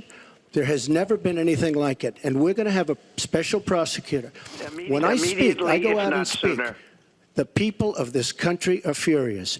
In my opinion, the people that have been long-term workers at the FBI are furious. There has never been anything like this. Very with angry. Emails, and you get a subpoena. You get a subpoena, and after getting the subpoena, you delete 33,000 emails. And then you acid wash them, or bleach them, as you would say, a very expensive process. So we're going to get a special prosecutor, and we're going to look into it, because you know what? People have been... Their lives have been destroyed for doing one-fifth of what you've done. And it's a disgrace. And honestly, you ought to be ashamed of yourself. Should be ashamed. I want to follow up on that. I'm going to let you talk about emails. Because everything he just said is absolutely false, but I'm not surprised. Really? In the first debate, and the audience needs to calm down here. I told people that it would be impossible to be fact-checking Donald all the time. I'd never get to talk about anything I want to do and how we're going to really make lives better for people. So, once again, go to HillaryClinton.com. We have literally Trump. You can fact check him in real time. Last time at the first debate, we had millions of people fact checking. So I expect we'll have millions more fact checking because, you know, it's just awfully good that someone with the temperament of Donald Trump is not in charge of the law in our country. Yeah, because you'd be in jail. Secretary Clinton. There we go. That was a mistake, and because you'd be in jail. Nasty, Illegal. Nasty Hillary doing all sorts of stuff, endangering Americans, deleting emails. Responsibility for using a personal email account. Like Donald Trump just spoke for like a good minute there, talking about how, of course, Hillary Clinton was accused of deleting emails. Now, of course, Signal automatically deletes every single message sent on the app. It doesn't just encrypt it, it also deletes it. It's fast. It's like everybody forgot this or something. Hands. But for you to say that there was nothing wrong with you deleting 39,000 emails, again, you should be ashamed of yourself. What you did, and this is after getting a subpoena. It's just not true, and so please go you didn't delete them? Allow her to respond, please. Personal emails, not official. 33,000? 33,000. Well, we turned over 35,000, so it was. What about the other 15,000? Please allow her to respond. She didn't talk while you talked. Yes, that's true. I didn't. Because you I have didn't nothing in to the say. first debate, and I'm going to try not to in this debate because I'd like to get to the questions that the people have brought here tonight to talk to us about. And get off this question. Get off of this one here, which you don't like very much because I'm going to put you in jail for deleting those nasty, nasty emails. People tell me the worst emails ever written, and you deleted them. The people deserve the truth. So we're going to make a special prosecutor to go after you and your terrible, horrible, horrible emails.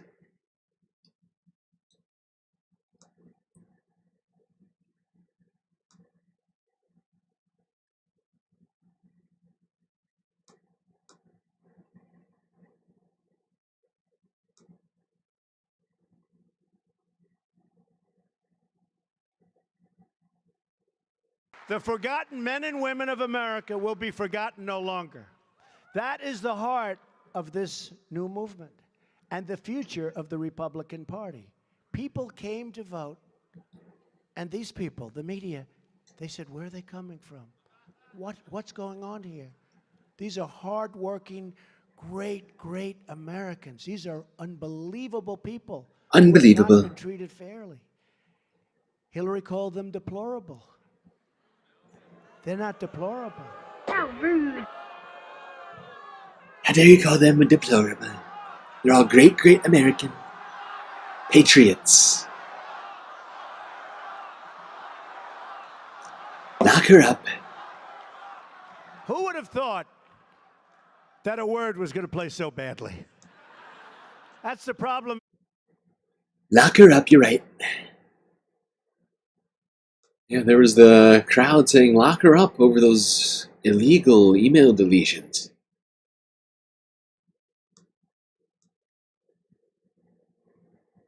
These are all from 8 years ago, by the way. We're just going through these clips. Here's CNN from 8 years ago. You know, the numbers just came out that during the primary system, during the primaries, the Republicans, I wonder why, were up 62%. The Democrats were down 21%. These are final numbers, just came out. That tells you a little bit about what's going on. And what's going on very big and big league. Very bigly. What you witnessed today and over the last week. From Bill Clinton going to the plane, just happened to be there. I was Bill I wonder there. how long he waited.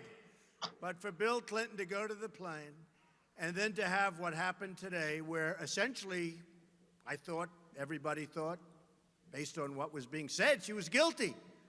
She was guilty.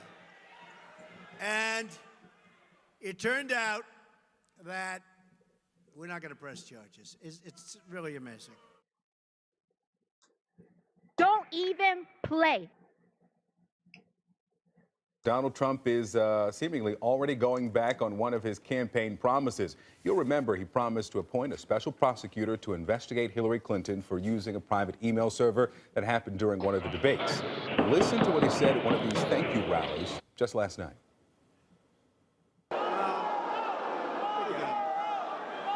That plays great before the election. Now we don't care. Now we don't care. If you couldn't really decipher that, there were chants of lock her up from the audience, and he said, now we don't care. That was before the...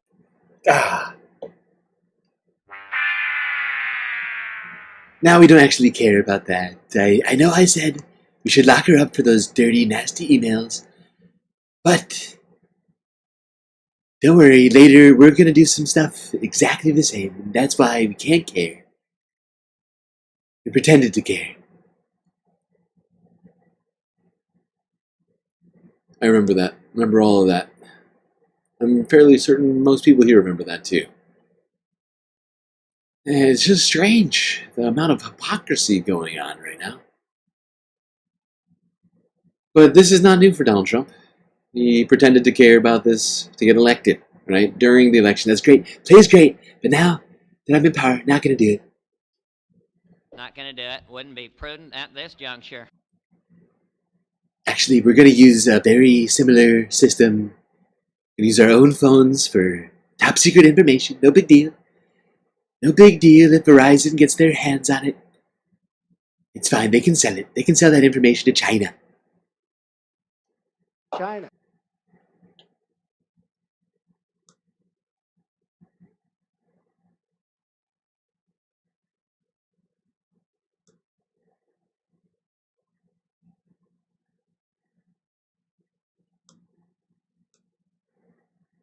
All right, let's move on from all of that. I felt like that was the best way to end that all, was to go back in time and remember Donald Trump caring about the use of personal cell phone devices or private email servers and or deleting messages. Oh, who could imagine such a thing? You know, he really supported that lock her up thing during the 2016 election, but it seems like for the last 8 years he's kind of turned it. a full 180 on that one. All right, let's get talking about some of the latest happenings in justice.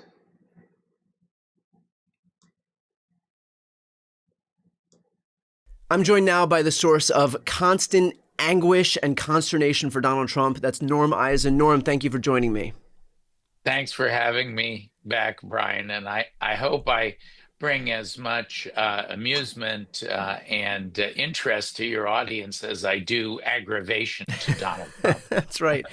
Norm, you were yet again the focus of Donald Trump's ire just a couple of days back when he decided that he was going to revoke your security clearance.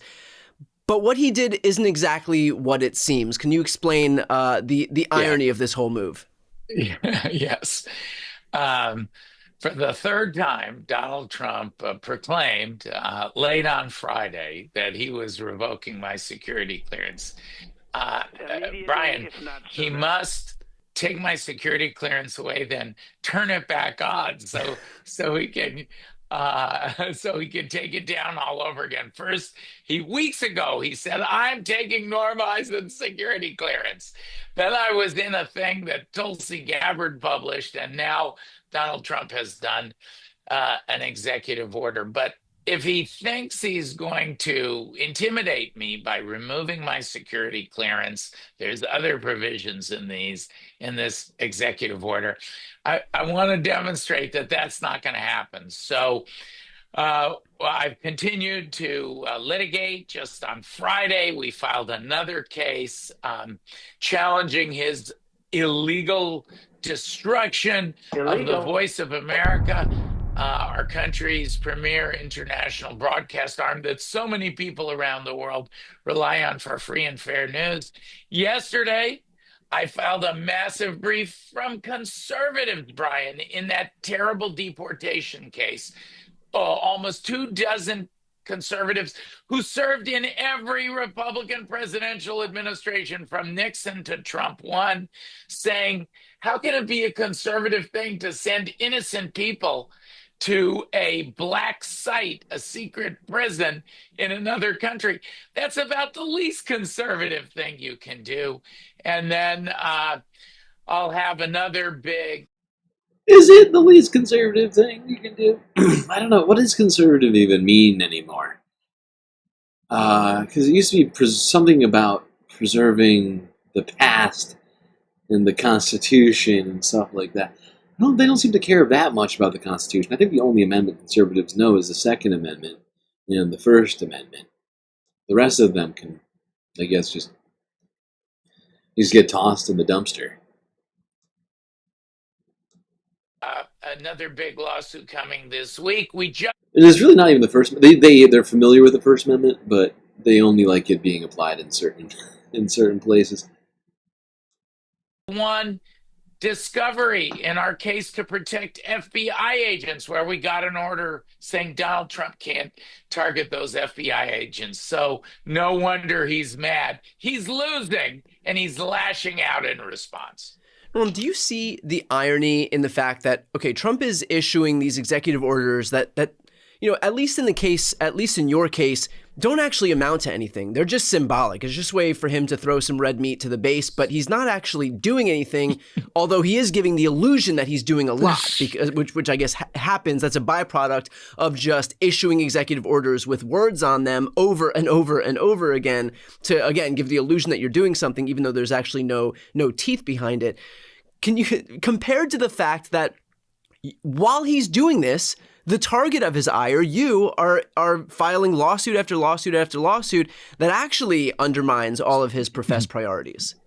Well, I'm sure it's an emperor's new clothes situation, Brian, where he's saying, why do we keep losing these lawsuits? You got to do something about those lawyers. And they say, oh, no, sir, no problem. Real. Yeah, I mean, Donald Trump keeps losing these cases, but will he abide by them? It's all under, So he seems like he's taking it all under advisement rather than as being rule of law. It's a strange situation. Okay. Speaking of justice, Pam Bondi, the head of the political Department of Justice, is apparently looking into all of this fraud. Well, not all of it. A few cases of fraud. Multiple. Let's see what she had to say here. Finally. I mean, we had inspectors general, but we might as well just have, the DOJ do it instead. Actually, 8 weeks on the job. I think it's there's never been anything like it. Did you have a question, please? Two, actually, if you don't mind. And thank you for having us. Thank you. We appreciate it. One, actually, to follow up on the Attorney General's comments, and then one for you. You said that you're now preparing to prosecute examples of fraud across federal agencies that have been referred to you. Is that what you said? We are working with a team. We have a team of attorneys in place working with Elon's incredible team, helping us, taking referrals from the cabinet members. These are your tax dollars. Wait, is Elon the cabinet member now? He wasn't approved by the Senate. In that statement, the way that it was worded suggests that Elon is a cabinet member, that she's taking suggestions from DOGE, which is apparently, is it, like, what is happening here? What the fuck is happening here? And they still refuse to actually, even though they've not been ordered by the courts to make clear what Elon is, what DOGE is as it relates to the federal government. And they keep sort of outing themselves over and over again, but not actually putting any of it on paper. Starting to get utterly out of hand. 2.5 months now? How long has it been? 3? No, 2. 2. Yeah. Longer than 2 months, though. Team helping us, taking referrals from the cabinet members. These are your tax dollars. And a lot of it is just abuse, a lot of it's waste. But if it's fraud, we are investigating it, and we are looking at multiple cases of fraud throughout the...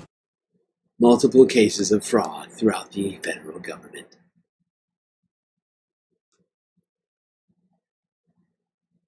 Fraudulent Social Security.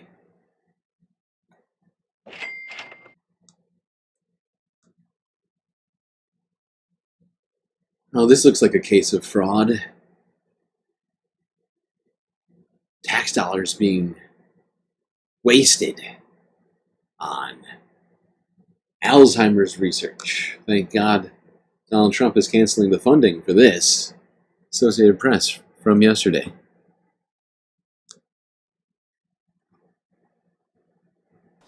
Everything's happening at once. They've got a strike. My father was 50 or 51 when he passed away with Alzheimer's. My brother was 49. Because of the mutation, my siblings and I had a 1 in 2 chance of getting the dominant gene. Yeah, it's Dave. So this is the brother who passed right before the pandemic? I spent a lot of my early years enjoying life as much as possible in the event that I may someday develop the disease. Mortality has always been a part of our life existence together. We feel, and I can just say I feel acutely aware of how proximate death is all the time. When I started the study, I was at an age that I wouldn't have been showing symptoms. And as the past 12 years have gone, I've entered that span of what symptoms should have been showing. Our grant has not been reviewed by the NIH. And until it gets reviewed and we understand what the score is, we're now in jeopardy that we don't have the funds to continue the trial. They had a 50% reduction in their risk of becoming symptomatic. And so what that means is that they are given years of dementia-free life where they're not having any symptoms. They're living normally. They're cognitively normal. And I think we both went in kind of cocky thinking, oh, you don't have the genetic mutation, I think, because you seem so good. And then it was this, shock of receiving the information. Oh man, you do have it, and we need this trial more than ever. I can only assume that if this study gets defunded or this study is cut, that I will lapse into symptoms, Alzheimer's symptoms, and we'll be back to where we were 10 years ago and 20 years ago when I lost my brother and I lost my father. Horrifying. But this is one in 1,000 different parallel situations, and probably who knows how many people it actually affects. But I'm talking about in terms of studies that are probably in jeopardy right now, having their funds cut by an anti-science fucking regime that's taking control of the federal government. And, so studies that people were on, suddenly not getting access to funds. I mean, can you imagine, what if you had, an experimental medical device in your body, right? And then that funding is cut, and it's supposed to be removed surgically at some point. Now you're stuck with that in you forever. Hopefully you have really good insurance, private health insurance. That feels like an elective surgery. And it doesn't just feel like it. Any insurance company will claim removing I'm not just making this up. This is a fact. Any insurance company will claim that removing a experimental medical device from your body, that's an elective surgery. It's basically like getting, a facelift or, a boob job or something. Might as well be. It's basically cosmetic surgery, right? And then there are so many situations where people will no longer get medicine, treatment, whatever it might be, because of this sort of stuff. And this seems to be if we take these people at face value, this is a study that is yielding positive results for people who have the genetic disposition to get Alzheimer's. Something that's affecting people in old age and is honestly, from my understanding, getting worse over these recent years. We've actually talked about other Alzheimer's research, and whatever. Let's keep this going. Let's move on. Let's talk about some really fun stuff. Religious celebrations. Easter, baby. Easter bunnies and eggs and carrots and flowers.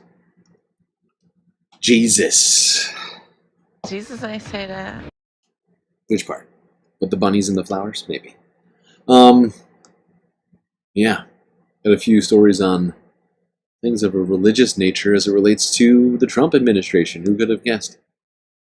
The theo-fascist freaking regime of the United States. Here we go. CNN from yesterday. Shock and concern. Klein describes reactions to Trump's new White House sponsorships.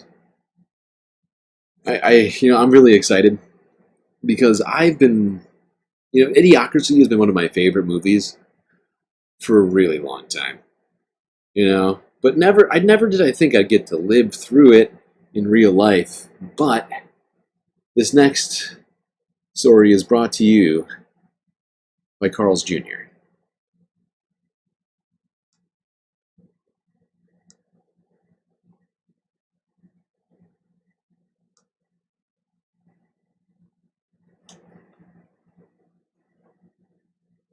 The White House, through an outside production company called Harbinger, is soliciting corporate sponsorships for this year's Easter egg roll. They range from $75,000 to $200,000 and offer logo and branding opportunities. Now, I obtained this 9-page document that's being sent to prospective sponsors. Oh my I showed God. it to a range of ethics experts and former White House officials on both sides of the aisle. The overwhelming reaction was shock and concern. Now, the egg roll has been privately funded for many years. What's different this year is the explicit promise of logo and brand activations. And I just want to read to you some of the promised sponsorship perks from this document. Naming rights for key areas or elements, sponsor logos featured on event signage, custom branded baskets, snacks, beverages, or souvenirs, and mentions in official event communication and social media posts. Now, sponsors will also receive tickets to the event and access to a brunch hosted by the First Lady, as well as a private White House tour. And all of the money raised is going to go through the White House Historical Association that pays for the event production. And any excess funds raised, a source familiar with planning tells me, It's like the new golden visa, the new golden card, but for corporate sponsorships. Shut up, we don't need those annoying children. Shut up, children. Don't you see we have Jeff Bezos here? He deserves a chance to roll the eggs just as much as you do. it's going to go to other similar events like Halloween and the 4th of July. But the concern I am hearing from a range of ethics experts and former White House officials here is twofold. Number one, this document itself, the access and branding it is promising. I spoke to Richard Painter, who was in White House counsel's office during the Bush administration, and he told me that this document wouldn't have gotten through counsel's office in most other administrations. He said it would have been vetoed in about 30 seconds in his day. And second, what actually happens and what it looks like to have logos and branding on the South Lawn and on social media. We still don't know if the promised social media mentions will be from official White House accounts. And of course, all of this directly goes against regulations prohibiting public officials from promoting private businesses. But of course, this is a regulation, not a criminal statute. Still a crime. We're deporting those Venezuelans for less. Time to get Tom Homan back on it. Okay. You don't understand, actually. But, oh my God.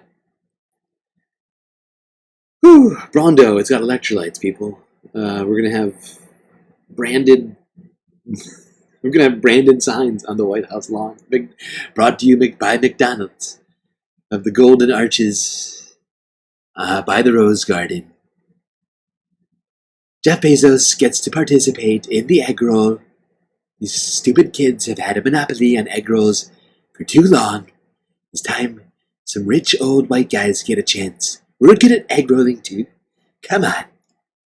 Follow the rich white man.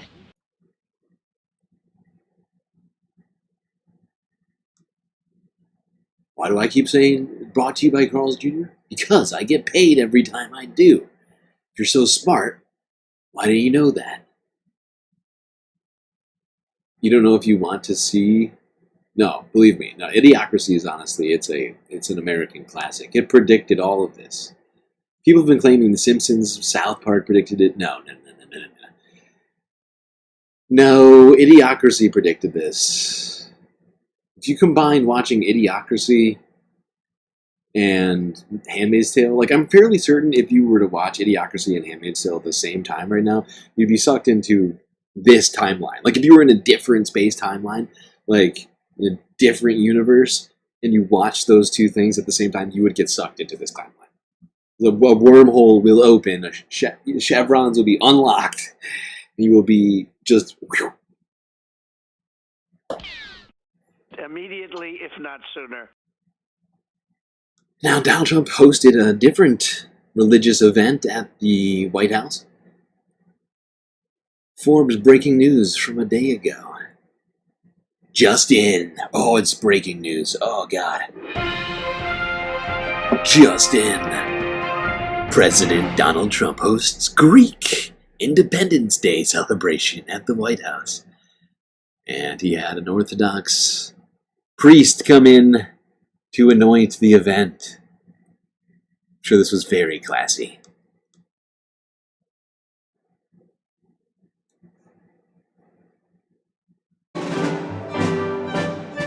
Jesus Christ. Why does he need procession music every time he enters a room now? What is his deal with this? I don't think any other president has been this obsessed with ensuring that they have procession music before every public statement. He is treating his presidency like he's still in the election right now. We must have the music. I want a kingly procession every time I come out. And then the village people at the end. Nice little musical bookends for all these very important proclamations that I have to make.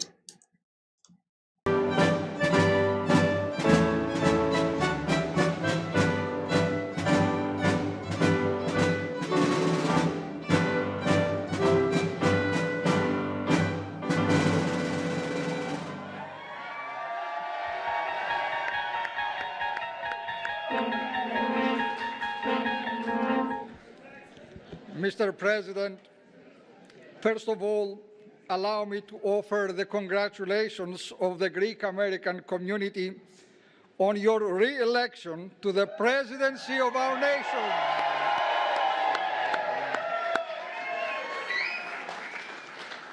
We all look forward to a bright future for all Americans.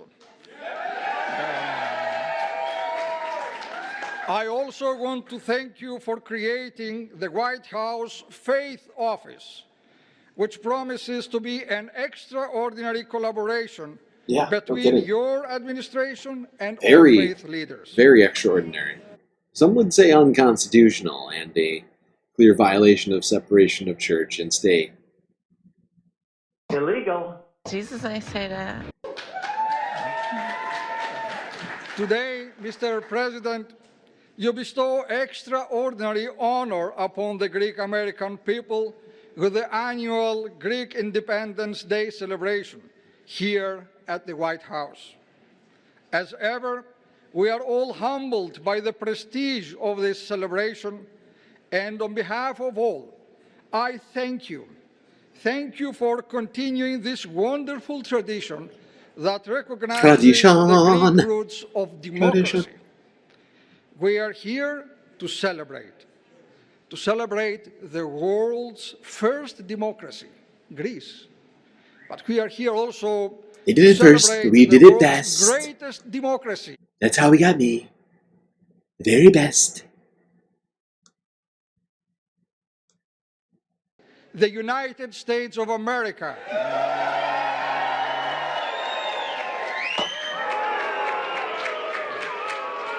We acclaim and remember the immortal heroes of 1821, who, like those of 1776, gave their all to attain liberty for their land. Mr. President, we especially thank you for your commitment to Christianity, and especially the Christians of the Middle East, who keep Christianity. So Donald Trump cares about Christianity, does he? Yeah. And that's the only religion that he even kind of pretends to care about. Even though he holds the Bible upside down, can't name a single Bible quote. He's at least got, still got his beliefs that Christians are just inherently better than everybody else. Illegal. Yeah. Alive. It really concerns me when you got Christian leaders up here saying, oh, Donald Trump loves Christianity so very much. It's concerning because the president's not supposed to be involved with religion as it relates to the government. There's not supposed to be any sort of favoritism of any particular religion, religious sect, or otherwise. But it does seem like we're moving into an era of specifically Christian theocracy here. I don't know why this was even necessary. In the lands of its origin. Like realize what's happening right now, right? We're celebrating Greek Independence Day, another country's Independence Day. If I don't understand why we're doing this right now. I thought it was America first. I guess this counts. I don't know. as sons and daughters of the Mother Church of Constantinople, whose longest-serving leader in history is His All Holiness, our Ecumenical Patriarch Bartholomew, we thank you for your unwavering support of the spiritual mission of the Ecumenical Patriarchate in Istanbul. Mr. President, I heard it used to be Constantinople. Then the Turks said, actually, Istanbul is a lot better. I hear that Erdogan's going to win the election now that he's arrested his greatest threat. Not a nasty leftist in the streets protesting his illegal detention of a presidential candidate. And guidance. With this cross, I pray you bring peace to the world and make America invincible.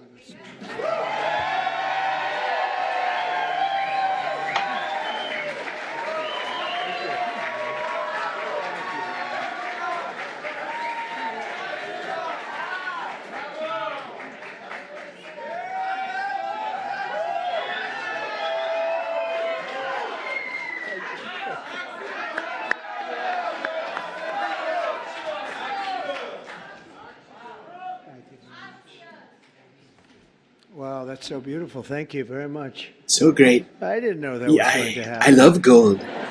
But I'll take it. Thank you so much. Greek Independence Day. Wow.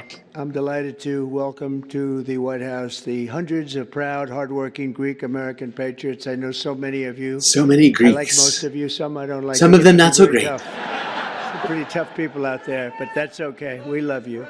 We love that you Milo. In a few moments, I'll sign Yeah, the proclamation to he officially seems recognize nice. tomorrow, March 25th, 2025, as Although Greek he said some Independence Day, celebrating nasty things about Russia. Same thing for that Greg Stephanopoulos. Nasty Greg. But there's a couple of good ones in there. Some of you Greeks are okay. A few moments, I'll sign the proclamation to officially recognize tomorrow, March 25th, 2025, as Greek Independence Day, celebrating 204 years. That's right, celebrating 204 years of glorious Greek sovereignty and freedom. That's a long time. That's a great thing we're doing. It's a great, it's an honor to have you. Great thing. So, having His Eminence, the Archbishop, with us is very special. And I've been doing this from the very beginning. We missed 4 years, unfortunately. Bad things happened. A lot of bad things happened. And the world wasn't doing so well for 4 years, but we're doing well now. We're doing Everything better is now great than we've ever now. done. We have things happening with our country that are Stock market. incredible. And in terms of businesses coming in, I think we're close to $4 trillion now. Nobody's ever even heard of anything like that. And they're coming in, Archbishop, they're coming in at levels that we have never seen. And we're doing well, and the Greeks are doing well. The Greeks, they're coming, and we're letting them in. Some of the wonderful Greek Americans. Okay, wait, so we can have Greek immigrants, but we can't have Venezuelan or other nasty, like, Middle Eastern or African immigrants, Asia. But Greek is okay. You guys are white now. You're white enough. We'll take as many Greeks. They're coming in. Some say we're being invaded by Greece. But that's okay. The Greek people, they can invade us however much they want. It's actually fine. Only some immigrants, we have what is called a sliding scale. Some people are good, other not so good. Momo says we have 80 likes. I think we have that. That's 2 in a row.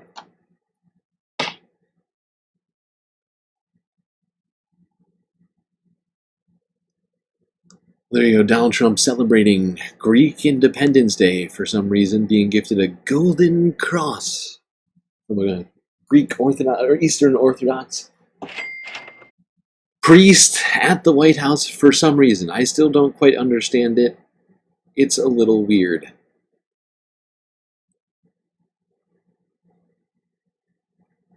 And seemingly supportive of a Greek invasion of our country. Greek immigrants invading the country, but they're actually great. Some of them aren't great, but it's fine. Let you stay. You don't have to go home, and you don't have to leave if you're Greek. Otherwise, get the fuck out. Immediately, if not sooner. Or if your name is Melania. Actually, Melania, I've been thinking about it. Maybe time for me to deport you. Kind of sick of this prenup, this postnup, where I have to let you screw 6 other men per year. It's really not fair. I know my penis doesn't work, but it really hurts my feelings. Gonna get rid of you and switch you out for Laura Loomer. Or maybe Pam. Really liking those outfits she's been wearing lately. Really snappy dresser, that Pam Bondi. You can have a unity of the Department of Justice and the White House, if you know what I mean. Don't be creepy.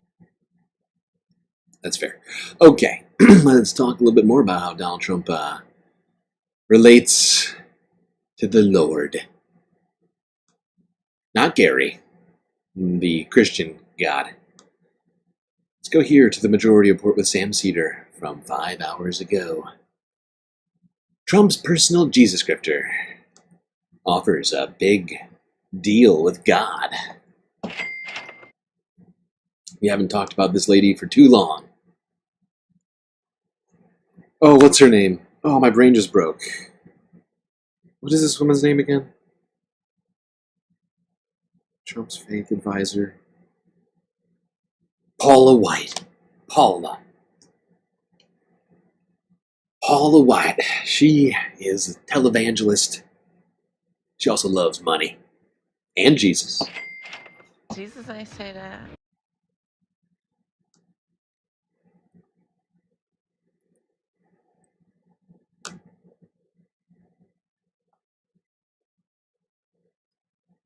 This is coming from the White House spiritual advisor, faith advisor. This is an opportunity, it's number 12, that we want to share with our audience members. I mean, I want some healing through my screen. I don't know about you. It's not just healing. This is a wonderful opportunity for you to invest in yourself. Oh, good. Ladies and gentlemen. This is self-care?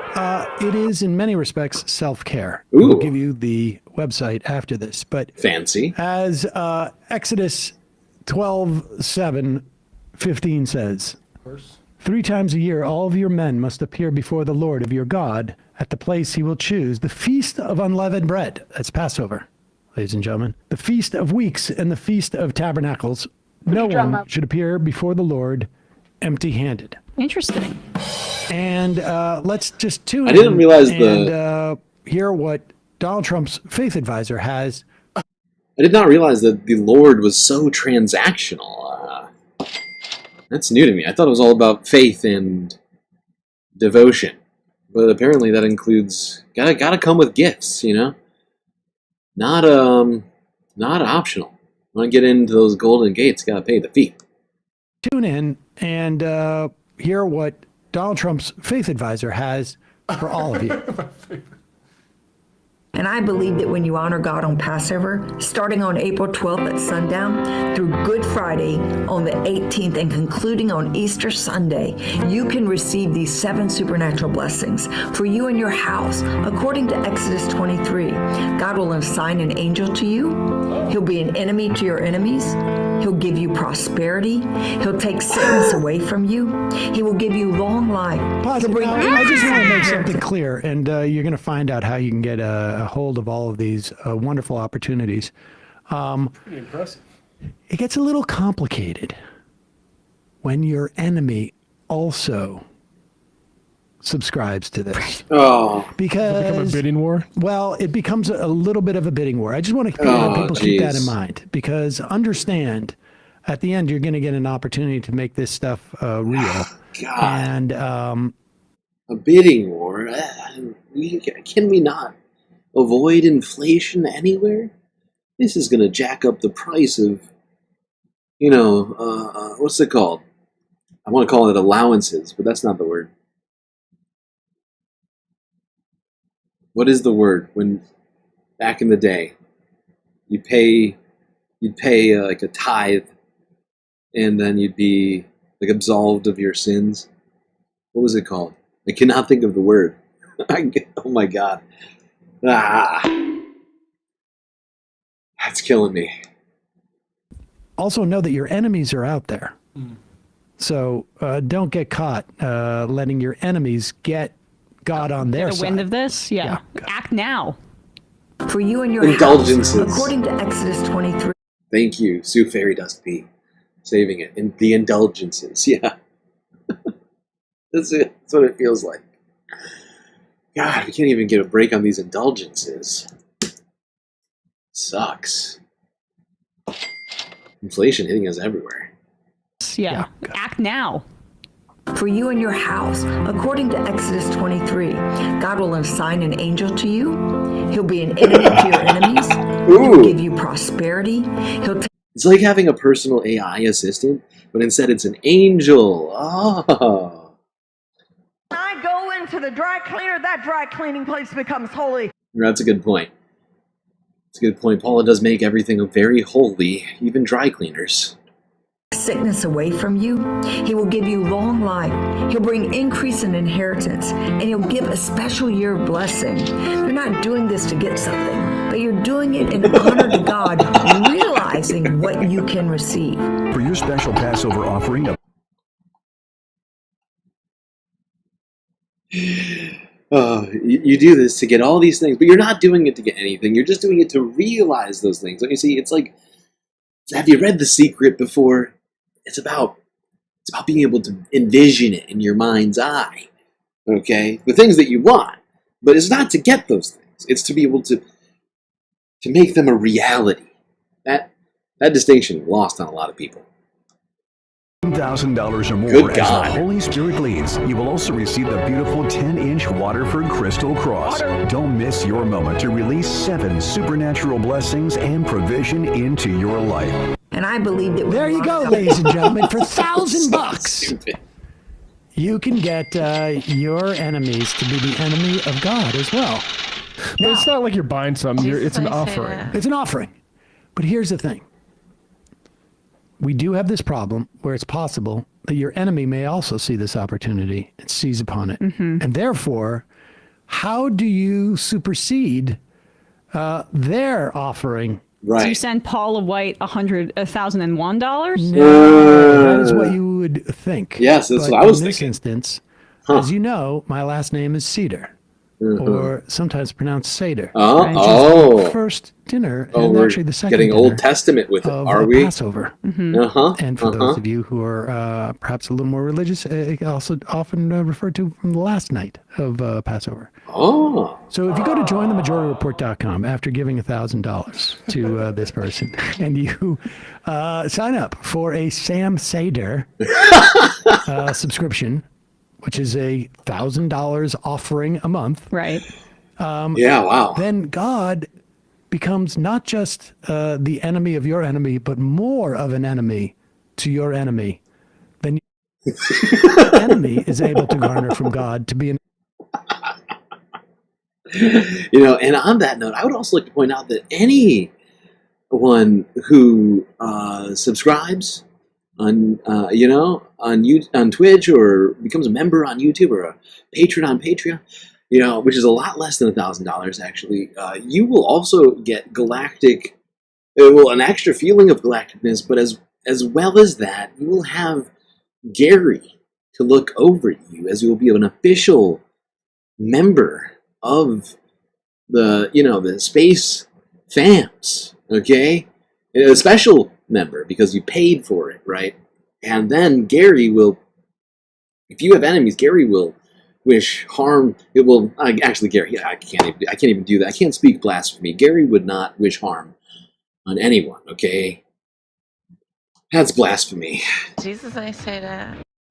Gary loves everyone. Okay, Gary just wants us to all get along. Stop being so shitty. Okay, write that down. But Gary will do the galactic prosperity gospel and will do whatever he can to ensure that your galactic future is filled with wonder, awesomeness, and spacecasts. All things that I think we all enjoy in life. Yeah, wow. Well, there's your religious coverage of the day. Let's move on to some of the financial stuff. Let's start it off here. See what Howard Lutnick had to say to American grandmothers as it relates to their Social Security payments.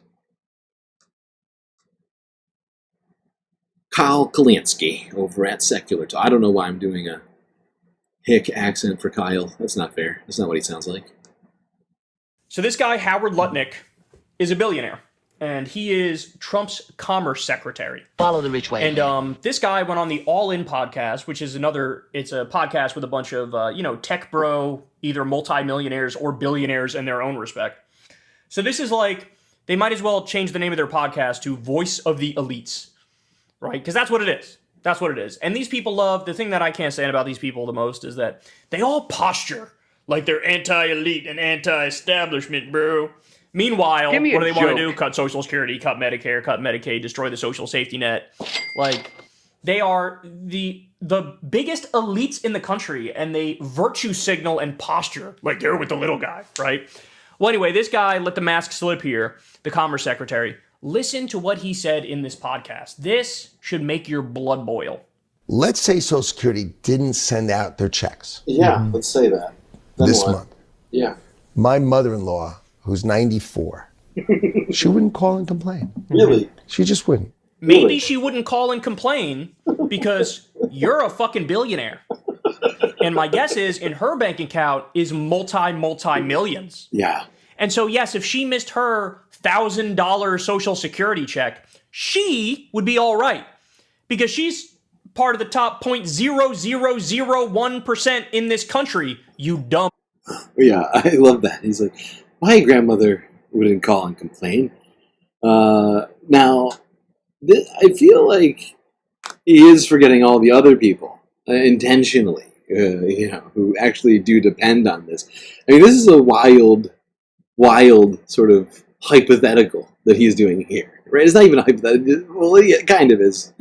Even though it is already, like, there are problems with people getting access to their Social Security already. This is one of the dumbest hypotheticals I've ever seen posed. And the fact that these guys aren't like, wait, Howard, aren't you, like, ultra wealthy? Like, aren't you in the top 0.01% in terms of wealth, assets, cash on hand? Well, yeah, I mean, yeah, but I mean, she still wouldn't complain. She's not a whiny leftist. Bitch. Can you imagine being this out of touch? Can you, having no idea what regular people go through? Can you imagine being this out of touch? And he's the fucking Commerce Secretary. He's the Commerce Secretary. He makes decisions that impact your life and my life and everybody's life. Oh, but he's not done yet. He's not done yet. Ready? Wait for it. What more could he have to something say? got messed up, and she'll get it next month. Yeah. Oh. A fraudster always makes the loudest noise, screaming, yelling, and complaining. Yeah, it's always the fraudsters who go into the Social Security office to show their face, to call in and let people know that they're not receiving money fraudulently. Yeah, right. In what universe does that happen? The criminals, like, it's like a criminal showing up, like, to the police station, right? To be like, hey, so I robbed a bank, but I'm short 50. I think this teller shorted me $50. Could you investigate that for me? Like, what are you talking about? Of course, that's the opposite of reality. I don't want reality. It's the people who depend on it most who are going to call in and say, hey, my power's about to be turned off. I don't have food for tomorrow. I have medical bills to pay. I have to buy prescriptions. Whatever. I have to pay my mortgage, my rent, whatever it might be. A little ridiculous. Not more than a little ridiculous, just wildly beyond reality. But Howard Lutnick is here to explain to us, as a billionaire, why we're just undeserving of benefits. Why we actually don't, not just undeserved, we don't even need them. We just don't understand that. Thank God we have Howard. What else would we do? Oh, never mind. We'd be fine because we'd have Scott Bessent, another ultra-wealthy individual, the CEO and founder of Key Square Group, a George Soros-funded hedge fund, as Secretary of the Treasury. Scott, what do you got to say about the economy? You want to talk about interest rates, where you see it all going? Yes, sir. So we are, under your direction, we're reprivatizing the economy. We're bringing down government spending. We're bringing down excess employment in the government sector. On the other side, we're going to re-leverage the banking system. We're going to have all the new manufacturing jobs, so everyone who's laid off from the government will have an opportunity to go into the private sector, and that is going to lead to disinflation. If we fire enough people, that'll lead to disinflation. And all of those people who are losing their jobs at the federal government, well, they're going to have a great opportunity. Don't you understand? They're going to have the once-in-a-lifetime opportunity, of which they never had the opportunity to do this before, but now they will have the opportunity to work in the private sector. Wow. I love that. I do love that. You know? We're going to restart the coal plants and the factories. And we're going to send all of those government workers who, of course, at any time could have gone and gotten a fucking job in the private sector if they wanted to. They probably would have made more money if they had. But now they're going to have the fantastic first time ever in their lives opportunity to go into the private sector. It's fascinating. That is great. That's exciting. I'm sure we're all very excited. And you know what? If we cut enough jobs, he's right. That will be disinflationary. Deflationary, in fact. I know he's afraid of saying that word as a former hedge fund manager. But yeah, it will absolutely have a deflationary effect on the economy if everyone loses their jobs and can't buy food, gas, whatever else, pay for their rent, mortgage, electricity bill, whatever it might be. They won't be able to buy it anymore. And, you know, eventually, maybe on a macroeconomic level, from the supply side, prices will have to come down slightly. Or maybe, yeah. I mean, fantastic. Fantastic. Well, if we lose Howard Lutnick, at least we got Scott Bessent to tell us why we don't need government services anymore. We're just going to reprivatize the health insurance industry, even though it's already privatized as much as possible. We're going to reprivatize the banking sector. We need more private treasuries. We need more private banks issuing their own monies, their own cryptos, perhaps. We need more private surveillance. The government should stop surveilling people. We actually need a private industry of surveillance of the people. We need private militaries. We need private... What else do we need? Private fire departments. People don't deserve to have their homes saved from fire. Some people have been very nasty, and therefore you should have to pay. 82 likes.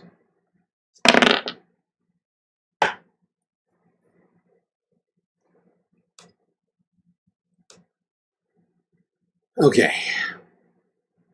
Let's go on back to Howard Lutnick. Let's talk some more about the economy. Of course, in about 8-9 days, the April 2nd tariffs are going to take place. At what level, no one knows. It's not clear which tariffs are actually going to come into effect on April 2nd, but they are coming into effect, supposedly, in about a week and a half. Less. Yeah, Howard Lutnick is here to explain to us the tariffs and how we're going to collect these funds. Even though we don't need a new agency, we're going to get one. All right, Howard. Do you want to say a couple of words? Well, what is so exciting is April 2nd is just around the corner. around the corner, and that's American Liberation Day. That's the American day Liberation when the rest of the world starts to treat America with. All right, America, we're canceling July 4th. April 2nd is the new American Liberation Day. It's fantastic. It's trying to rebrand. It's great. That's the day when the rest of the world starts to treat America with respect. Yeah. And your leadership, That'll be the day. understanding how the rest of the world treats us, Uh-huh. and what balance and what fair trade finally is going to be. The It's going to fairest take trade. care of America. It's going to launch the External Revenue Service External to start Revenue to Service. build the power and prestige of America back. The branding of this is hilarious. And I wonder how many idiotic Republicans out there are listening to this and still thinking that they're not the ones who are going to pay for this shit. Like, I know that they picked this name on purpose, either to placate Donald Trump's complete misunderstanding of the word tariff and how it's enacted, or to trick their voters into thinking that they're not the ones paying for it. I think it's the combination of the two. Two birds, one stone. Sorry to our avian shatters for that analogy. But nothing about the External Revenue Service is going to be external. Okay? It's going to be collecting taxes internally from the United States, from importers and customers alike. Jesus Christ. I don't want reality. Fucking external. I just, like, everything they're doing is just so phenomenally incoherent. I love this timeline. I know I've talked a lot of shit about this timeline, but it's really my favorite. Such a great time to be alive. Oh, speaking of tariffs, let's go to one country that is fighting back against those tariffs. Oh, Canada.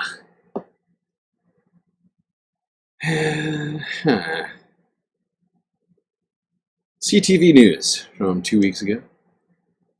Jack Daniels maker says Canada pulling U.S. alcohol off shelves is worse than a tariff.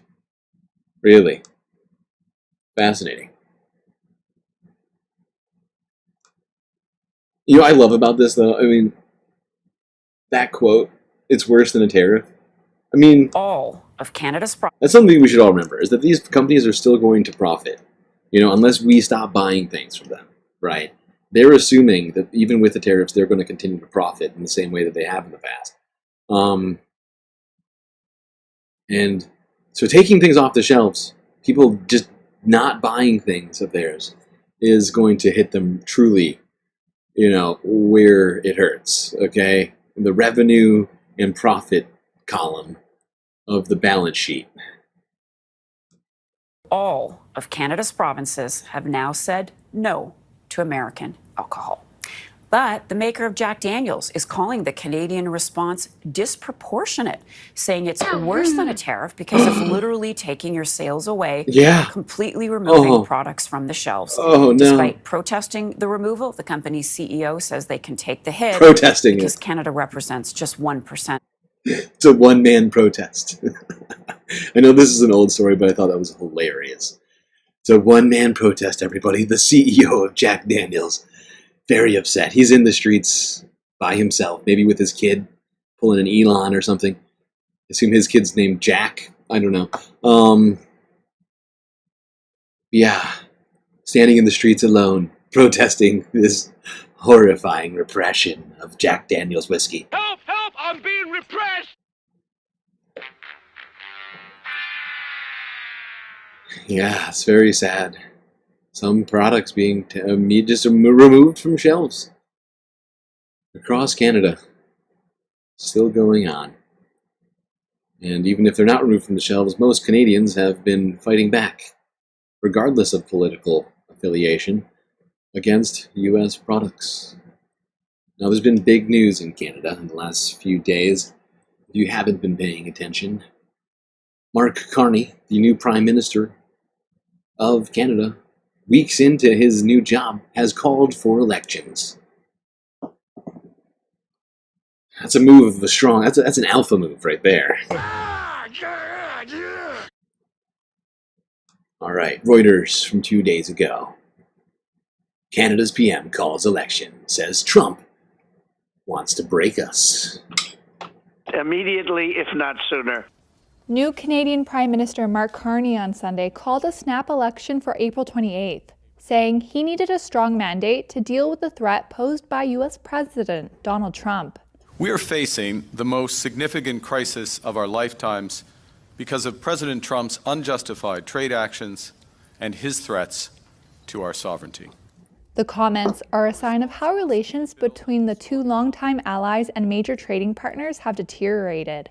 Trump has imposed tariffs on Canadian goods and threatened to annex it as its 51st state. He wants to break us so America can own us. We will not let that happen.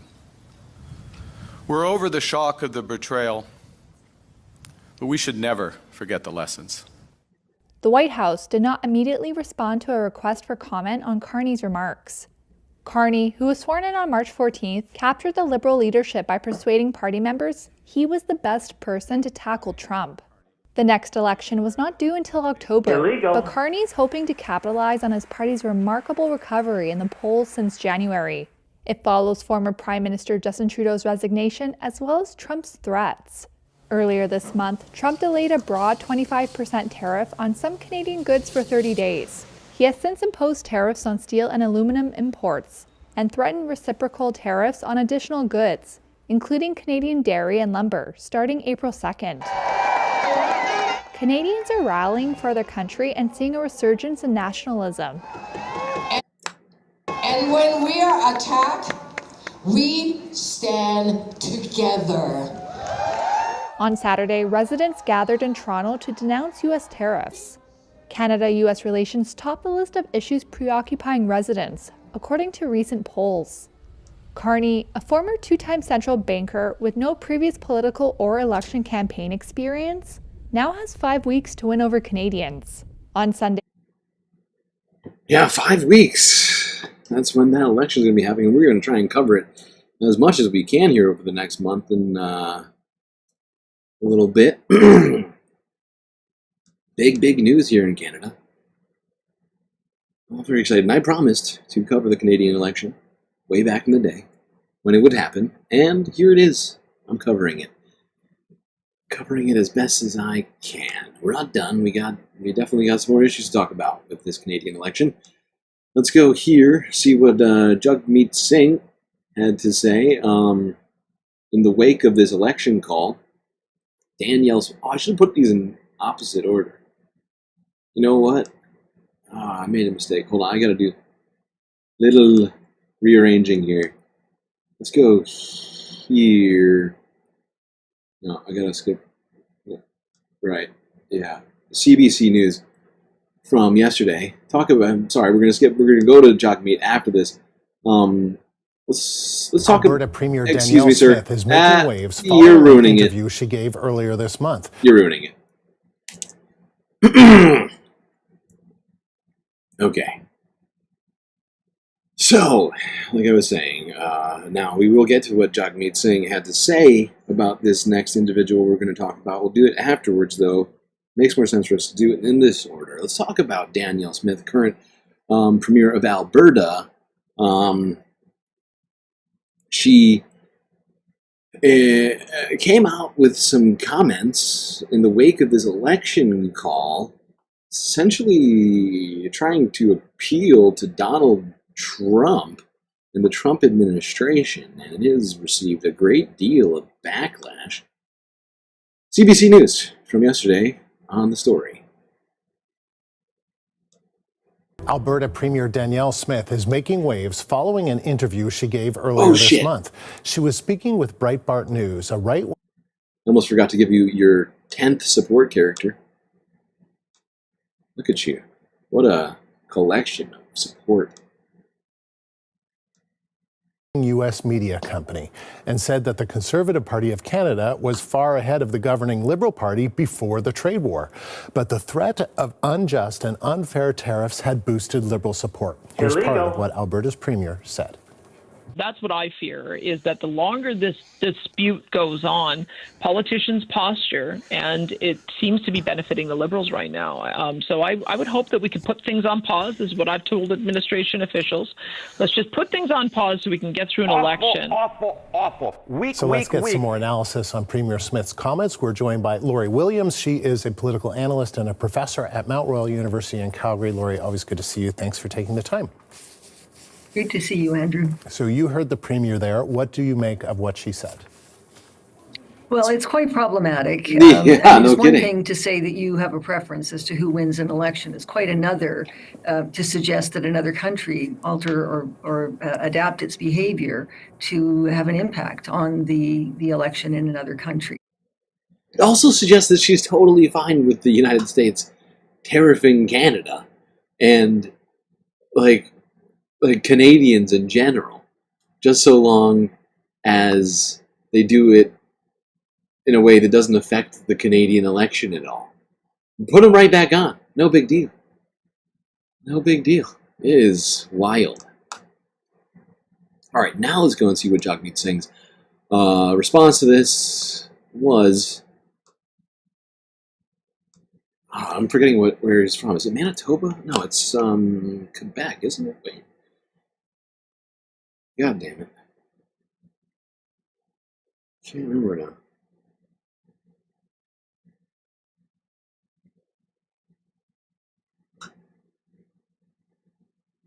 Oh, Ontario. Wait, no, BC. BC. Right?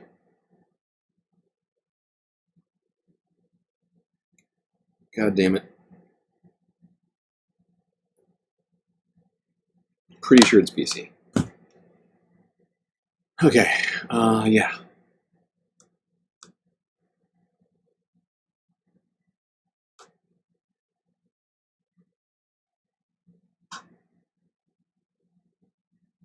Yeah, I think it is shameful. If you break down what Daniel Smith is proposing, she's talking about taking steps to harm the Liberals and to prevent tariffs in a political manner to create a political outcome. She should be talking about stopping tariffs to protect Canadians, to just stop them entirely. She shouldn't be saying to do it in a way that benefits one party or another. If you're loyal to this country, if you care about Canadians, you would say, stop the tariffs. Don't hurt Canadian workers. Don't hurt Canadian families. If not sooner. Don't hurt Quebecers. And so to me, it's very shameful what she's doing. She's literally playing games with people's lives. Like, this is not a game. Like, the tariffs aren't a game to win or lose elections. It's about people losing their jobs. Here in Montreal, we already know people have lost their jobs just by the threats of the tariffs. And we know more people are going to lose their jobs when these tariffs start to really take hold. And so this is not a... Absolutely. That's a great point. She's treating the outcomes, the livelihoods, the ability of Canadians to take care of themselves in some cases, feed themselves, put gas in their car, pay their rent, whatever it might be. As she's treating it as a game, not with any seriousness. Saying it's fine if you want to do them, just don't do them during this fucking election. And it's like, dude, that is incredibly crass, sort of cold, calloused response to all of this. Incredibly politically blunderous. I know she did some sort of political calculation, I would assume, before saying that. I think she should have taken some more time thinking about it. I mean, the fact is, I've been hoping that Danielle Smith gets kicked out of Canadian government for a while. She's got some terrible, terrible opinions. Everything I've heard from Danielle Smith is bad. I haven't heard her say one sensible thing ever. And last year we covered her quite a lot when her province was on fire. By the way, I saw somebody asking about what provinces are. They're not separate countries. They're just they're like states, like the U.S. states, but they have. I mean, there's a different. Canada has a different kind of government than we do. We have a parliamentary government rather than a Republican, whatever you call it. Oh, my brain just broke.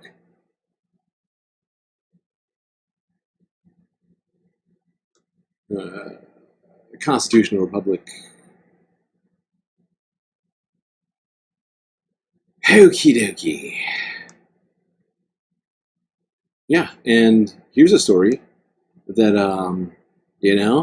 sort of is like a parallel, in fact, intrinsically entwined story, I would say.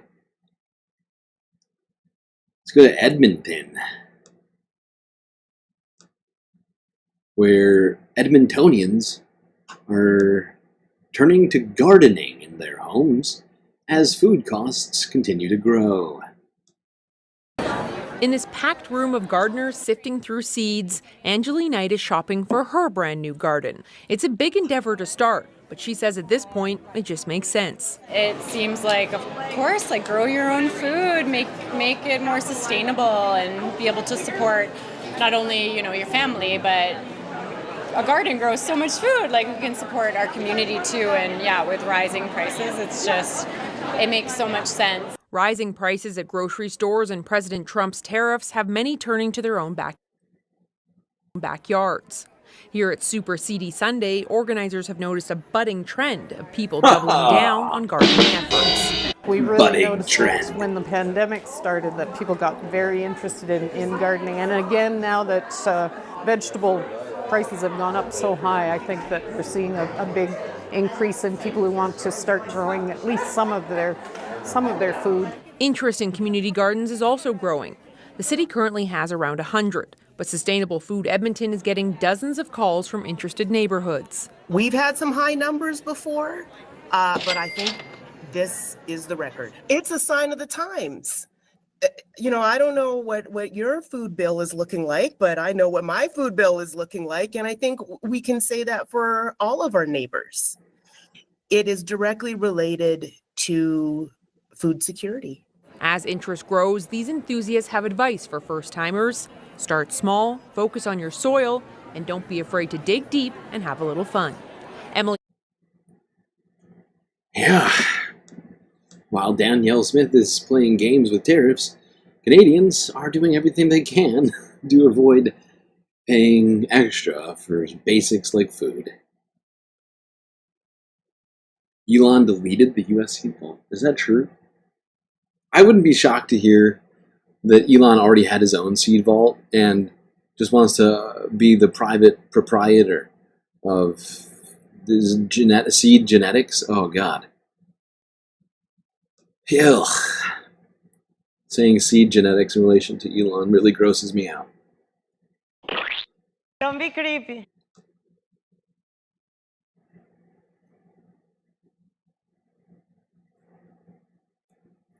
Where are we on all this? Okay, let's go here now to Quebec.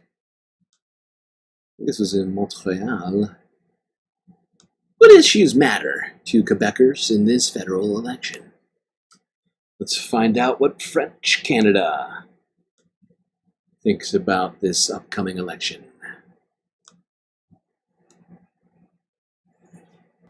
With the federal election campaign underway, we wanted to know what are the issues that matter to Quebecers. Experts say traditionally, Quebec has unique concerns that differ from the rest of Canada, but that may have changed. More typical Quebec issues, some of them related to identity. So we had the whole discussion about Bill 21, the challenge in the Supreme Court.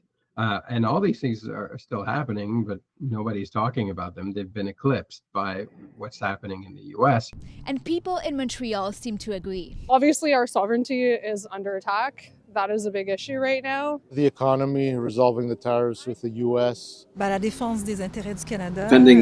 Canada's interests when it comes to the United States, trying to find new trading partners for Canada, and responding to Trump. How to respond to threats from the U.S. seems to be the ballot question. But it's not the only issue that matters. This will evolve over coming weeks because the underlying issue is the same one that was present for the past 2 years, and that's affordability. It's really expensive, especially the rent. I gotta say, with this being, and it's not just in Quebec where we're hearing these being the two top issues, the economy and Trump. And I think that's going to really hurt Pierre Poilievre, who has been basically Canada's Trump. I mean, up to this trade war, he was basically retweeting everything Donald Trump said or did, or coming out and essentially supporting the same things Donald Trump was doing or saying in recent speeches. Like we talked about it over the last year. Like even like during the election, Pierre Poilievre, like last year, 2024, during the U.S. election, like Pierre Poilievre was coming out, like just repeating Trump talking points from behind the podium, just over and over and over again. And so if people want someone to fight back against Trump, I think it's really going to hurt him, which means that Mark Carney might very well just be a shoo-in at this point, because he also is a banker. And while I have some definite problems with how I'm guessing he's going to try and solve things up there, like he's definitely going to be better than Pierre Poilievre. I think that much is a given.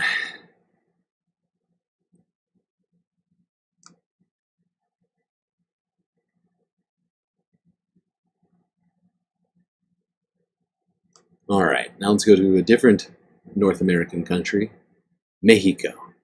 Well, not really. Let's go to the Gulf of Mexico, or as it's been recently dubbed, the Gulf of America.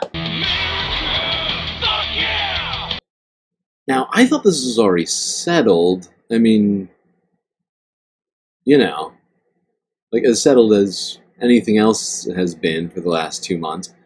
Of course, Donald Trump renamed the Gulf of Mexico to the Gulf of America. But Representative Marjorie Taylor Greene is introducing a bill to codify Trump's naming of... But didn't the king already decree it? Why do we need Congress, Marjorie? And why is this what you're doing right now? Why aren't you focused on other stuff? Whatever. Let's hear what maybe I'm getting prejudgy, even though I've already heard this. Why is Marjorie doing this? So many questions. I'd like to thank Chairman Westerman and Chairwoman Hageman for considering my bill at the subcommittee hearing today to codify President Trump's executive order. The Gulf of America Act would rename the body of water formerly known as the Gulf of Mexico to the Gulf of America. The Secretary of Interior acting... Oh my God. The Gulf of Mexico. That's right. That's what it used to be called. Mexico to the Gulf of America. The Secretary of Interior, acting through the chairman of the U.S. Board of Geographic Names, would oversee the implementation of the renaming. On his first day back in office, President Trump signed executive order. My question right now, and we've seen a number of these sort of incredibly pointless things, like Katie Britt, new senator of, what is it? I'm trying to remember, Alabama? Maybe, no, not that. I think Alabama. I can't remember where Katie Britt's from, but she's the new senator from some state in the South. And she did a new shark attack bill. So we're concerned about sharks in the Gulf of America / Mexico. But we're not concerned about the power of the purse. What's going on? I'm just confused because, this whole time Donald Trump has been usurping the power of the legislative branch. But MTG feels it necessary to come out here as the legislative branch to codify. It's truly Twilight Zone-esque. It can't just be me. Why do we need the legislature to codify anything Donald Trump does if we don't need the legislature to make sure that he... Is anybody following what I'm saying here? Because I feel like I'm taking crazy pills. I feel like I'm taking crazy pills! Which is not making sense to me right now. 14172, entitled Restoring Names That Honor American Greatness. Section 1 of the executive order lays out the purpose and policy of the directive, stating, "It is in the national interest to promote the extraordinary heritage of our nation and ensure future generations of Americans..." The extraordinary heritage of our nation? What? For the entirety of the United States' existence, it's been called the Gulf of Mexico. That's our heritage. This is some new fever dream of a reality. That's the new heritage. We're making America even greater than it was before. Celebrate the legacy of our American heroes.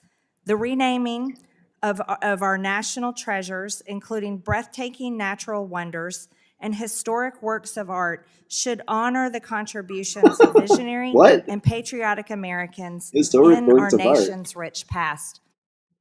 What does that mean? We got to get rid of all the art that's not patriotic enough?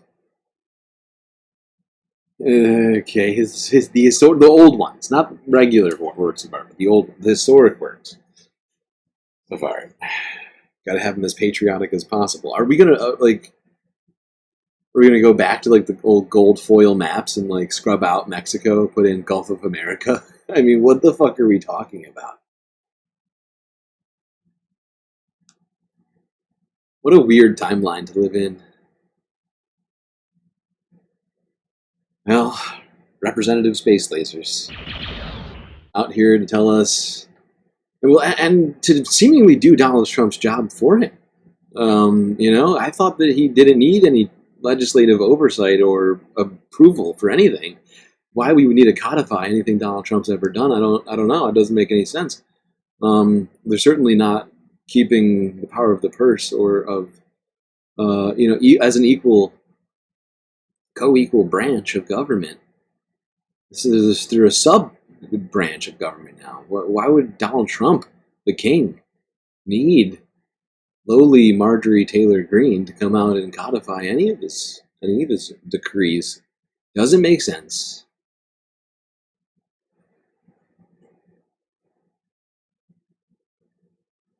All right, let's go to something else that doesn't make sense.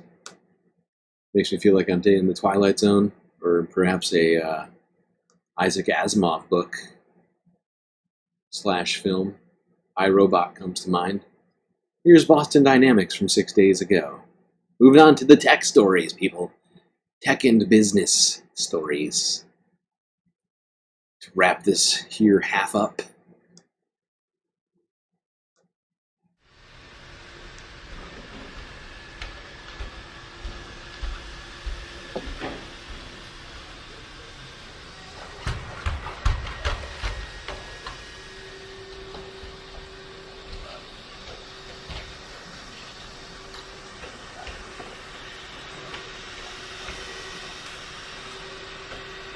This thing is fucking creepy. Don't be creepy.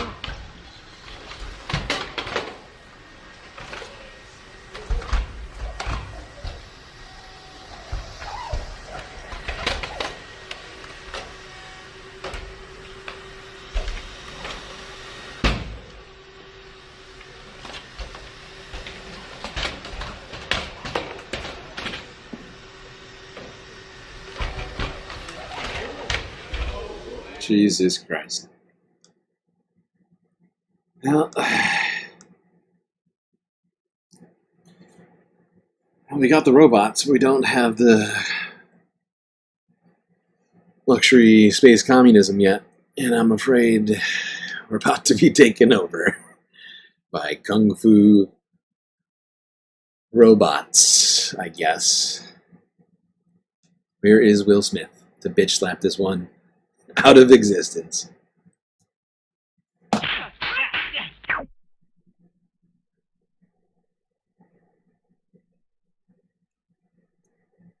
All right, now to a different sort of tech story, which is probably of concern for many people out there. It's probably bad. Because who knows how much DNA is sitting on these servers, or in who knows what. I mean, I honestly don't know what they do with the DNA when they're done with it. But now that this company, 23andMe, is filing for bankruptcy, they are now in limbo, but also happen to hold a bunch of data, which is now also in limbo. Genetic data for you and perhaps your family. Let's go here to Reuters from yesterday.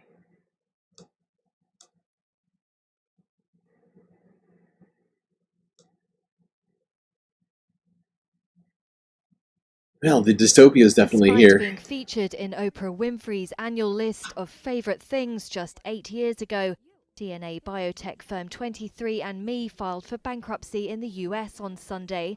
That's after struggling with the fallout of a data breach and weak demand for its ancestry testing kits. 23andMe has seen a sharp fall in its market value. On Monday, its shares fell 46%. After co-founder and CEO Anne Wojcicki, who had made multiple failed takeover bids, also resigned. In 2021, billionaire Richard Branson's SBAC took 23andMe public at a $3.5 billion valuation. But a 5-month-long data breach in 2023 exposed personal data of nearly 7 million customers. Late last year, it laid off 200 employees and stopped development of all therapies. It also agreed to a $30 million settlement in a lawsuit related to the breach. Wojcicki has been pushing for a buyout since last year, but that has been rejected by the board. She reportedly used her contacts, including ex-husband and Google co-founder Sergey Brin, to help drive initial investments. Well, that's nice. It's good to know that Wojcicki still get along with Sergey Brin. It's nice when couples can still be friends after everything. Really touching story. Now, this could be a concern for some people. I mean, the data breach was already bad, not going to lie. But then having the potential for all this information just be sold to, a bidder, I mean, is currently being blocked, but who knows how long that'll go for. So, yeah. Let's go here. Global News thinks that they have some steps for you to protect your genetic data. All right, Global News, tell us, what can we do to protect ourselves? This horrifying potential violation of our privacy. 23andMe faces an uncertain financial future. It's looking for a buyer and may not have the resources needed to operate and stay in business if it doesn't find one. Its co-founder and CEO resigned after the board rejected her proposal to take the company private. But the pressing question for customers, what will happen to their medically sensitive personal genetic data the company has in its possession? A 5-month-long data breach in 2023 was a major blow to the company's consumer trust and its bottom line, as personal information of nearly 7 million customers was exposed. Ethics professor Jacob Shelley says people should be aware of what could happen with their personal information. It does raise concerns about where they might find savings or where they may look to reduce their costs. I think there's also a need for the state and others to remind individuals about the importance of this data and how it could be used and why they might want to consider looking into how to protect it further. And so if they're not... Yeah, for instance, like maybe a healthcare company might like to know before you sign up for a policy, before they write a policy for you, what you might be genetically predisposed to. Now, I've never used 23andMe, but I think it's possible, not just possible, I'm fairly certain that some of my relatives have in the past. I always found it a slightly weird sort of thing to get into, but whatever. Okay, perfect place for us to break. We're going to head into talking about environmental stuff that have been going across my desk here in just a moment, but we got to take a short galactic intermission before we do any of that. And before we go to the galactic messages, just want to remind people of an ongoing situation as the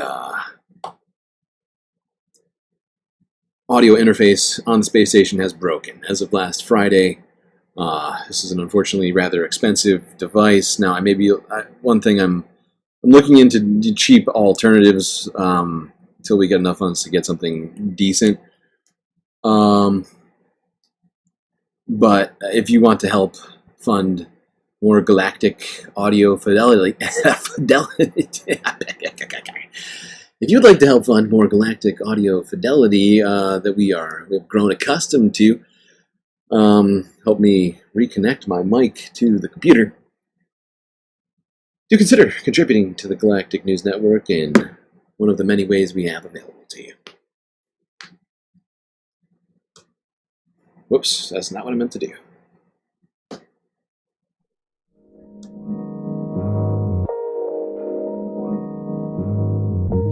Well, I do hope everyone is enjoying the show so far. If you haven't already, hit the like button and don't forget to subscribe. Maybe even hit that little bell icon as well so you get the latest galactic notifications.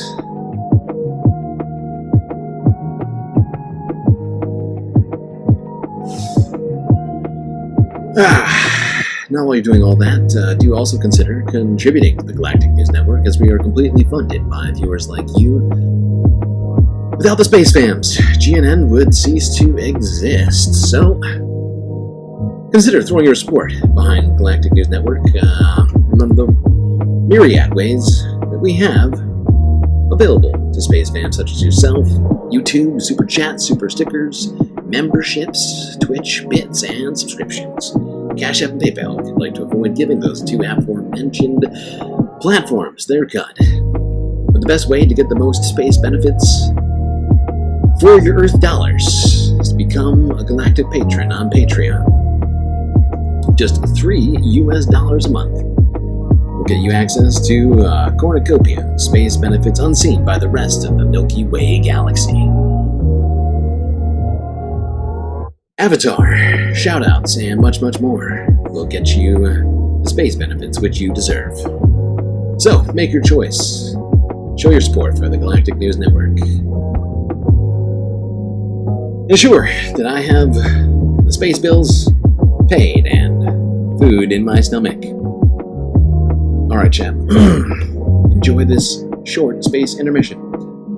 Grab yourselves a drink, maybe a snack, and I will be right back.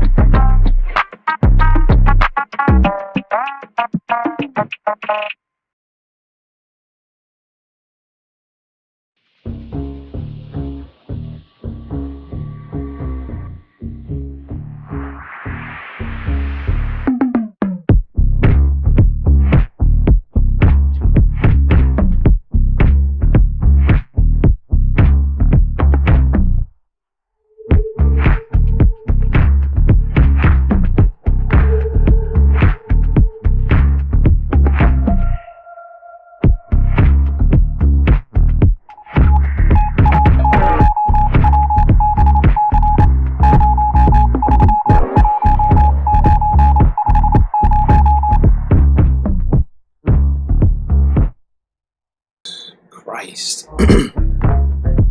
Well, chat, I think you know what that sound means. Time for us to get back to the show. Hope that didn't blast your ears out. It did blow mine out.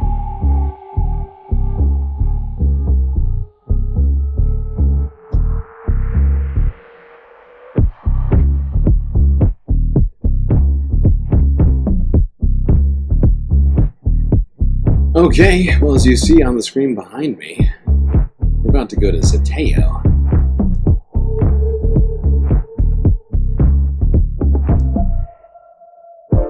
But we're not going to watch the whole thing. There's a certain portion of this that I wanted to catch. I think it starts around here. Let's move on to the environmental half. Naomi Klein went on to Mehdi Hassan's Zateo. They had a discussion about a number of things. But at one point here, Naomi looped things into the environment. And I felt this was an important discussion to have.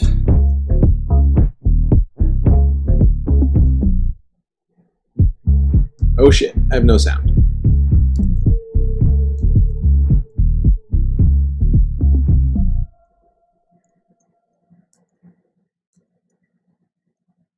I think I want to start it around here. Law as we know it, and set new precedents for what can be done in wars against hospitals and children. And the response to that can't just be, well, okay, everyone gets to do that now. I mean, that's a great rhetorical flourish in a debate, but actually you don't want China doing that to Taiwan. You don't want Russia doing that in Ukraine, et cetera, et cetera. You don't want, India and Kashmir. You don't. Those rules weren't always followed, as you say, and they were often vetoed, but they existed as some kind of benchmark or aspiration.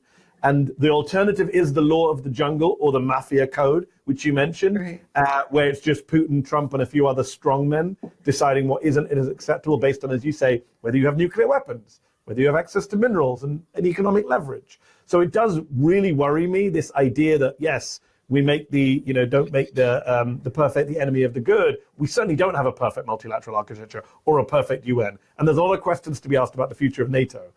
But the alternatives all on offer right now from Trump. And that's a problem for the left, right? We're playing a very reactive game.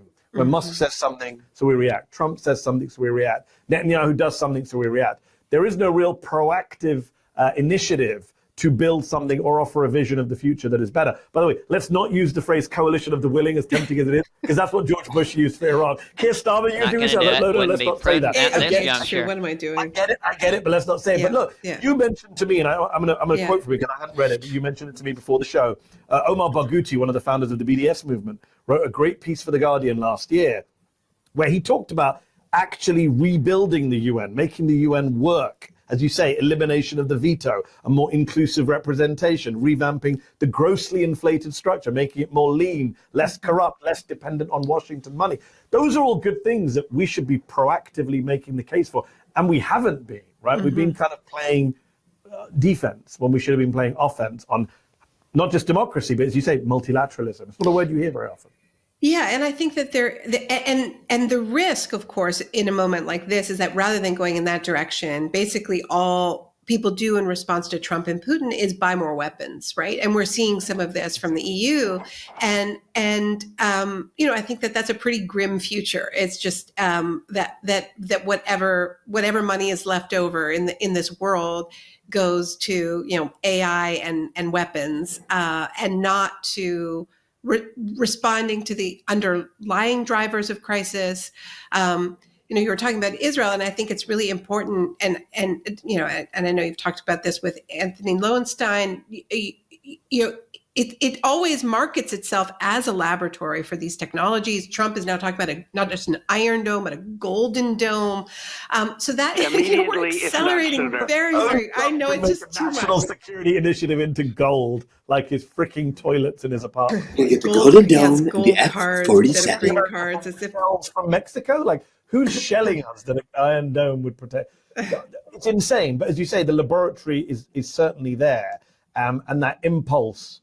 As you said earlier, to fortress your country off, very much is there. I don't think Democrats for sure here in the U.S. have quite struck upon that language that you use, which is identifying this idea of steal resources, build bigger walls and broader borders, pull in as much as you can. And there is this sense, isn't there, of like, well, Latin America's always been America's backyard. I didn't realize Canada was as well.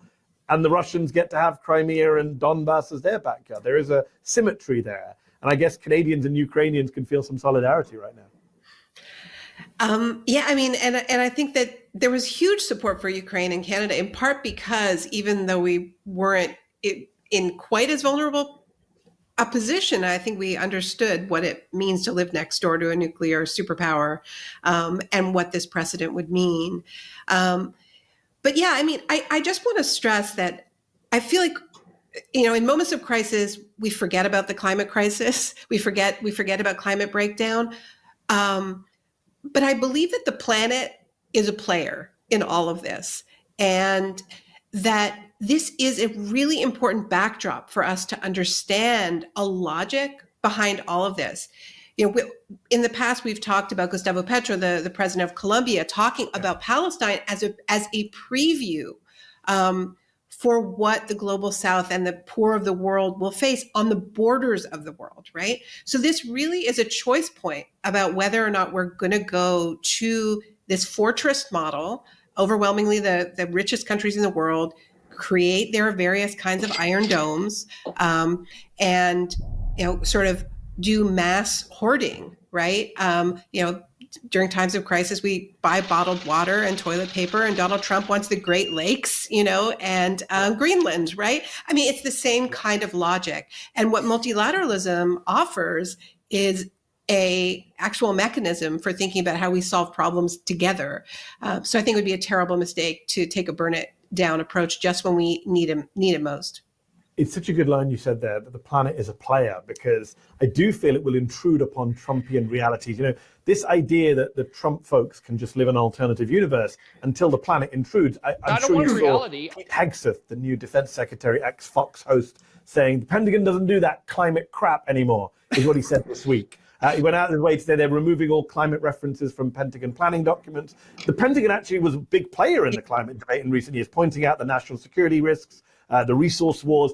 And as you say, he can call it climate crap. But when US military bases are facing flooding, and when US troops are facing resource wars, the climate's going to be very much part of what generals are planning for, even if Pete Hegseth is not.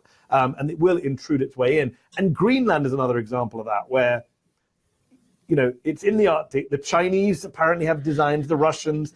Trump is now saying quite openly, and I was told, by anti-imperialist left, Trump will be anti-war. He stands in his address to Congress and says, we're going to get you one way or another. We're just going to take it.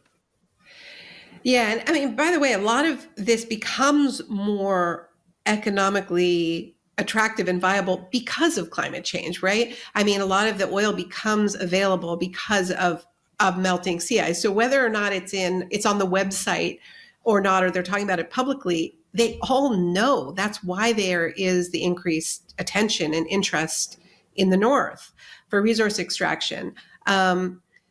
I mean, and the other thing about this is that, all these Silicon Valley players around Trump, Musk knows about climate change. He's the electric car guy. He's the one saying we need to colonize Mars because the Earth is probably going to become uninhabitable. So it's not about whether or not they, are denying it or not denying, or naming it or not naming it. They absolutely know. And the question is, how are we going to respond to this age of serial shocks and mass migration? Are we going to respond with fortresses, with more militarism, with allowing people to die in huge numbers on our borders, or killing them ourselves? Or are we going to come up with something else? I mean, this is really the sort of, Rosa Luxemburg said socialism or barbarism. I say eco-socialism or barbarism. That's where we're at. Yep. We seem to be leaning towards the one more than the other right now. Really, we are living in something of a fortress mentality at a time when we need to work together more than ever. And it's not good. We've been saying it for quite a while now. Okay. But I just felt that was an important conversation, something for us to think about, because it does get pushed to the sort of perimeter far behind all these other things right now. But the Earth is undergoing a bunch of human-made changes right now. And we are going to see effects of it whether we like it or not, right? We're already seeing effects of it, right? Whether or not we like that.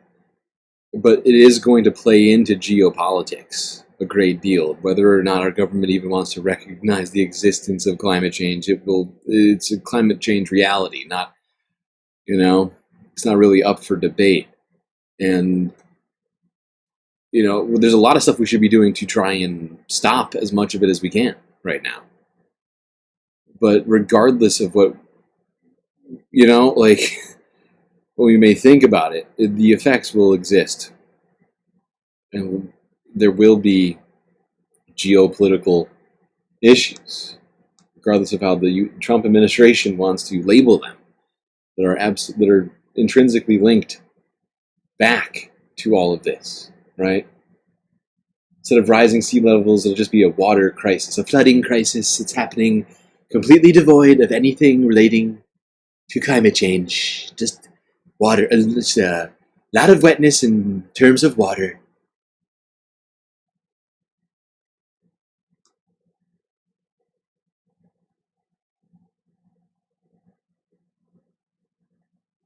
Speaking of wet water, let's go to, British Columbia.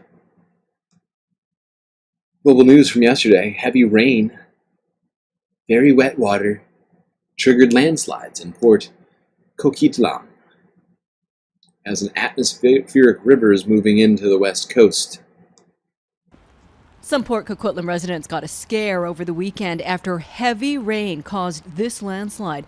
It happened at about 1:15 Sunday afternoon by the Quarry Riverfront community. I was in my kitchen and I heard a kind of like a loud rumble, and I thought, oh, wonder what truck up on the bypass had an issue today. And I look out the side window and the first tree had fallen, and I could see the one trail of the water coming down in a little stream. So it was no mudslide. Moments later, a second small slide came down. Luckily, it missed the neighboring properties. About a 50 to 70 meter wide stretch came down along with some trees. The area got hit with more than 64 millimeters of rain since Saturday. We had a geotechnical consultant out right away to assess the immediate risks to the property. So he came and looked at it, and he classified it as a low to a moderate risk. And he said it's localized and the risk is limited. So he did advise that, there's no need for evacuation. The slide occurred on provincial land. The Ministry of Transportation says there was no impact to the Maryhill bypass. They continue to monitor the area as additional assessments are done. I'm in touch with the ministry. There we go. People living over here in British Columbia near this quarry just had a serious landslide take place. Thankfully, it seems like everybody is safe, but it may continue if the water keeps coming down. And it wasn't just BC. Let's go all the way down to the Cascades in Washington, where a landslide took over a highway.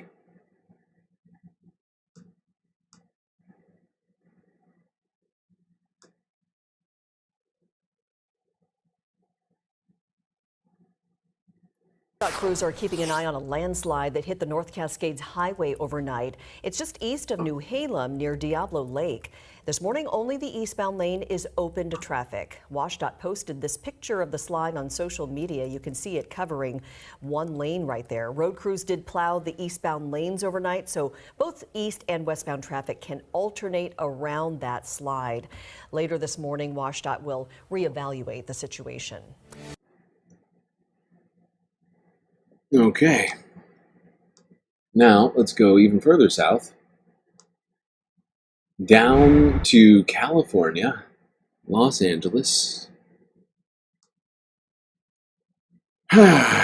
where the situation is becoming a big problem as Californians love their pools. Unfortunately, those pools, which had water in them during the winter, were all filled up with toxic sludge, ash, and other sorts of crap. Let's go here to NBC LA from a day ago. Abandoned pools in Altadena after Eaton fire pose public health concerns. Well, no, at 4, as the temperatures increase, there is a new concern from the Eaton fire. Mosquitoes finding breeding grounds in dirty pools. Lolita Lopez is live for us in Altadena with how pest control experts are now stepping in to help. Lo. Yeah, Michael, more than 1,000 pools affected by the Eaton fire here in Altadena have been identified as those possible breeding grounds for mosquitoes. So now the San Gabriel Valley Mosquito Vector Control District is trying to get ahead of the situation and also help homeowners. It's sort of a pea soup, isn't it? Yeah. We stand poolside with Wynn Wilson, the pool and her home devastated by the Eaton fire. What is your plan? What are you going to do? We have a pool company that is our general maintenance company as well as contractors. So they kind of informed me, since all of our equipment has been damaged, how we can drain it, flush it out, hopefully save the plaster. Now, our pool is worse than most because we were dead in the middle of the fire zone. Steve Schler talks to us from his rental home. While his house in Altadena is still standing, a smaller home on the property fell into his pool. He is currently waiting for insurance to approve clearing out debris and the water. The back house that's next to the pool, the one that's all burned down and collapsed, till that debris is removed. I mean, there's just no point to it because that's going to make another huge mess. News Chopper 4 over Altadena this morning. These standing, murky, dirty waters now creating new worries about mosquitoes that not only bite, but could carry diseases. Diseased mosquitoes potentially taking over LA region. These pools aren't dealt with.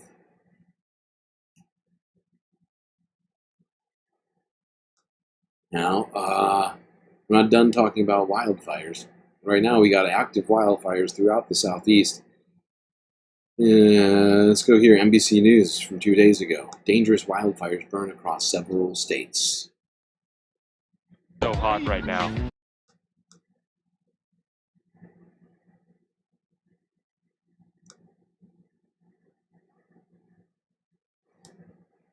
Tonight, a state of emergency as wildfires rip through one of South Carolina's most popular state parks.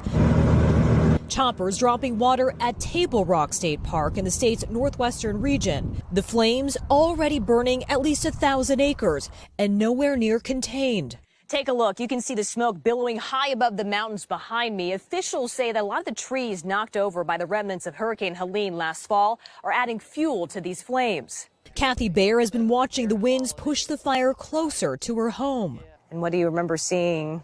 Well, the mountain was just aglow after the dark and then just continued to spread. Sheriff Tommy Blankenship says his deputy spotted the fire Friday. The cause is under investigation. When we are in these dry conditions, that even the slightest thing can be negligence. It may seem small, but it could end up impacting the entire community. Fire alerts are in place from Nebraska to North Carolina. Outside Asheville, crews are battling 3 separate fires, with mandatory evacuations issued for some residents. Meanwhile, at a state forest in southern New Jersey, the firefight continues, the flames eating through more than 2,000 acres. A weekend of wild weather, refusing to let go. And Kathy Park joins us now from near the Table Rock fire in South Carolina. And Kathy, any hope on the horizon for the firefighters where you are? So, Hallie, right now the fire is still burning with no containment, and you can still see a whole lot of smoke behind me. But fortunately, rain is in the forecast tomorrow, so crews hope to get an upper hand and finally get this fire under control. All right, let's go straight here now to WRAL news from, I think this is a North Carolina station.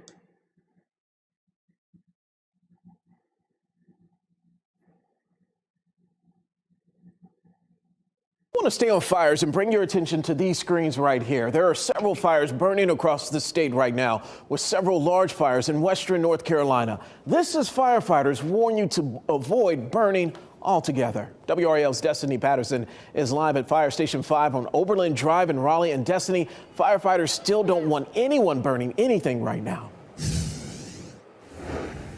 That's right, Julian. And what's interesting about this is if you've been outside today, you know it is a beautiful day. It's warm, it's dry, there's a breeze. In fact, I had to switch out my mic so that you guys would be able to hear me clearly over that wind. But all of that, officials say, is a recipe to spark a fire. And that's why they have put out all of these restrictions and limitations on burning. I want you to take a look at your screen. This is the largest wildfire over in western North Carolina, over in Polk County. That fire has burned 1,000 acres of land, and right now it's not contained at all. And I also have been able to confirm that they have been doing mandatory evacuations in that area because of that. In Wilkes County, there's a mountainside fire off of the scenic and popular old Highway 16. County EMS officials say crews are being hampered by high winds and low humidity. This is close to that Ashe County line, though. Multiple agencies are battling those flames, including area fire departments and the North Carolina Forestry Service. And now people are being asked to avoid that area to let those firefighters work out those flames. In Burke County, the fires have shut down roads and destroyed at least one building, and 5 people are now displaced because of that. That fire is about 50% contained. Luckily, no one was hurt in that fire. Now, Yeah, multiple fires raging across several states, mostly North and South Carolina right now, but also Florida. I think there's some in Georgia as well. I'm going to keep going through the footage over the last day or so. And from my understanding, firefighters, even with that rain that was predicted, have been struggling to keep up with these fires.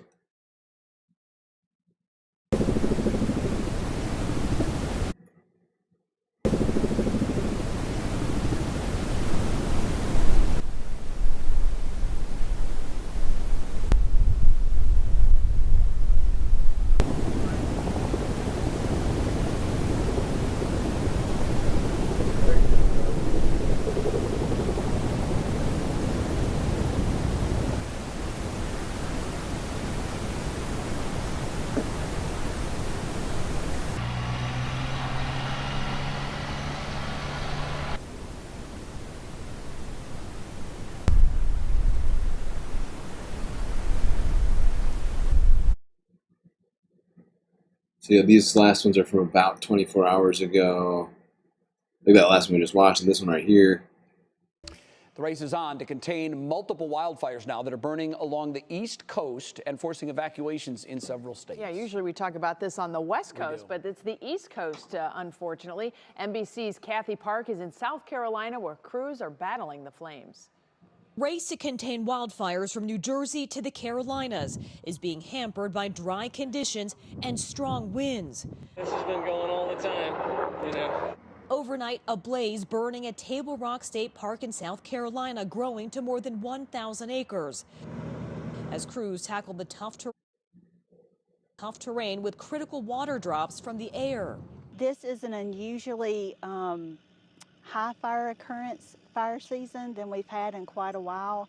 In neighboring North Carolina, 3 active wildfires are burning, triggering mandatory evacuations in the western part of the state. We called in multiple fire departments to come assist us. Officials warning residents living close to the flames to leave now or risk being trapped, even killed. Those fires hitting areas still recovering from Hurricane Helene 6 months ago. Woof. Farther up the East Coast in New Jersey, a wildfire that erupted Saturday in Wharton State Forest is now largely contained, but not before flames scorch more than 2,300 acres. And the fires aren't the only wild weather. In Mississippi, 2 possible tornadoes touching down on Sunday. This twister visible from the road in Rolling Fork. Back in South Carolina, with the wildfires not letting up, officials hope they'll get a little help from Mother Nature. Any type of moisture.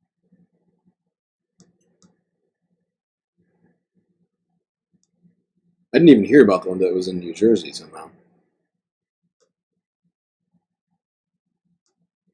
All right.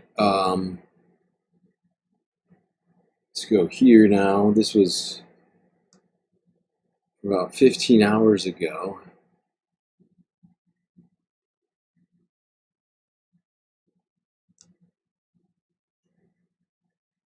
Firefighters are battling wildfires in at least 3 states. South Carolina's governor declared a state of emergency in response to a fire in Table Rock State Park in the Blue Ridge Mountains. The fire has grown to more than 1,000 acres. Steep terrain is making things more difficult for firefighters. And in North Carolina, several wildfires in Polk County, about 80 miles west of Charlotte, have burned more than 4,000 acres and forced mandatory evacuations for parts of the county. Several homes were destroyed. And in southern New Jersey, a wildfire that started Saturday in Wharton State Forest has burned more than 2,000 acres and is 80% contained. Last one. I think it's the local station, WYFF News, wildfires in the Carolinas. We are continuing to track the multiple fires that are burning in the Carolinas. In Polk County, North Carolina, there are currently 3 wildfires burning. Meanwhile, there are currently 2 fires in the upstate, one in Pickens County and another in northern Greenville County. Sky 4 is live right now over that fire in northern Greenville County, where crews are trying to bring the Persimmon Ridge wildfire under control. And officials have asked some people near the fire to be ready to go if an evacuation is needed. Wow. Our Peyton Furtado is joining us live near that fire this afternoon. And Peyton, what can you tell us? Good afternoon, Destiny. Yeah, I had my hair up a second ago. I took it down just to show you how windy things are getting here close to Table Rock State Park. If you can see behind me, there's definitely a little smoke on that ridgeway. Let's take a look at some of our Sky 4 video. This is an exclusive look over the flames as we speak. Now we're seeing some of that smoke move over through these westerly winds. That's causing these voluntary evacuations we've been talking about all morning. Conditions are so dry, so windy that the worry is these winds could push fires towards homes and businesses along Oil Camp Creek Road. That's close to the Caesars Head area. Now, in the meantime, first responders are fighting fire with fire, burning debris before it fuels the Table Rock debris and before it fuels that Table Rock fire even more on Persimmon Ridge and here on the mountain, attacking flames in hot spots by air and by land. Now, we know officials are actually getting more information in a meeting right now. We're about to get more information from them and follow some firefighters. We're going to try to speak with some homeowners closer to that Persimmon Ridge area. We'll bring you up-to-date information as it's available at 4, 5, and 6. But for now, live at Table Rock State Park, I'm Peyton Furtado, WYFF News 4. Peyton, thank you. Meanwhile, in Polk County, North Carolina, 3 wildfires have burned nearly 5,000 acres since last week. And the fires have forced several evacuations from homes as crews battle the dry and windy conditions there. Firefighters say recent rain helped slow down these flames, but they are still working to contain them. The Forest Service says there are more than 250 firefighters who have responded to help so far. However, Yeesh. Seems like the Carolinas can't really get a break here. North Carolina hit by Helene, devastated by Helene last year. Now it's on fire. Good thing we got rid of the National Forest Service, NOAA. And maybe we'll get rid of FEMA too. I don't know. I mean, they're not actually gone, but the funding's being cut. Jobs are being slashed. Basically the same result you get. All right, now let's stay in the south, go a little further south down to Florida. Talk about a different situation. Not unrelated from climate change, but not a fire. This is a biological, ecological situation relating to a different kind of tree. The citrus trees in Florida are apparently having some problems, not just getting knocked over and torn apart by hurricanes, but also by disease and by climate change. Apparently, crop yields have been plummeting for some time. So if you like orange juice, well, you might have to find something new.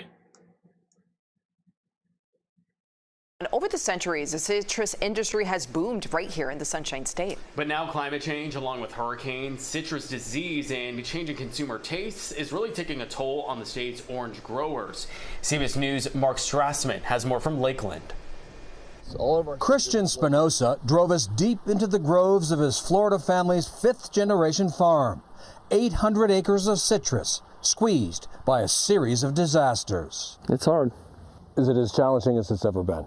For me, yes, for sure. Resilience, you gotta have it. Gotta have it. Orange juice from Florida tastes great anytime. In its juicy heyday, a glass of OJ was a staple of a healthy breakfast.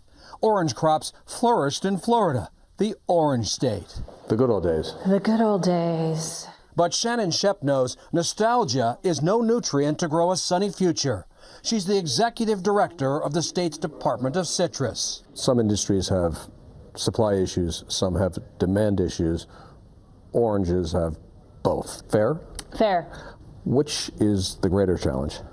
For us, right now, it is supply. There's that reality moment that hit us in about 2010 that we really did have the worst disease you could possibly have for citrus, the terminal disease.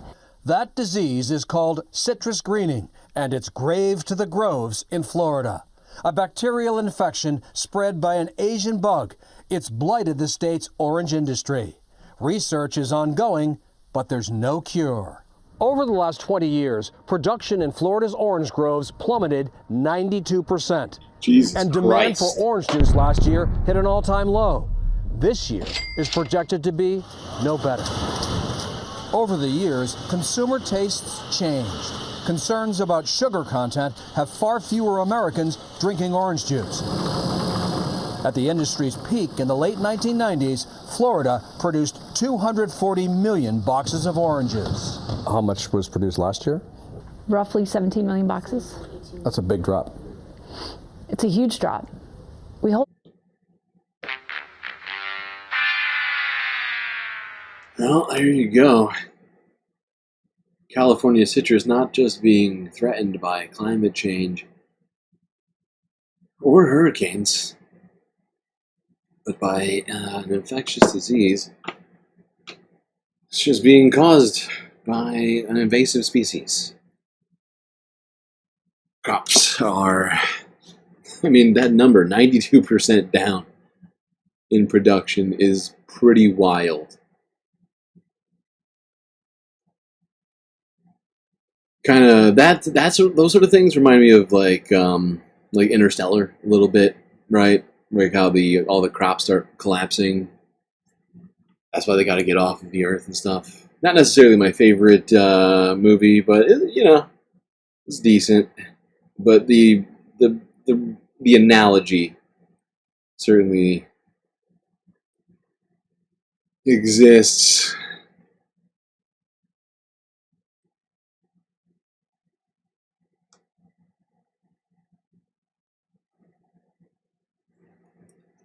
Hopefully this doesn't keep happening to different crops. Bananas also have similar problems.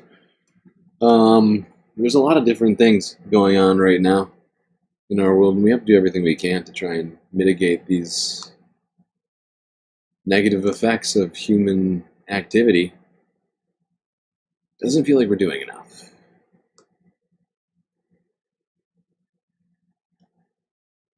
This might help, technically.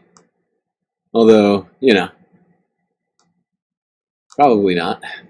Reuters from 17 hours ago. Oil gas giant Shell increased its shareholder distribution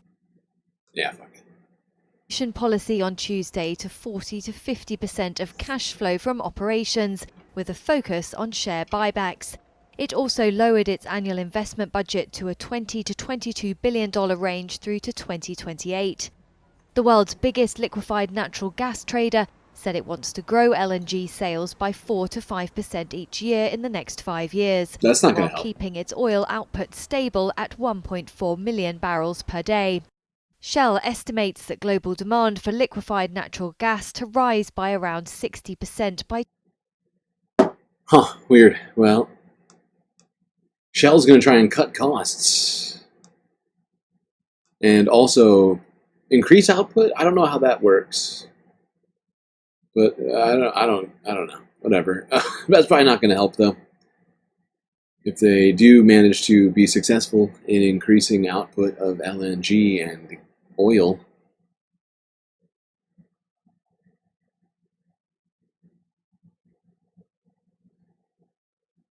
Alright, now let's go over here to BBC News from yesterday. How the world's largest underwater tunnel is being built. Fascinating. Tell me more. Tunnels sound fun.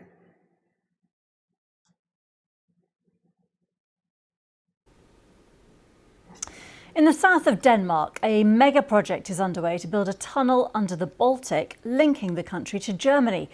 It's currently Europe's biggest construction site and the world's longest prefabricated road and rail tunnel. Costing more than €7 billion and mostly financed by Denmark, it is part of a wider EU plan to improve travel links to northern and southern Europe. Adrienne Murray paid a visit. It's on a scale that's hard to take in.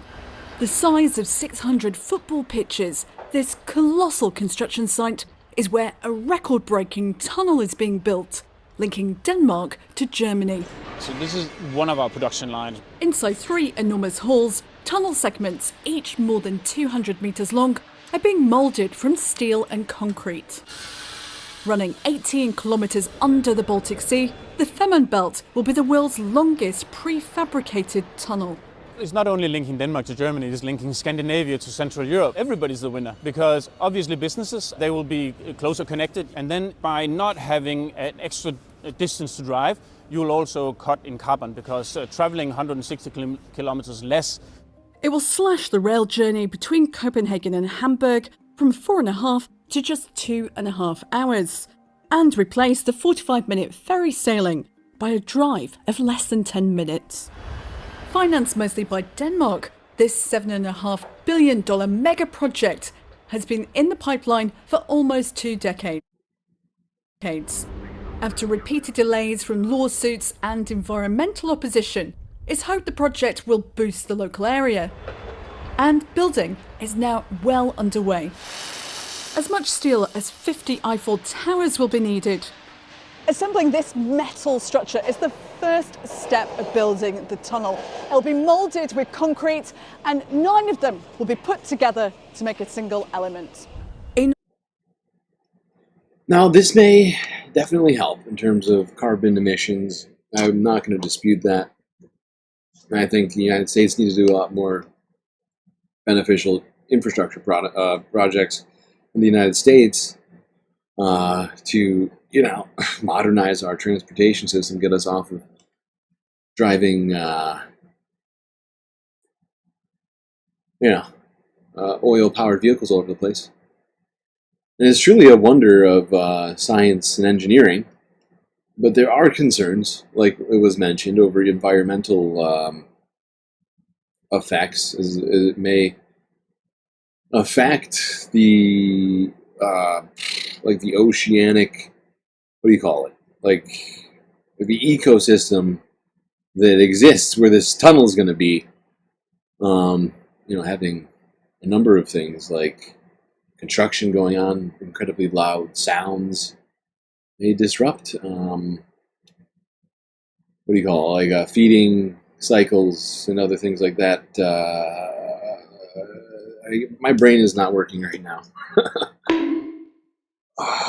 Like migration, things like that. But no doubt this will help cut down on carbon emissions once it's built.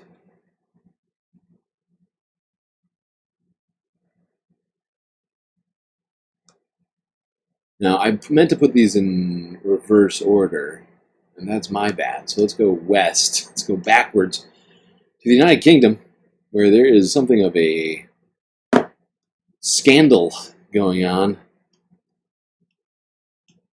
A rubbery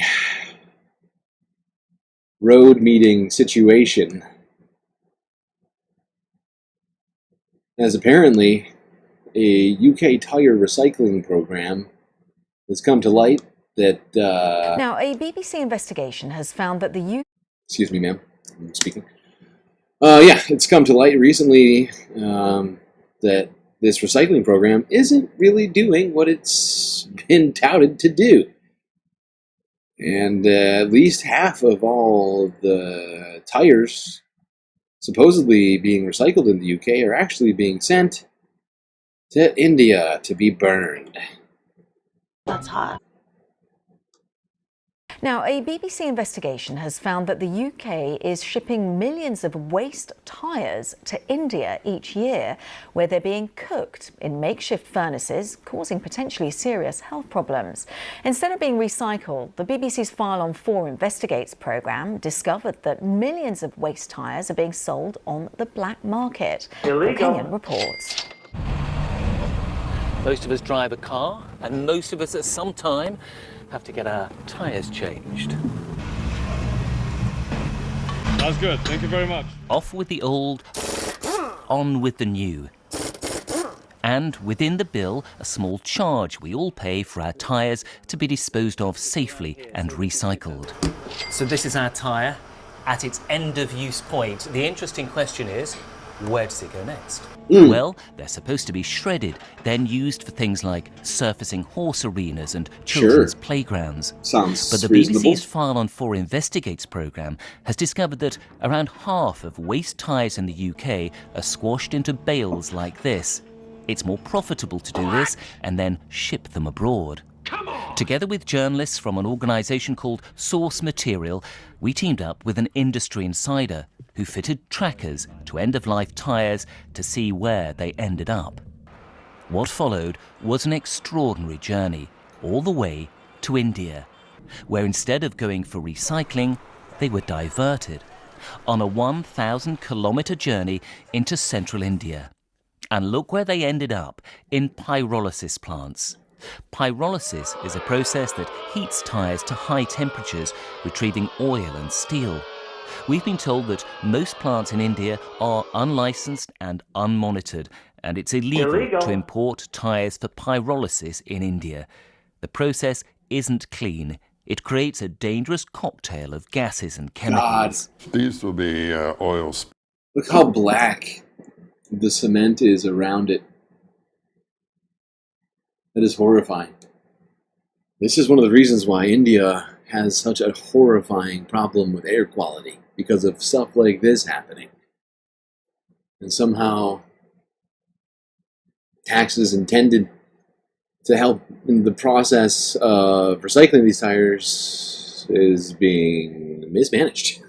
And instead, these things are being sent to India to be burned and repress people across the world. Creates a dangerous cocktail of gases and chemicals. These will be oil spills, I suspect, from the process again, or leaks even. And look, you can see here carbon dust is penetrating the roofs of some of these sheds. Even basic health and safety rules being flouted. Our tires should not be ending up in places like this. The BBC approached one of the companies. They confirmed they were processing some imported tyres, but said what they were doing wasn't dangerous or illegal. The TRA estimates that 70% of tyres exported to India from the UK and the rest of the world end up in these plants. In January, there was an explosion at a makeshift pyrolysis plant near Mumbai. 2 children who'd been living inside the plant were killed, along with 2 adults. Local authorities have since shut down 7 neighbouring pyrolysis plants. Our team returned to the site a month on to discover some facilities still operating. Pollution everywhere. Locals complained of sore throats and coughing as children played in the soot.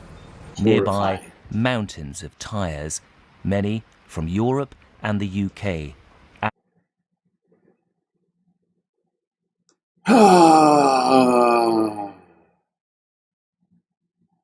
Why does the developed Western world continue to export all of its suffering? The fact is, I feel like the Western world has sort of maxed out on exporting suffering. My God. Something must be done about this situation. All right, let's go to Korea. We've been talking about these wildfires which are going on in the southeast of the country. This is global news from yesterday.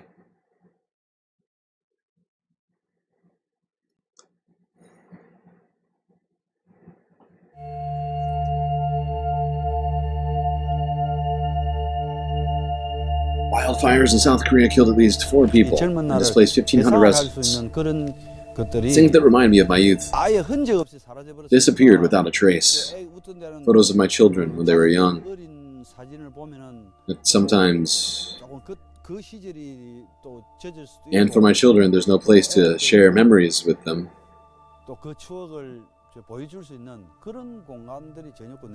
lost my memory of youth. My house was completely burned down.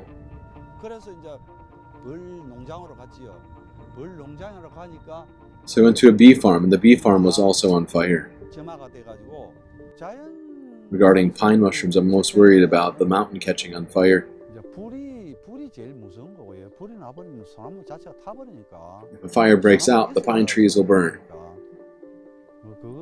It's hard to expect to have pine mushrooms grow without pine trees in the future. Since I'm already over 60, it's almost impossible to grow pine mushrooms in my generation. That's painful. The biggest priority is to quickly come up with measures to support and allow disaster recovery as soon as possible.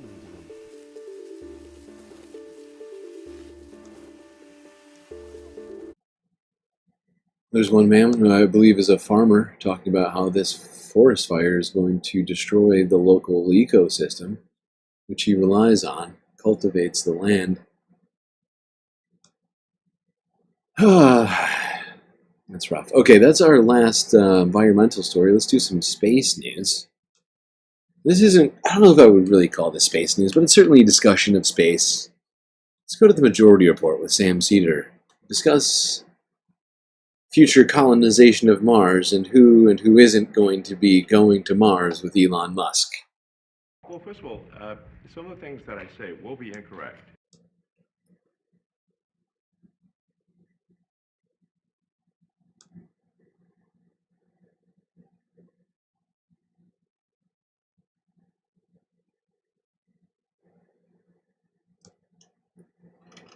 You know, we're in post-Gregorian Rubin clips are interesting. He really is on the move here.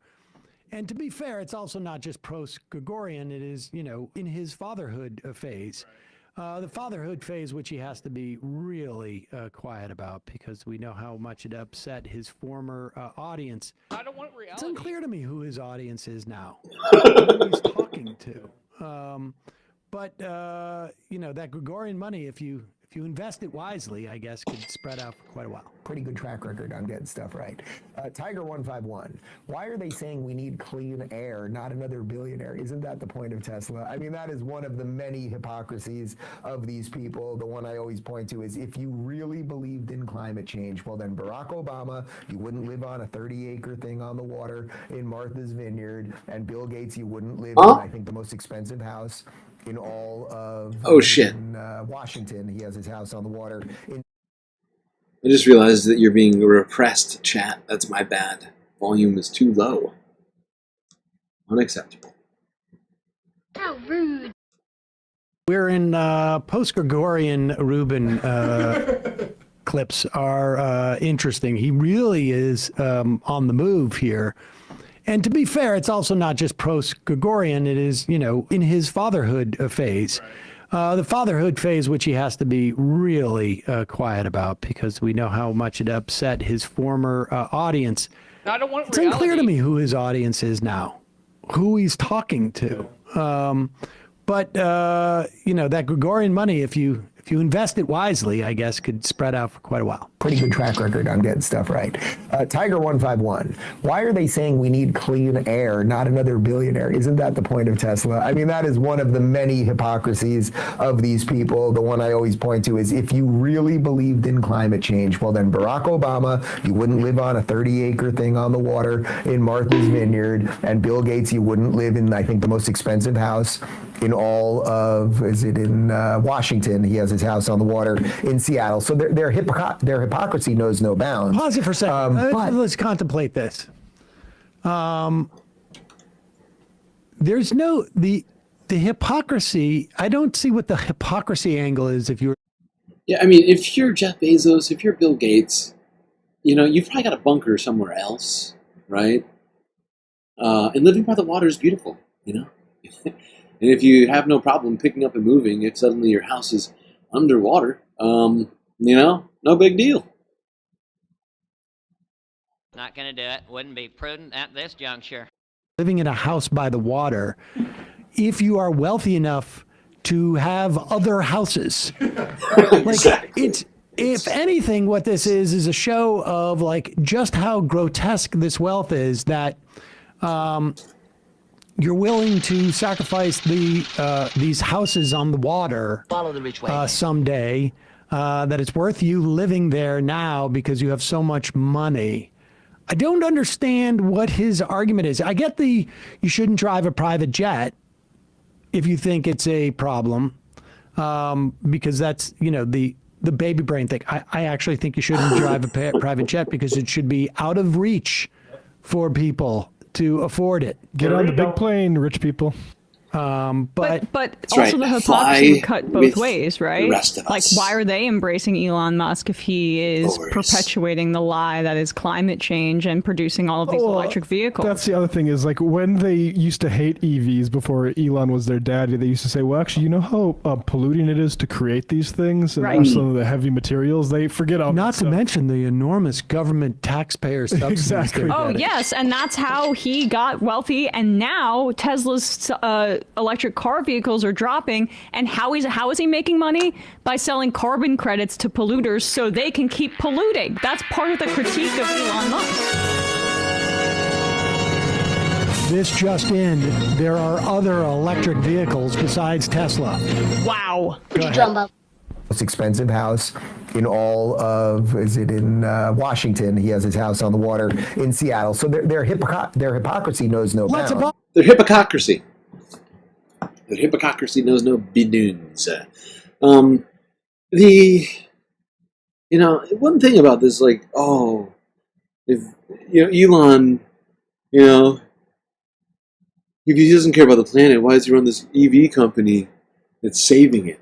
No, I'd point out that if Elon really wanted to save the planet, he'd lower the price on these vehicles. He would take no profits from it, right? If this is some sort of benevolent sort of philanthropic endeavor for him, he wouldn't be charging like 3-4 times as much than the base model BYD model, right? Which costs about, I think, what is it, $14,000 or $15,000 to buy the cheapest BYD, whereas the cheapest Tesla costs like $40,000 new, I think, or more. You know, if he was so concerned about the environment and the planet, maybe, you know, he would just make the company would just stop taking profits. It would just put it back into new solar projects or something like that. You know, I don't know. Billionaires. Agreed. Let's abolish billionaires. Go ahead. If you really believed in any of that, if you're just the foot soldier, not even one of the rich elitists who can figure it out when all hell breaks loose, but if you're just one of the foot soldiers and you really believed, if AOC, when she said it 6 years ago that we got 12 years to live, if she believed it, then she would never be going after the guy who's trying to get us off Earth. On top of doing... Wait, what? I thought he was going to go just for the low-hanging fruit of the guy selling.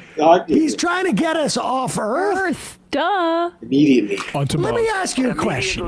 Do you think Elon Musk is trying to get us off Earth, or do you think Elon Musk is trying to get him off Earth? And wouldn't it undercut the sincerity of the electric vehicles trying to save the planet thing if his whole motivation is screw the planet anyway, I'm going to Mars? I am going to a smaller planet. I have a backup plan. Backup planet. Backup planet. Plan A. I kind of like Tesla's Earth, you know, Paris. Got multiple plans. It's going to be great. Nadia Yvette Chambers with the super chat. Thank you, Nadia. The Wienersmiths have done interviews re A City on Mars with Adam Conover. Interesting. Fraser Kane, New Scientist and more for more anti-Musk Mars stuff. Well, maybe we'll have to dip our toes into that sometime soon. I've always loved Adam Conover. Not for today. Another day. I'm going to write it down. Thank you for the hint on that one. Mars. Human history. It's kind of nice to see like the stuff that civilization has grown up around. Going to a planet in Mars that's much smaller than Earth with no water. I don't know. I kind of think maybe. No, I think they should try it. Honestly, Dave Rubin is so convinced of Elon Musk's genius, and I think all of the wealthiest conservatives should be on the front lines of going to Mars and living there, and for Neuralink. Just try it. It might make you a genius, and then you can be like the guy in Limitless and make all this money on the stock market. They should be the first guys in line. That's a great point. Okay. Us to figure it out. And was talking sense. But if you're just one of the foot soldiers and you really believed, if AOC, when she said it 6 years ago that we got 12 years to live, if she believed it, then she would never be going after the guy who's trying to get us off Earth. On top of doing cars with renewable energy and less fossil fuels and all of those things, the guy who's trying to get us there, go watch Interstellar. When the shit hits the go watch it. We're gonna have to get some ships up there, and we're gonna have to find some better places to live. And you guys hate the very people who are doing the work to do that. I'm starting to think you. I'm just going to point this out to anybody who's unclear on this. Interstellar, not a documentary. Just going to clue you in on this, in case you didn't know. Believe the shit that you're spewing.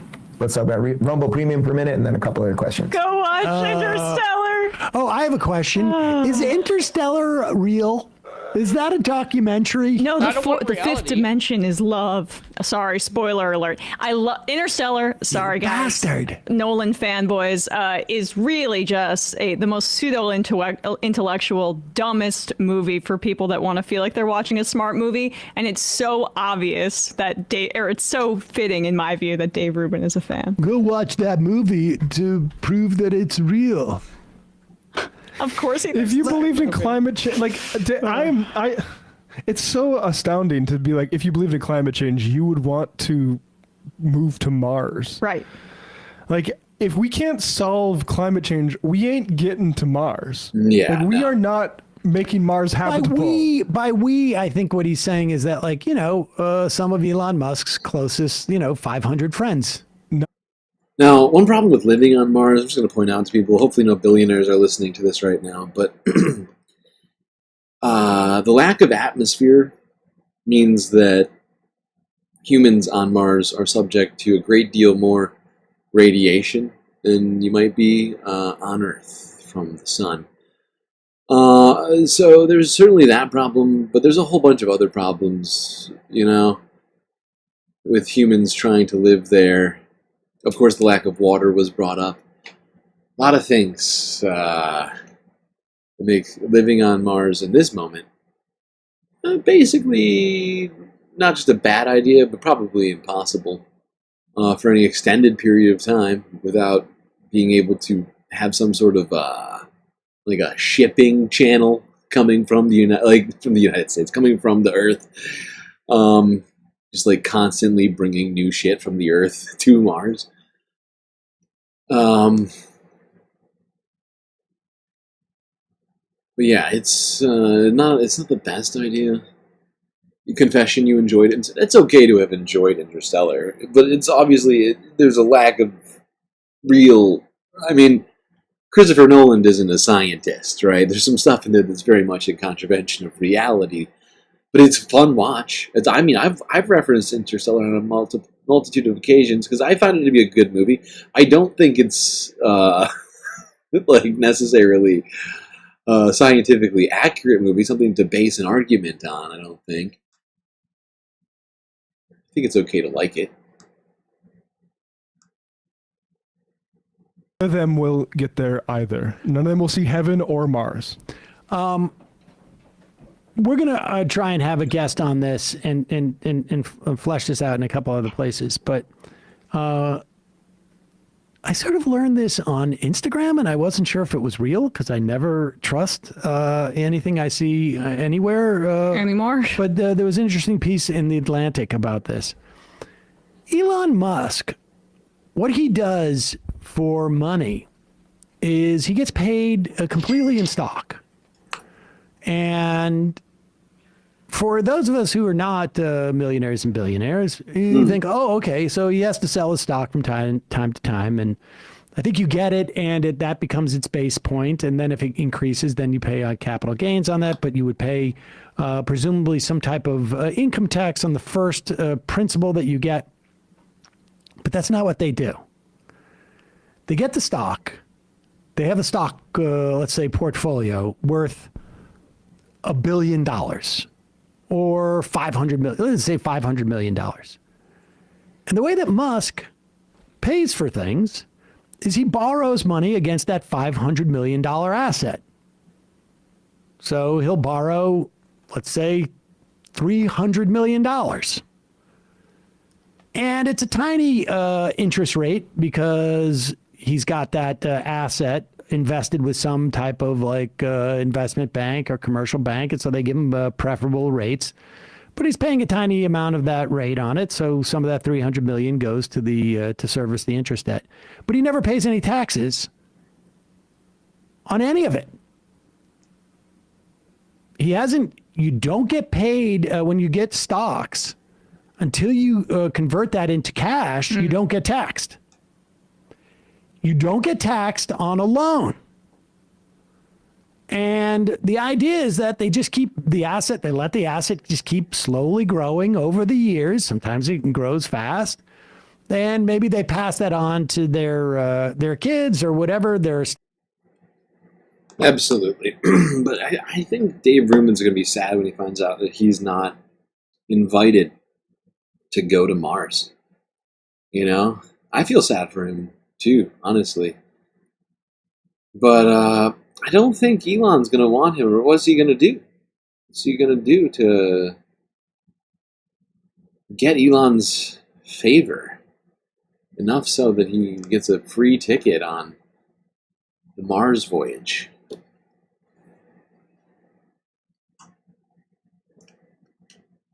Okay.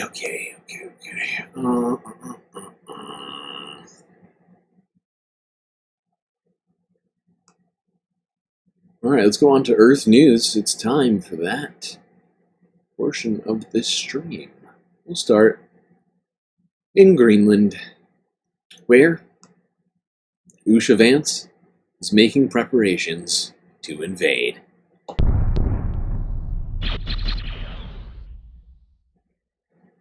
Associated Press from yesterday.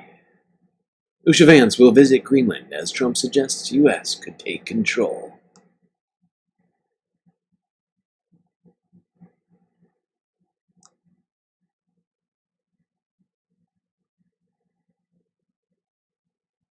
Second Lady Usha Vance is going on a controversial trip to Greenland later this week. She's going at a time when President Trump says he wants to acquire Greenland from Denmark. This has caused a lot of agitation with a NATO ally, with Greenland. What is this Pepto-Bismol covered or colored jacket here? This kid's got her thumb deep in her mouth. I mean, she's about ready to just get the whole hand in there. I mean, fuck it. Looks like she's already been eating parts of her fingers over here, too.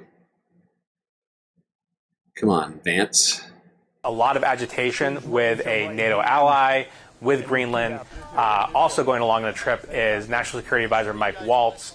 A lot of people see this as furthering the Trump administration's goals of acquiring Greenland, something that Greenland has said it does not want to have happen.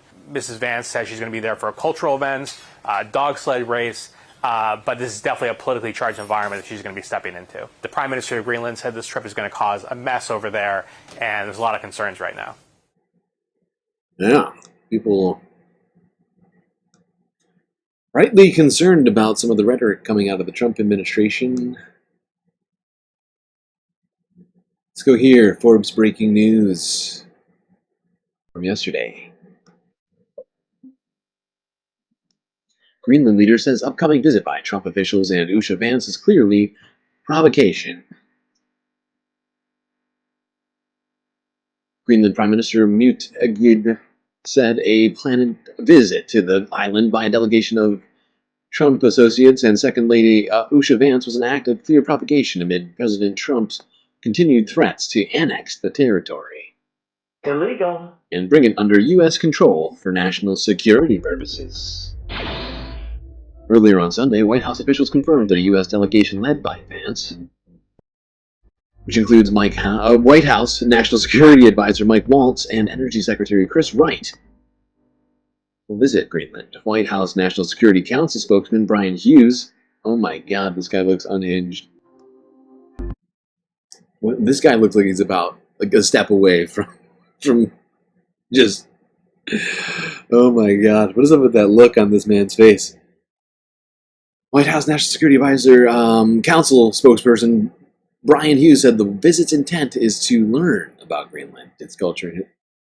You want to learn about it? I mean, Wikipedia exists. I mean, what are you talking about? Learn about it? You're gonna learn. What are you gonna learn exactly? It's an opportunity to build on partnerships that respects Greenland's self-determination. In an interview with the Greenlandic news outlet Sermitsiak, Agid said there was no way the trip could be chalked up as a harmless visit from a politician's wife.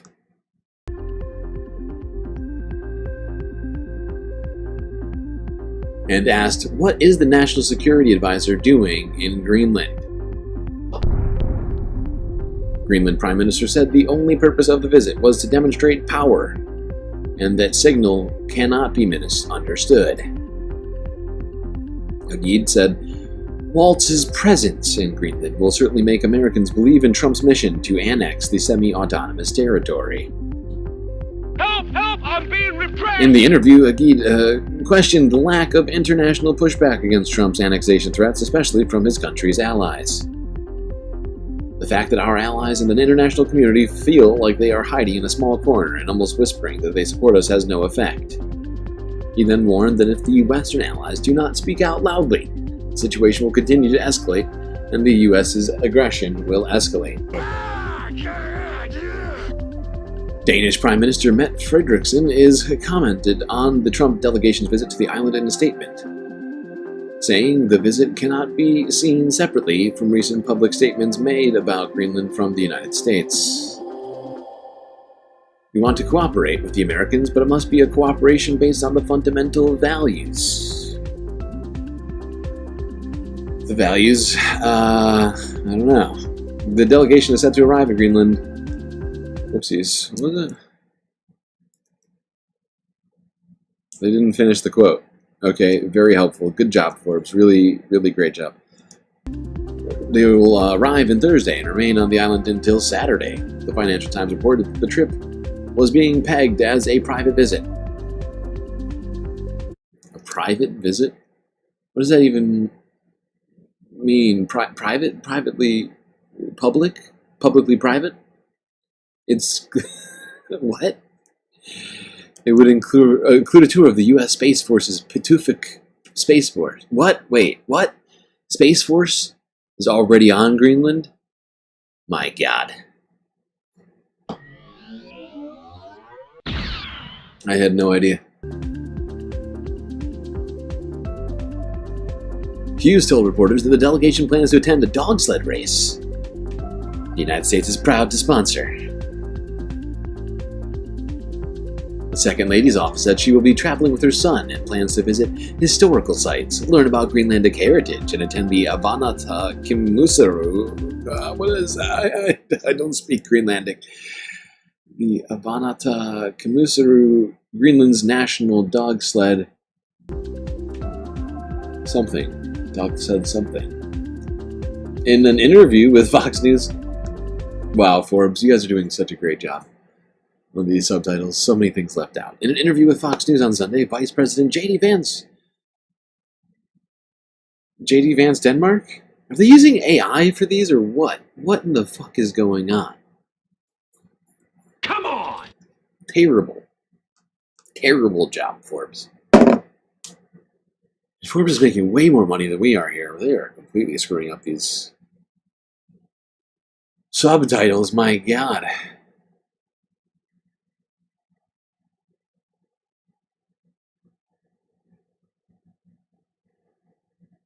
Alright, global news from a day ago on this same topic.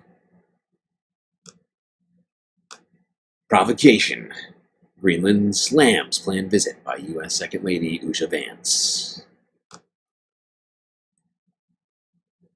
And let's turn to that because the Prime Minister of Greenland has condemned a planned visit to the island by the wife of the US Vice President and senior US politicians as, quote, a provocation. It comes after the Second Lady, Usha Vance, said she'd be travelling to the... I just realized I'm not using this as much as I should be. Donald Trump spent a lot of quality time with my wife. Autonomous Danish territory with a delegation to visit historic sites and attend the annual dog sled race. The White House National Security Advisor Mike Waltz will also be on the trip and visit a US military base. President Trump has made the US annexation of Greenland a major talking point. Well, let's head to Washington and our North America correspondent Nomia Iqbal. And Nomia, I read out the quotes there from the Premier of Greenland, the Danish Foreign Minister, just in the last 10 minutes, has described this visit as inappropriate. In terms of the White House, what are they saying about the nature of this visit? Well, first of all, the Second Lady, Usha Vance, even though it's a private visit, a private event, she's going with her son, she announced it on her official social media account. So it seems quite contradictory in that sense. I mean, she's not travelling with a press pool or anything like that. It is a private visit. In terms of the White House, let me just read to you what they have said. And this actually came from the National Security, the NSC spokesman, Brian Hughes, and he said that the US has a vested security interest in the Arctic region, and it should not be a surprise the National Security Advisor and the Secretary of Energy are visiting a US space base to get first-hand briefings from our service members on the ground. But you know, I think the view is that I gotta watch that again. She almost went down just now. Emmanuel Macron. Getting a little too enthusiastic there with his wife. I think it's Brigitte. Oh my God, he almost pulled her over. National Security Advisor and the Secretary of Energy are visiting a US space base to get first-hand briefings from our service members. Maybe it wasn't the pull. Might not have been so stable on those stilettos right there. On the ground. You know, I think the view is that Donald Trump is sending Usha Vance, who is someone that has taken a very much backseat to the administration. She is pretty quiet. She's low profile. She is seen as somewhat of a charm offensive to go to Greenland, a country he wants to try and govern. Just to remind, you know, it's long been in Donald Trump's sights. He talked about Greenland in his first administration, trying to acquire the territory from Denmark, but it's only recently that he started to become much more serious about the endeavour, and the fact that the Second Lady is going, and the fact that Mike Waltz is reportedly going, suggests that he is incredibly serious about it. Yes, and when you listen to the president in this administration, he has talked about taking over Greenland and saying that he's ruling nothing out, economic or military means. Meanwhile, the vice president did an interview with Fox saying that Denmark isn't being a good ally. Denmark is being a nasty ally, trying to keep their territory when we want it. It's very rude. How rude. They would even think that we don't deserve Greenland more than they do. It's absolutely wrong, terrible, and nasty. Very nasty, that Greenland. Denmark, whatever it's called. Should be ours. Okay. Here is Donald Trump responding to questions about this Usha Vance visit.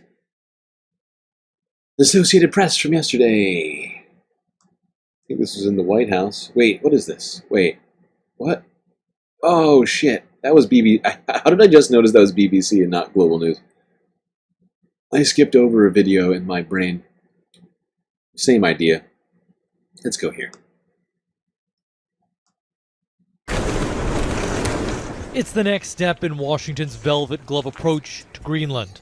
This week, Second Lady Usha Vance, National Security Advisor Mike Waltz, and Energy Secretary Chris Wright will visit the territory top of the president's mind. Greenland's going to be something that maybe is in our future. Donald Trump has made annexation comments regarding the semi-autonomous territory and tied its importance to Arctic security as well as its natural resources. This is friendliness, not provocation. We're dealing with a lot of people from Greenland that would like to see something happen with respect to their being properly protected and properly taken care of. Earlier this year, Donald Trump Jr. visited the island, as the White House says these visits present an opportunity to build on partnerships that respects Greenland's self-determination. Greenland's out. I was kind of hoping that that was going to be it. I don't know if you were on the same page as I was. I was like, this just seems like one of these Donald Trump victory laps in the wake of the win. And then he kept talking about it. And now he's sending Usha Vance there. And I feel like he's taking this way too seriously. This is the kind of shit. It's definitely going to create even more tensions geopolitically. Just horrifying. The Prime Minister is calling the visit a provocation and noted the caretaker leader would not meet with American officials. Vi vil ikke være danskere. Vi vil ikke være amerikanere. In January, he stated, "We don't want to be Danes, we don't want to be Americans, we want to be Greenlandic." And of course, it is the Greenlandic people who decide their future. This month's election will see the pro-business Democrats take control of the territory as it begins a slow transition towards independence from Denmark. The party leader called for political unity, but added that this visit during coalition talks once again shows a lack of respect for the Greenlandic people. How rude. Yes, indeed. Very rude. But Donald Trump had something to say here at the White House. Let's try this one more time. Take two. I made a huge, tiny mistake. About this visit. A different way of characterizing Greenland is confused about the Second Lady and the National Security Advisor visiting this week. They're concerned that this is further provocation of whatever it is you ultimately want for Greenland. Could you? Yeah, well, not provocation. This is friendliness, not provocation. We're friendliness. Dealing with a lot of people from Greenland that would like to see something happen with respect to their being properly protected and properly taken care of. If they're calling us, we're not calling them. They're calling us, we're not calling them, even though the leader of Greenland is saying this is a provocation. Who's calling then? The one Trump supporter in Greenland? What the fuck? It's not provocation, it's friendliness. It's extreme, radical friendliness, where we are insisting on taking their land by force, by money, whatever it takes, by will. If they want to be friends, we can be friends. You know, this is just extremely friendly in a very radical way. All right, let's see what the Prime Minister of Denmark had to say about that. Here she is, 19 hours ago.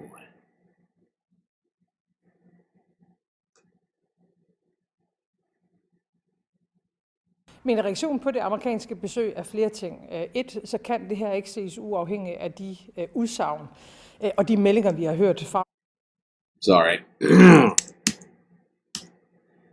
Subtitles. Take two. My reaction to the American visits is several things. Firstly, this cannot be seen independently of the statements and reports we have heard from the American side. Here from the beginning of January until now. Secondly, this is clearly not a visit that is about Greenland's needs or what Greenland wants from visits from the outside right now. And therefore, I have to say that it is an unacceptable pressure that is being put on both Greenland and Denmark. And it is also a pressure. It's also a pressure that we will resist. You can't say that they are private visits with official representatives from another country. a visit to Greenland where the acting Greenlandic government has very clearly said they do not want to visit right now because there is no government, so that type of official meeting cannot be held. I've said several times since the 7th of January that I and we take this situation very seriously. President Trump is serious, and he is serious. He wants Greenland. Therefore, it cannot be seen independently of anything else. No matter how we twist it, there is a completely unacceptable pressure on both Greenland, the Greenlandic politicians, and the Greenlandic population, but it is also on Denmark, and thus the entire kingdom. Here we go. Greenland's Prime Minister saying this is unacceptable, what Donald Trump is trying to do in Greenland. Okay, I really need food super bad. So I'm going to take an early break here. Sorry if this is inconvenient to anybody, but it will be inconvenient to all, including me, if I pass out and die in the middle of the stream, as I have not eaten yet today. Something that supposedly people need to do to live. So, short space intermission. We'll be right back. Talking the Middle East, Turkey, and a number of other things. So, let's do that. And before we do that, though, of course, we are still trying to crowdfund funds for a new Galactic audio interface device so that we can get quality audio like we have grown so accustomed to. As of right now, I'm having some real issues, and it's not just the audio quality, it's also the fact that I can no longer affect my headphone volume without affecting your volume, which means I'm going deaf day by day, and that's not good. That's no good for me, and hopefully you don't want me to go deaf either. So, if you find that to be of importance, please do consider sending funds places where I'll be able to get them immediately and ameliorate the situation, places like Cash App, PayPal, and Patreon. But of course, there's other places where you can contribute to the Galactic News Network.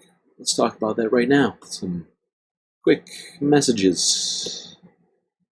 Space variety.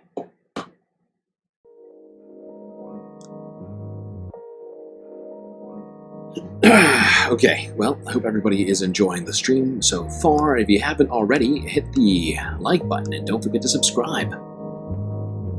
Both very important. Maybe equally important, hitting the bell icon so you get the latest in Galactic content. While you're doing all that, do also consider contributing to the Galactic News Network, as we are completely funded by viewers such as yourself. So many great ways for you to show your support. Of course, YouTube, Super Chats, Super Stickers, memberships. The more members we get, the more space emotes that we get for YouTube chatters. Of course, we got Twitch, the bits, the subs, the on-screen celebrations, Cash App and PayPal if you'd like to avoid giving either of those aforementioned platforms their cut and would prefer your dollars be used all for Galactic bills and things. But of course, the best way to get the most space benefits for your Earth dollars is to become a Patreon member. That's right, Galactic patrons get access to a myriad of space benefits while also paying a low price of $3 a month. So make your choice. Alright chat, enjoy the short space break, grab yourselves a drink, maybe a snack, and I will be right back.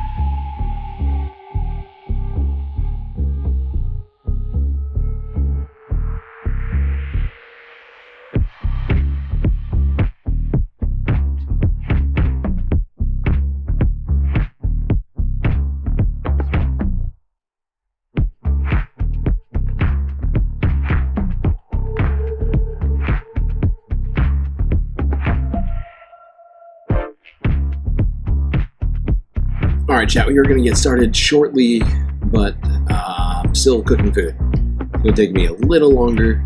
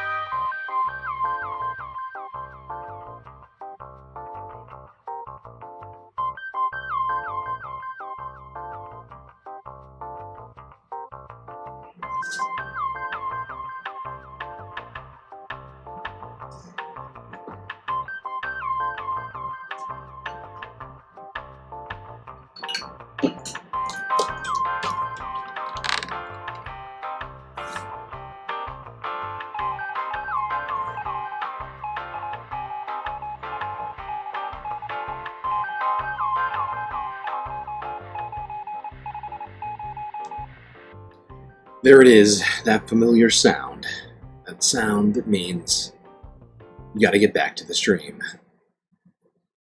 South Korea is on fire. It's true, Mitty, it is on fire. We were just talking about that. Alright. We were just talking about Greenland and the Danes. Now let's talk about the Dutch. Go to the Netherlands and see what one group of Dutch Christians have been doing.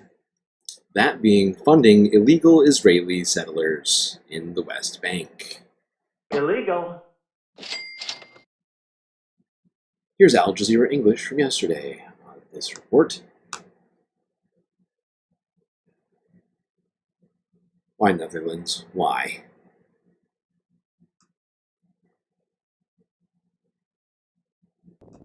A new illegal neighborhood built in the illegal settlement of Revava in the occupied West Bank, paid for by Christians for Israel, a Dutch Zionist organization that in 2023 generated more than $10 million in donations. Investigative platform Investigo has found that evangelical groups who believe in a literal interpretation of the Bible are playing an important role in the Netherlands in financing dozens of illegal settlements. Soon after October 7, 2023, this security post was paid for by an emergency fund set up by Christians for Israel. Heartland Israel, founded by Israeli lawyer and army reservist Nati Rom, has offices in the Netherlands and the US. Rom told undercover Investigo journalists posing as sponsors that it could even arrange weapons purchases for illegal settlers. He explained to us when we did that it's possible to subsidize pistols for these settlers. And one of the things that his Dutch companion said was important is that in the bank transfer you put a very neutral description. So you don't say this is money for guns or for security equipment. Yeah. Illegal. Jesus, I mean, I'm not going to blame all Dutch people for this one, of course. This is a specific group of Dutch Zionists that are obsessed with this particular issue, but I just find it horrifying that anybody who feels it necessary to go out of their way to fund Israeli settlers from the West Bank, considering how much money they're already getting from the United States and how much support they already get from the Israeli government. They don't need your guns. I don't know why do you need to do this? Israel, but it's just for support of the foundation or for flowers. We are training now a lot of new soldiers. After October 7, Nati Rom posted this video. Christians for Israel has since halted its donations to Nati Rom after being confronted with Investigo's findings. The organization declined our request to comment, and Nati Rom denies he told Investigo he offered to buy guns. In 2024, the International Court of Justice issued an advisory opinion that settlements across the West Bank and East Jerusalem are illegal under international law, and the more than 700,000 people illegally living in them should be removed. It's shocking that Dutch taxpayers are sending money to illegal settlements.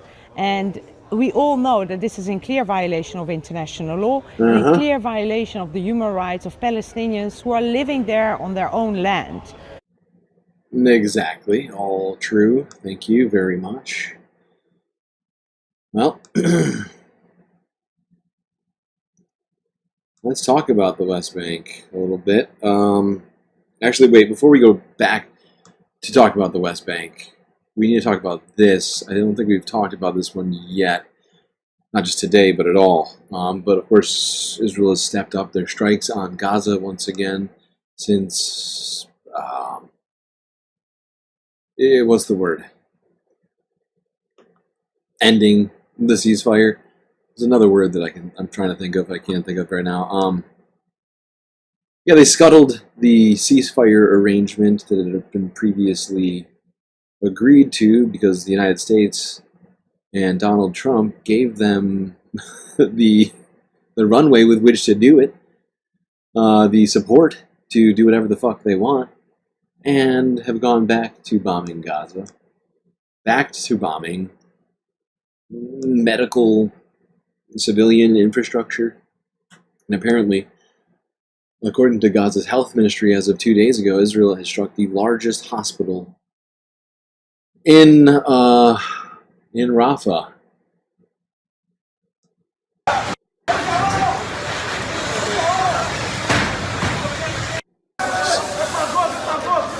Sorry, this is in Khan Yunis. I don't know why I said. I said Rafah, didn't I? Nadia. It's a spell to end the world and summon Jesus. Do you need a cow for this spell? Or like a bat ear, bat wing?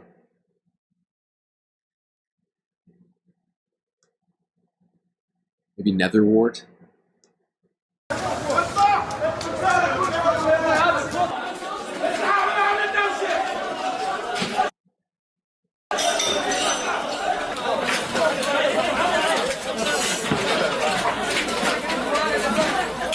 مخترقة بالكامل يحاول رجال الدفاع المدني إطفاء النيران كما نشاهد في مسلسل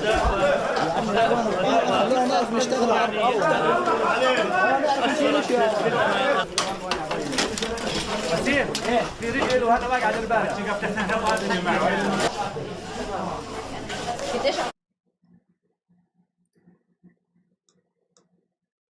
Here we go. Oh, by the way, I can't remember if I said thank you, but thank you for the super chat, Nadia. I went straight to reading it. But yes, thank you. Do you have like is it like a word, like a chant that you have to do for this spell? Or do you need like a wand?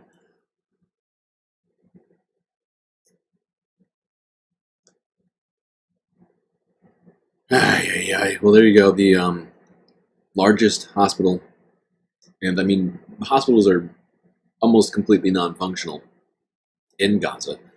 Every time they get a little aid, they try and turn it back on. Every time they get enough power to run the facility, they try and do what they can. And yet, Israel continues to illegally bomb them. Illegal. Whoops, what did I just do?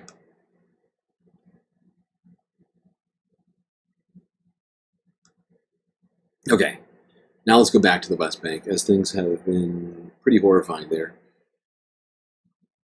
There's been multiple Israeli settler attacks on Palestinians in the West Bank over the last 24 hours. Let's start with this one, which was caught on video. Guardian News from yesterday.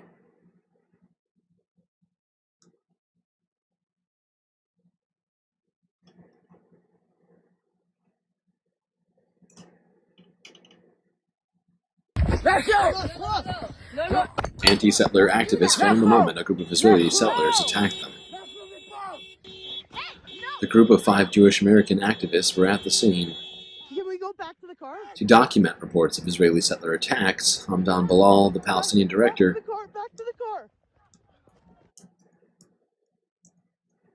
of the Oscar-winning documentary No Other Land.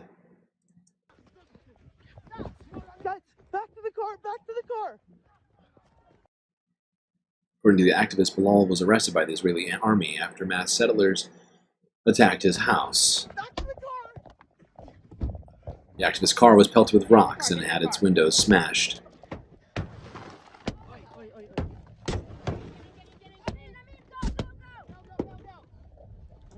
It is not clear why Bilal was detained, and the Israeli army has not yet commented on the incident.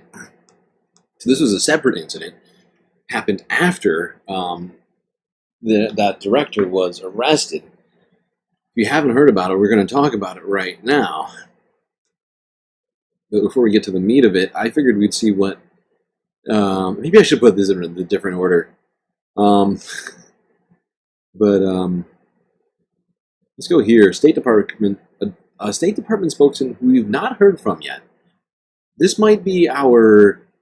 oh God, what was his name?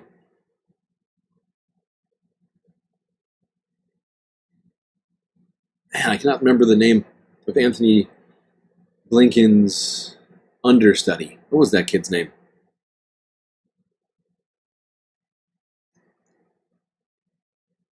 No, this might be his replacement. State Department spokesman asked about award-winning, Oscar-winning Palestinian director beaten by settlers. I'm sure she's got a great response for this. sure the United States government's going to do everything it can to put an end to this kind of thing.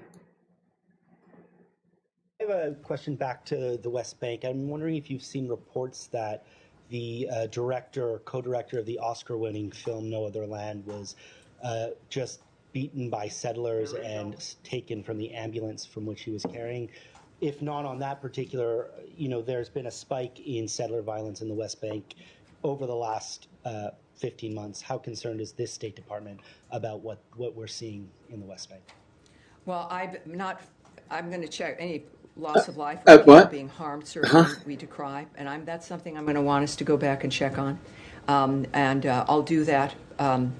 But obviously, how concerned are we about violence? By settler violence against Palestinians. When it comes to the issue of violence, I think this State Department, this administration, and as I've been working here, and certainly as an American in general, it's obvious, without my going through a soliloquy again, that we care very much about that and want it to end. So not specifically, she really tried to obfuscate the shit out of that answer there. But when asked about attacks by settlers on Palestinians, Tammy Bruce, the new sort of number 2 spokesman for the State Department, said, we really care about ending violence, just generally speaking. That was a rough answer from Tammy, not gonna lie. Where did Tammy come from? I forget. I don't feel like we did a lot of research on Tammy. I feel like I know her from somewhere. I cannot remember where. But let's get into this whole situation a bit, huh? What do you say? Tammy cares about it a lot, supposedly. Not just this, but just generally. Wouldn't want to say that you care about a Palestinian.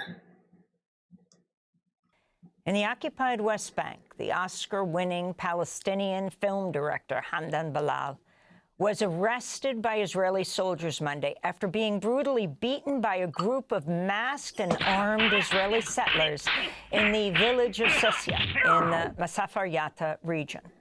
The attack came just 3 weeks after Bilal and his 3 co-directors won an Oscar for Best Documentary for their film No Other Land. The film follows the struggles of Palestinians in Masafar Yatta to stay on their land amidst home demolitions by Israeli military and violent attacks by Israeli settlers aimed at expelling them. One of Bilal's co-directors, journalist Bassel Adra, said settlers entered their village and started the assault shortly after residents broke their daily Ramadan fast. The Israeli journalist Yuval Abraham, who is one of the other co-directors of No Other Land, wrote on social media, quote, "They beat him and he has injuries in his head and stomach, bleeding. Soldiers invaded the ambulance he called and took him. No sign of him since," Yuval wrote. We're joined now by 2 guests in the village of Susya in the occupied West Bank. Anna Lippman is with us, a Jewish-American peace activist from the Center for Jewish Nonviolence. She witnessed the settler attack on Monday. Also with us, Bassel Adra. He co-directed the Oscar-winning film No Other Land. The film is based on his years of documenting Israeli efforts to evict Palestinians living in his community of Masafar Yatta, south of Hebron. Illegal. Anna, let's begin with you. You were in the area of the attack. Can you explain exactly what you saw? Hi, thanks so much for having me. Yeah, so we were called, myself and several other activists, by members of the village of Susya that an attack was occurring next to the elementary school. We drove over from a neighboring village. It took us about 15 minutes to get there. As we arrived at the base of the house that the attack occurred at, we saw soldiers, sirens, all sorts of things at the top of the hill. Myself and 2 other activists exited the car, and we were immediately ambushed by mass settlers with stones and sticks yelling at us. One of the activists was punched in the face and punched in the neck. Another was pushed and hit with a stick. They began throwing rocks at us, and we ran back to the car. They continued to throw rocks. They broke the windshield. They broke the back windshield. They broke several of the windows. And it actually wasn't until Basil and several others ran over and begged the army that was standing there to intervene that the settlers actually stopped. So as this was occurring the entire time, the army was watching but did nothing. And we weren't even able to get to Hamdan at the top of the hill because the army, who was refusing to help us, was also not allowing us to move from the location. The settlers were masked, Anna? Yes, they were. There was about 15 or so masked young settlers who just converged upon us in our car. The IDF issued a statement about the incident saying IDF and Israeli police forces arrived to disperse the confrontation. At this point, several terrorists began hurling rocks at the security forces. The forces apprehended 3 Palestinians suspected of hurling rocks, as well as an Israeli civilian involved in the violent confrontation. The detainees were taken for further questioning by the Israeli police, Anna. Yes, I mean, that's certainly what the Israeli authorities have said. We know from what's happening in Gaza that they love to say lots of things. When we arrived... I mean, beyond all that, imagine being arrested for throwing a rock in your own country. You know, Israel is occupying West Bank and Gaza. Palestinians should be able to throw whatever rocks they want. Palestinians had already been attacked. As Basil said, this was happening at iftar when everyone was sitting down for their meal to break the fast of not having eaten all day. Hamdan was begging for his life while being injured. And, you know, the double standard is so strong here in the West Bank that Palestinians know if they were to touch a stone in front of the army, that could mean their life or the rest of their life in prison. So the very thought of any of the Palestinians doing this, to me, is laughable. And it's such a double standard because we literally have video proof of the settlers harming not only us, but the Palestinians. The settlers who claimed that Hamdan and others were throwing stones, they have no proof, they have no evidence. They simply told the army this, and that was enough for the army. The police... Two systems of laws.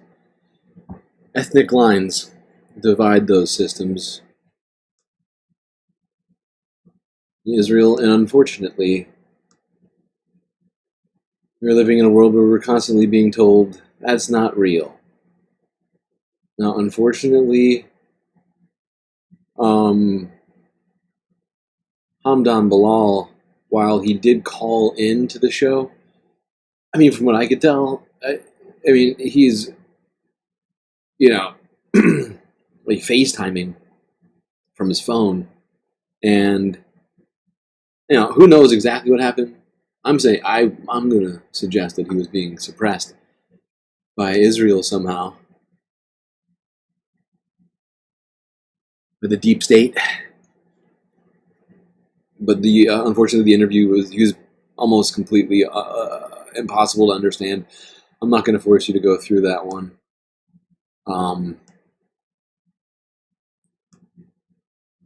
But it's pretty horrible that this guy... Actually, it wasn't Hamdan who called in, I'm sorry. It was one of the other people who worked on this film. I can't remember his name now. Son of a bitch.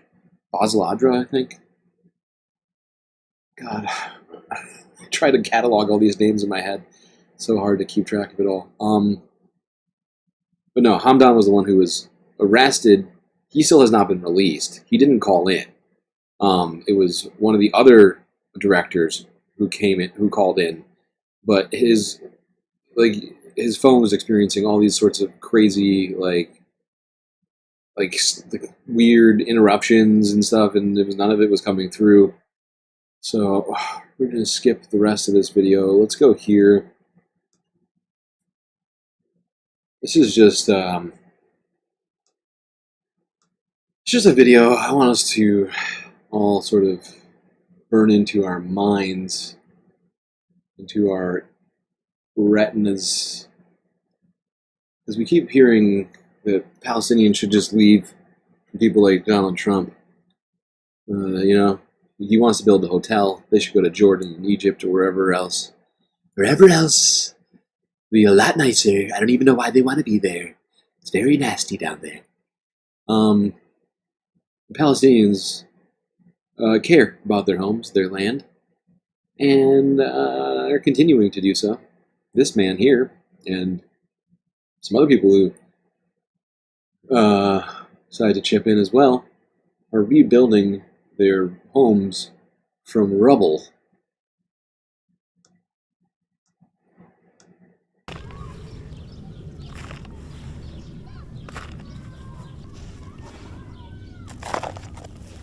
Yeah, he's making cement out of dirt. Making, you know, mortar with which to put between these blocks that he's picked up off of the ground, as you can see. Doing quite an incredible job, if you ask me, on building this house. Considering he has nothing but his body to build it with, it seems like. Whatever rubble and other trash he found, a bucket at least, and an axe. I don't think that's really the best tool for this job, but hey, that's what he's got.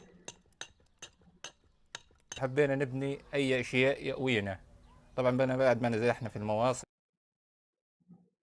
I don't have subtitles for this, I'm sorry. نبني بالطين. Just as you can see, people like this man are not only leaving, they're rebuilding already. Even if he has no tools or new supplies, he'll rebuild the structure that used to be there. البيوت لا تصلح للسكن، لا يوجد لا أمان لا من أمطار.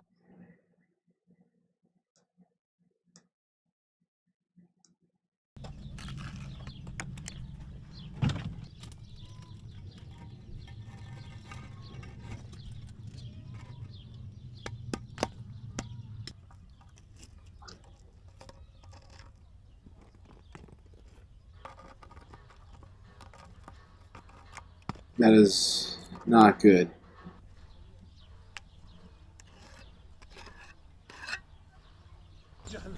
It's not looking very stable, not gonna lie.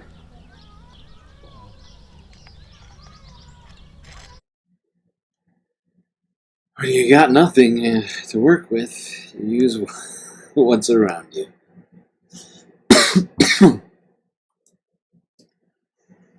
I think it's a slightly optimistic story. We watched it on Sunday.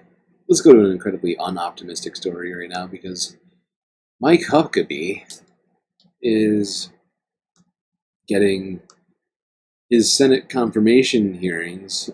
He's going to be the new... What is it? Is he going to... Wait. Hold on.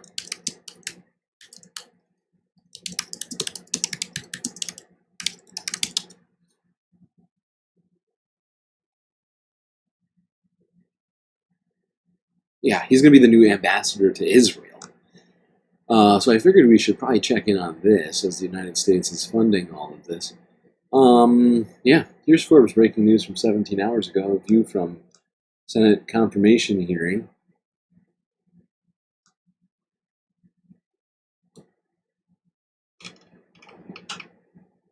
Senator, I appreciate the question. I think the president's made it very clear that it is... Senator, I appreciate the question. I think the president's made it very clear that it is... All right. Suspend.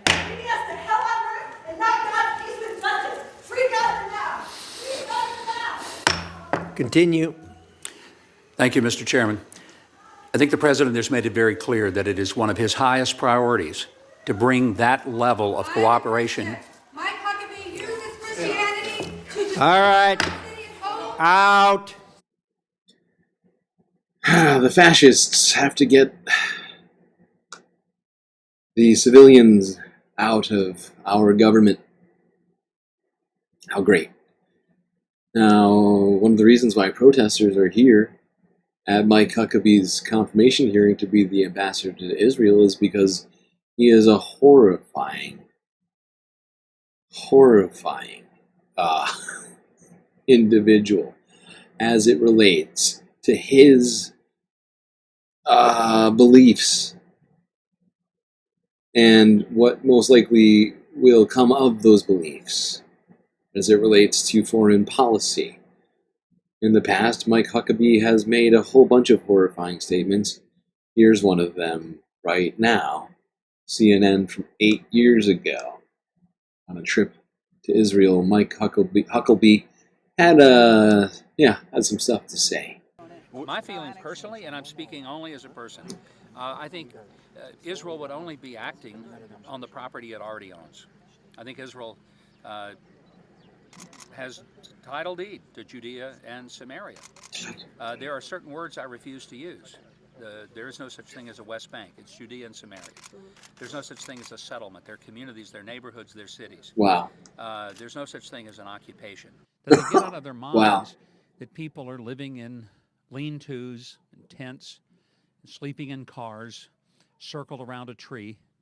They're living in very well-designed and beautiful cities and communities. Can't wait to get back. I'm going to take an extra hat. I'm going to get it to President-elect Trump. Build Israel great again. Who knows? We may see him wear this out there in one of his rallies somewhere. I don't know. Can't promise that. I can only promise he will get a copy of the hat. Thank you very much. Wow, some really horrifying statements there from old Mike Huckabee. Doesn't think that there is an occupation because Israel is entitled to all this based upon the Bible. Because there is no West Bank, there's only Judea and Samaria.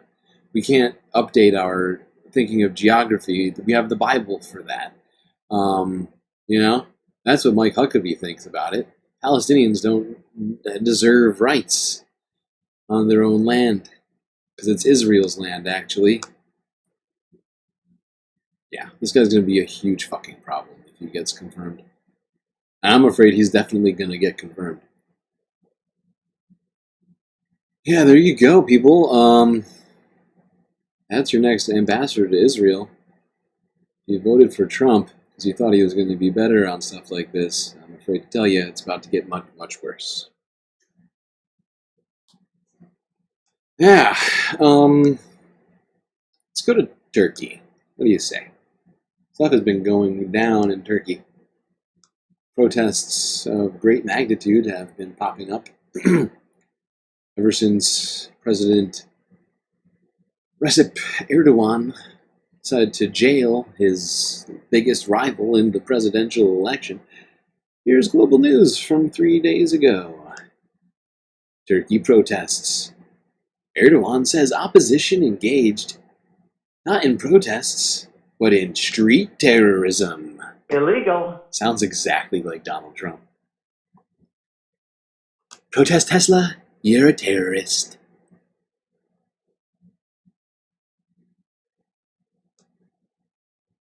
Go web go. Hundreds of people have been arrested in Turkey following violent clashes between protesters and security forces. The country's interior ministry says more than 300 protesters have been detained in over a dozen cities. Tens of thousands of people have taken to the streets since Wednesday, protesting the arrest of Istanbul's mayor who faces corruption and terrorism charges.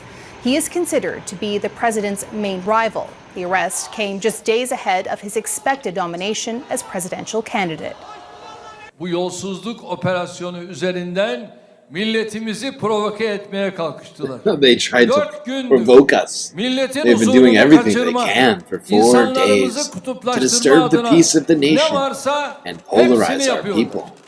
They seem pretty polarized already. From insulting anyone they encounter to attacking our police officers who are only doing their jobs.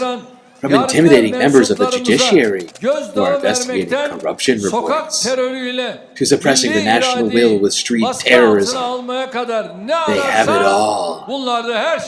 Oh. İstanbul valisine sesleniyorum. Bu akşam I'm calling out the governor of Istanbul. İstanbul'da bir This evening, history will be written here in Istanbul. karşısında durmayın. Do not stand against this. You cannot stand against this. You must all be together for Mayor Ekrem İmamoğlu, for our 393 friends who were detained. However, we cannot be wrong when we are right. Haklıyken haksız çıkamayız. Karşınızdaki polise, I'm saying this for the group here. grup için söylüyorum. If you throw fireworks to the police officer in front of you, I cannot defend this. Biz bu akşam Saraçhane'ye sahip çıkmaya. There you go. Look at them. We got paintball guns and everything. Hundreds and hundreds and hundreds of police officers taking to the streets to suppress protesters, arrest protesters. Now that number's gone up since they first brought that. I think it's up to like almost 1,000 people have been detained for attending these protests, regardless of whether or not they actually did anything wrong. Let's go here to Al Jazeera. This was, I think, the same night, if I recall correctly.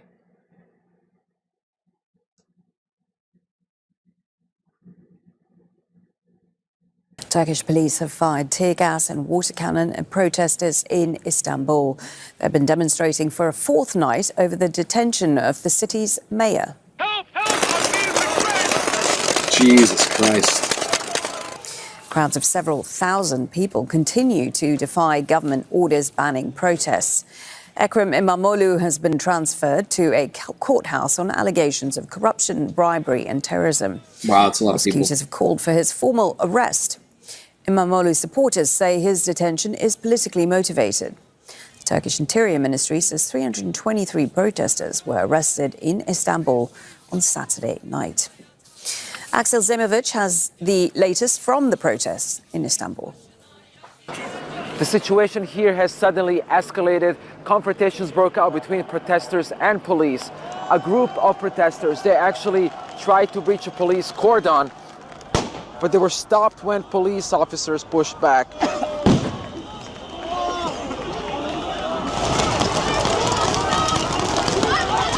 And police now, they're firing tear gas into the crowd.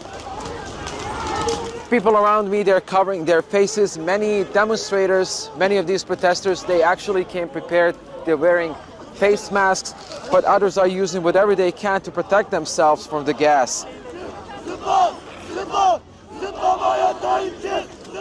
Paramedics are now tending to people affected by the tear gas. They're being pushed back and more tear gas canisters are fired. Despite all of this, a core group of demonstrators are still here, and they say they will come back to the streets in the coming days. Axel Zemovic, Al Jazeera, Istanbul.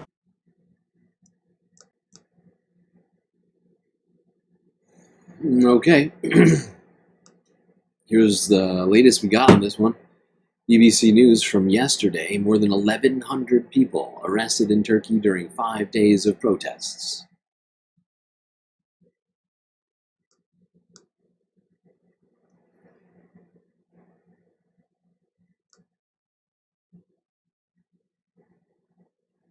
To Turkey now, where the Interior Ministry says more than 1,100 people have been detained after days of protests over the arrest and detention of the mayor of Istanbul. 10 journalists and a number of left-wing politicians have also been arrested today in early morning raids. On Sunday, police again clashed with protesters as hundreds of thousands of people defied a ban on gatherings to support the mayor, who's been formally charged with corruption. Demonstrations in Ankara and Izmir were also broken up with tear gas, water cannon and pepper spray. Ekrem İmamoğlu has been described his imprisonment as a political execution without trial. He's widely seen as the candidate most likely to defeat President Erdogan in a general election. The AFP news agency is also reporting that Turkey's opposition party has confirmed they are putting him forward as their candidate in upcoming presidential elections. Well, let's speak to our correspondent Mark Lewin, who is in Istanbul. And Mark, this is an extraordinary standoff, and we've just seen these arrest figures. We know journalists have been detained too. Just bring us up to date. Yeah, there's a growing clampdown by the government, Geeta, but also a growing street protest movement by people who believe that Ekrem İmamoğlu's arrest on charges of bribery and corruption is completely politically motivated. He was detained just 4 days before he was due to be formally selected as the candidate for the opposition CHP party for presidential elections to contest against President Erdogan. And polls show he is the only man who could unseat President Erdogan after almost 2 decades in power. He was stripped of his university degree last week, which would potentially disqualify him from standing because having a degree is a prerequisite to be president in this country. Then he was detained, and then yesterday, Sunday, he was formally arrested on charges of bribery and corruption and held in pre-trial detention. And the response from to all of that is a growing street movement in this country, the likes of which we've not seen for over a decade. This is becoming a rallying cry against what critics say is President Erdogan's growing authoritarianism, arrest of all opposition, the fact that 90% of the media in this country is pretty much under the thumb of President Erdogan. The economy has kind of fallen off a cliff over the last few years, and there is a lot of anger against President Erdogan. And what we're seeing now in this clampdown and arrest of journalists and opposition figures is that the president is not afraid to crack down even harder. Yeah. Well, he's grown accustomed to being in power over the last 22 years, however long it's been, and doesn't want to give it up. Illegal. All right, this is the last on all this. This is just a live stream that went up.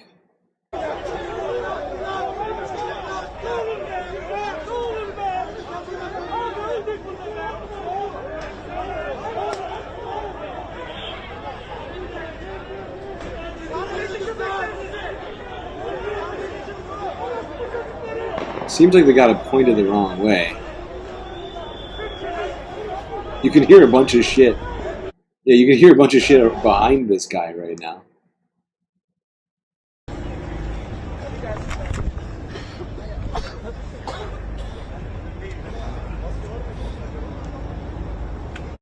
I love how this camera turned away for what was clearly some kind of horrifying crackdown by the police. People screaming. Bunch of loud fucking noises.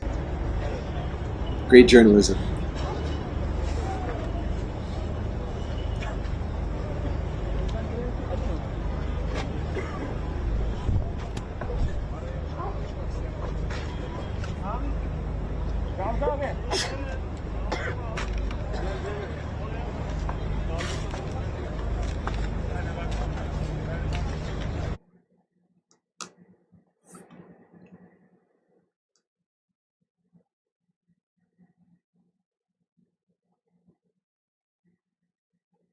I thought they caught a certain moment in this protest, but I don't see it in here.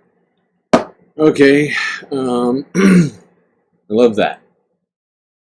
They didn't get the thing that they made the thumbnail of. I was assuming that they had. Apparently not. Okay. Now, let's go back to talking about Sudan. As if you recall, on Sunday we talked about how the Sudanese army had retaken Khartoum from the RSF in recent days. With all this going on, people are continuing to live without basic necessities. Sort of France 24 English from 2 days ago.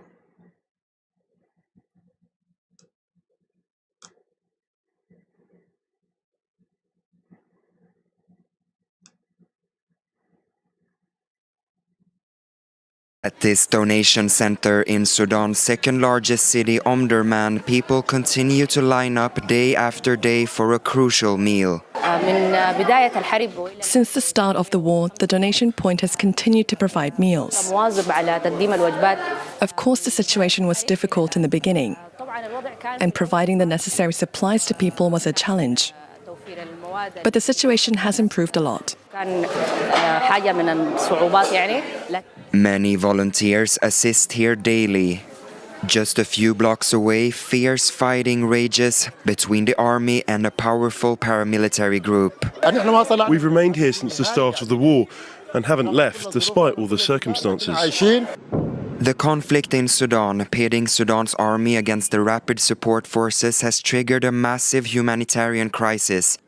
The UN reports that over 2/3 of the population now need healthcare, food or other emergency aid. UNICEF says 3.3 million children are at risk of severe malnutrition.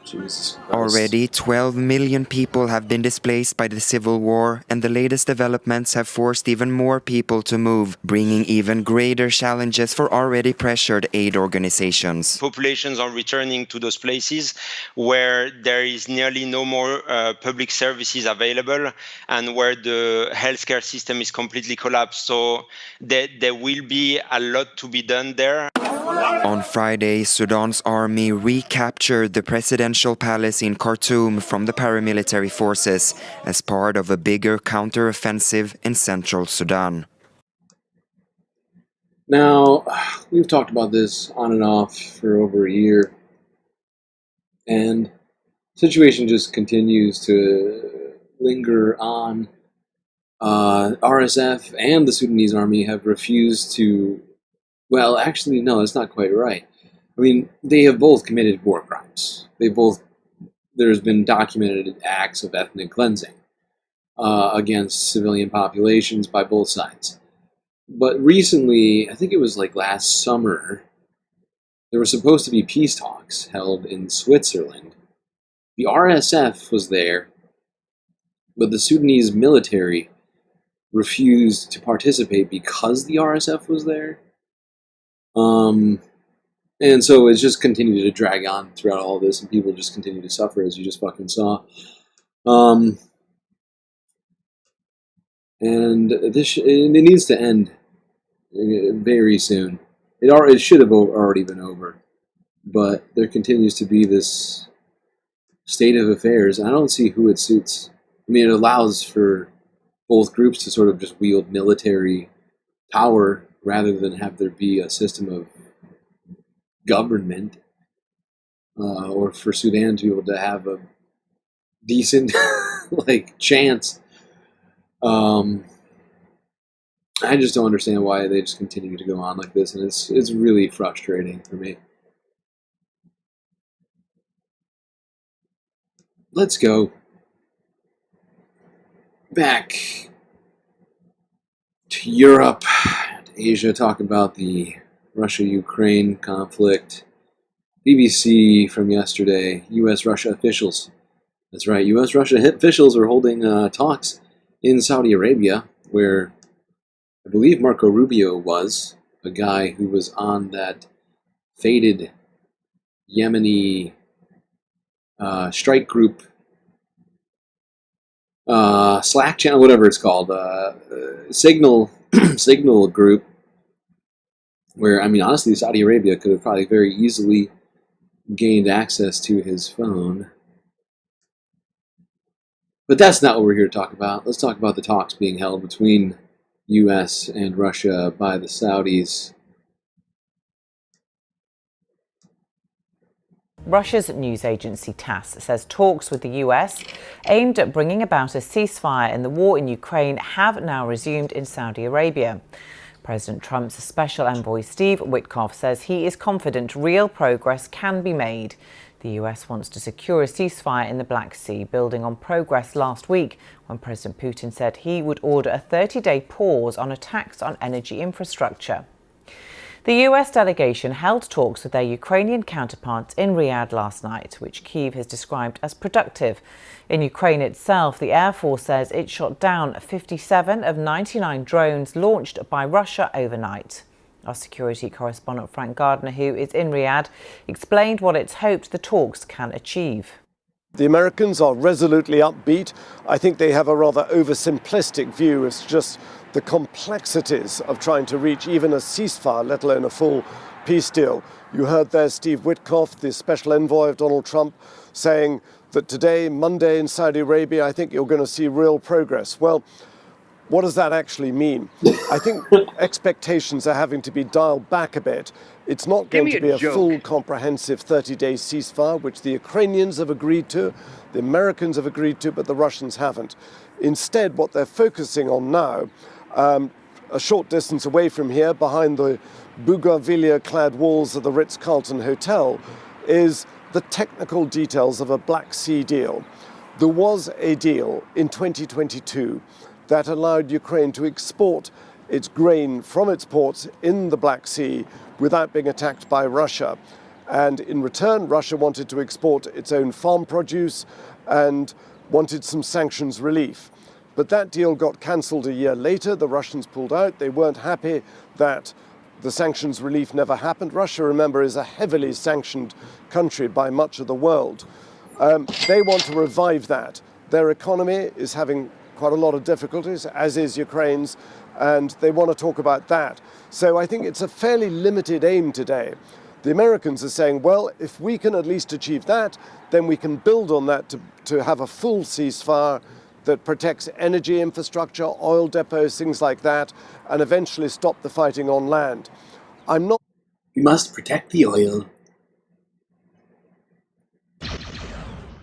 Any great appetite for stopping the fighting on the land from Moscow, because they are slowly winning there, very slowly, incrementally, pushing the Ukrainians back.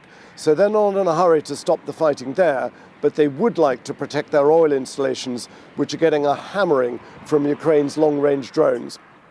And there does seem to still be a huge gulf in demands between what Ukraine is willing to accept when it comes to a ceasefire and what Russia is willing to accept. Is there any sense that Russia is moving on its demands at all? Not that I can see, no. Yeah. Russia's been much easier to deal with than Ukraine. Actually, Ukraine's been very nasty and disrespectful. Russia's been great. What's that? Oh, they don't want to agree to the ceasefire or any of the terms laid out? No.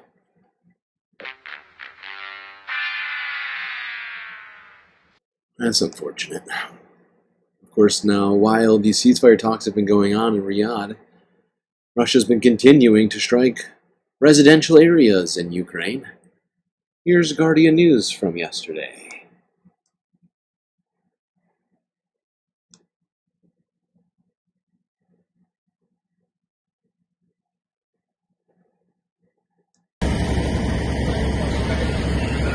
A Russian airstrike on a residential area in the Sumy region killed at least 60... Wait, killed? Wait, did I read that wrong? Injured at least 65 people. A school was damaged and 14 children were hurt, according to officials. The enemy carried out a rocket strike in the center of the city. Several high-rise buildings and a school were damaged. Children were inside the protected building. At the moment, they are being evacuated. All of them are safe and sound.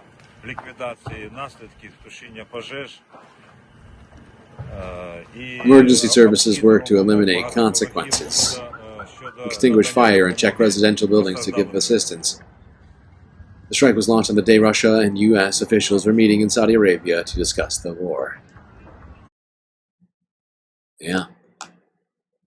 Russia loves keeping... I mean, I thought Donald Trump said that Russia doesn't even want this war. They didn't even want the war. If they don't want the war, why the hell are they still striking Ukraine in the middle of ceasefire talks? Anybody got an answer for that one? I don't. The only answer I can come up with is they do want the war, actually. Let's hear what this Kremlin official had to say. little earlier on Tuesday about these talks. This is the last on Russia. You're getting close to the end of the stream already, people. Already. 8.5 hours in. We move our attention overseas now, and we are expecting the US and Russia to release a joint statement this morning following talks in Saudi Arabia yesterday aimed at securing a maritime ceasefire in the Black Sea. Now, speaking to Russian state media earlier, a member of Moscow's delegation said the talks had been challenging but useful, and said discussions would continue with involvement from the UN and other countries. Meanwhile, in Ukraine, the fighting rages on. Overnight, Kyiv says Russia launched 139 attack drones and a ballistic missile, injuring at least 2 people. More on all of this, we're joined now by CBS News foreign correspondent Remi Inocencio in our London bureau. Remi, good morning to you. What more can you tell us about these talks in Saudi Arabia, and when might we hear about potential consensus on this? Yeah, Errol, good morning there. No signs of that statement yet, so there is some anxiety about the reasons there. But through CBS News' own reporting, sources said that it would land at 4 a.m. Eastern time. It is just over 3 hours from that original time that we were told. While we wait, we have gotten a few lines out from the Kremlin spokesperson in Moscow, though, perhaps trying to set some kind of expectation. One line is that the outcomes of the meeting have been sent to their capitals, their respective capitals, and are now, quote unquote, being analyzed. And this is from Dmitry Peskov. He says that they talked about technical talks, about details, and that those definitely won't be made public. He also said, though, that they can talk about the understandings, quote unquote, later. So, Errol, as we can see, not much meat there, but the Kremlin weighing in, perhaps kicking the can down the road, perhaps trying to buy time so Moscow can come up with plans following these talks. Now, at the heart of all this, though, Moscow wants to restore the Black Sea grain deal, and that was struck back in the summer of 2022, so we're coming up on about 3 years now. It allowed for millions of tons of Ukrainian grain to cross through the Black Sea, through Turkey, the Strait of Bosporus, and then into the rest of the world. It also allowed for Russian food and fertilizer to get to markets, minimizing the hit from sanctions that we know the West has piled on. All this, though, now without being attacked by the other side. But Russia pulled out of the deal in 2023, saying that it wasn't seeing the benefits. So we wait for that joint statement now. During talks yesterday, a White House source said that it was going extremely well, and an announcement, a positive one, was expected. Everything's going extremely well. That's great. Great to hear. Thanks, CBS. All right, let's go talk about a few different stories in Asia. Guardian News from yesterday in Mumbai. A comedy club was ransacked and attacked by a group of very angry right-wing Hindu nationalists over an apparent controversial joke. Help! Help! I'm being repressed!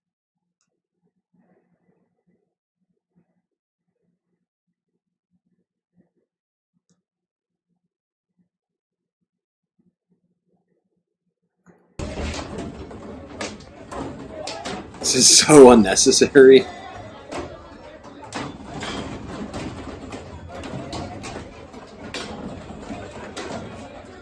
These guys suck at hitting things with chairs.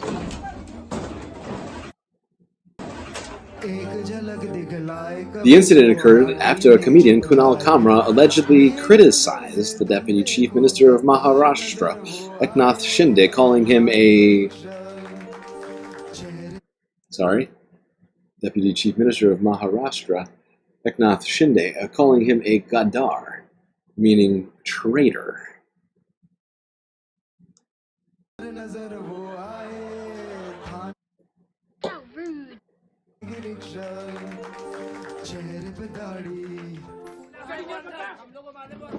Men wearing Shiv Sena scarves were filmed interrupting a show on the night the club was ransacked.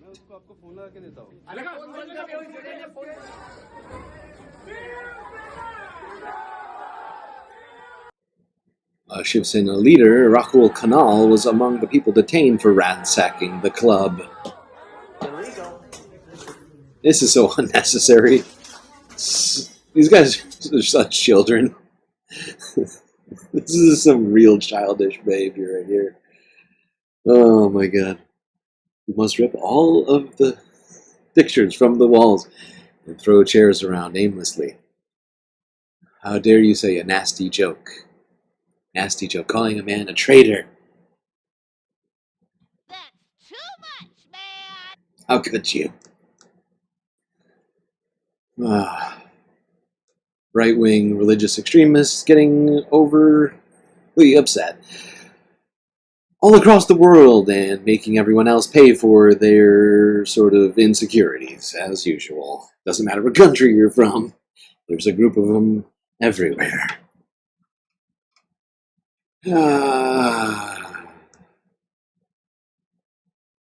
This just in, Earth totally fucked.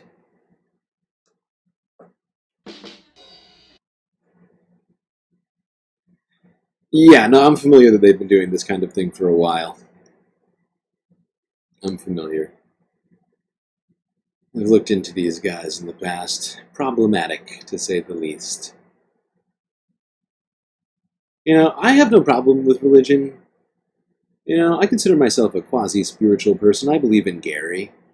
I don't like it when people decide to make their problems as it relates to religion, or just generally problems, but specifically in this instance as it relates to your religious or whatever, like political affiliations, just, you know, make it everybody else's problem.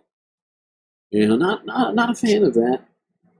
You know, complain at home. You know, go on Twitter, tell everybody how angry you are.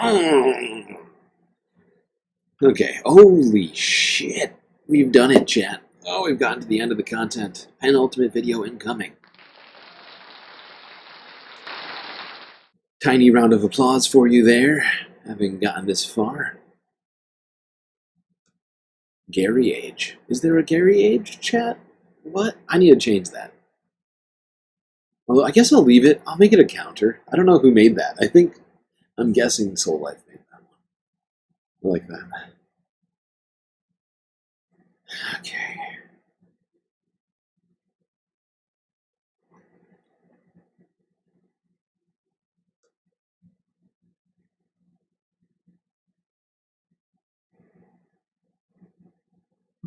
Although I really do want to change that command a little bit, because I've got some things to say about the age of Gary.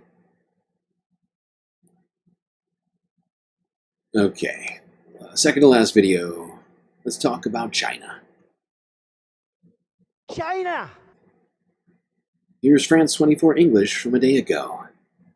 Electric vehicle maker BYD's 2024 sales surpass $100 billion, overtaking rival Tesla. Well, first of all, some of the things that I say will be incorrect.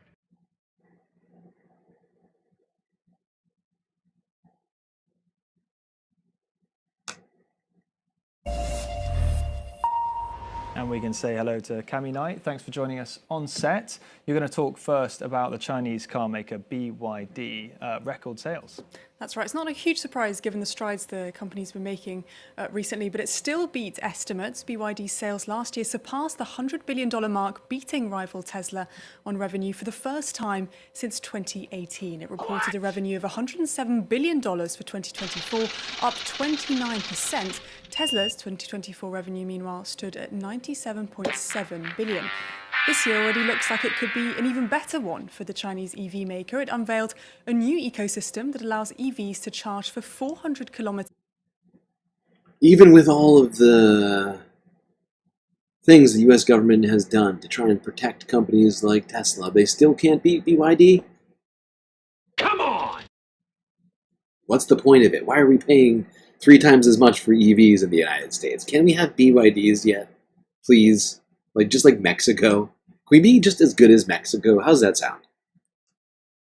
In just 5 minutes, and introduced advanced driver assistance technology in even its most basic models. Luke Schrago has more.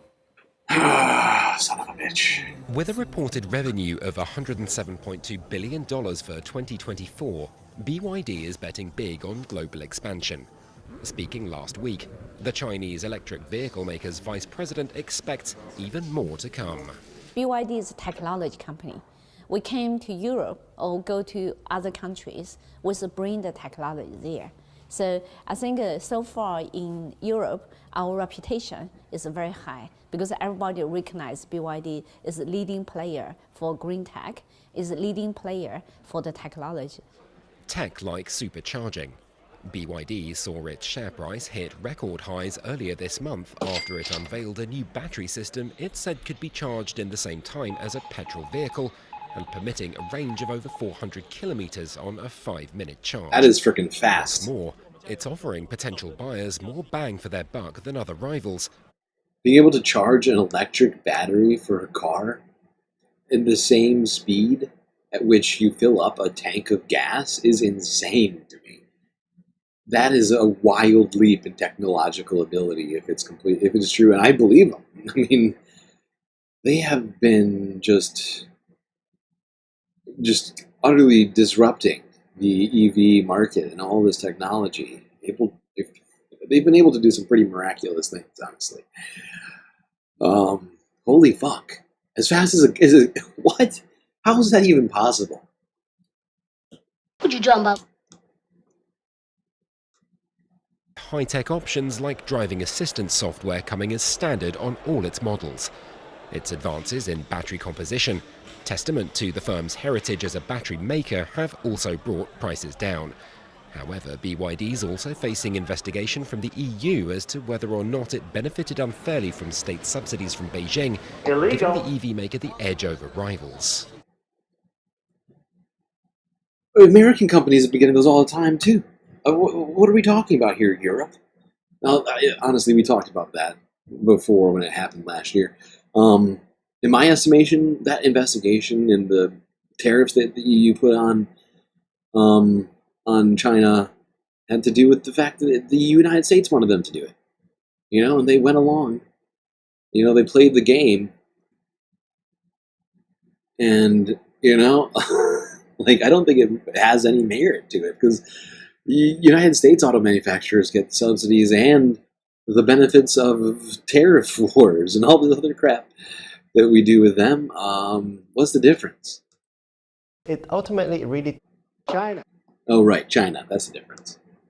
Depends on what kind of product BYD is offering. And if there is no alternative and if it is the best, then the world will still see a demand from the company technology, despite the geopolitical tensions. There's one market BYD will likely find it harder to crack, though. The US, where existing tariffs have now been made even stronger and effectively bar the use of Chinese technology in smart cars. Okay.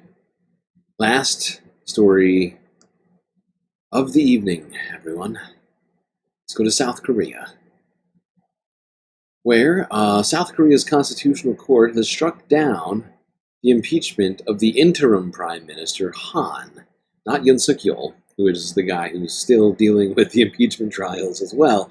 But that was the guy who called martial law. This is the guy who stepped in to fill the void with the Prime Minister under impeachment proceedings and at one point in jail. Yeah, here's Guardian News from 2 days ago on that story.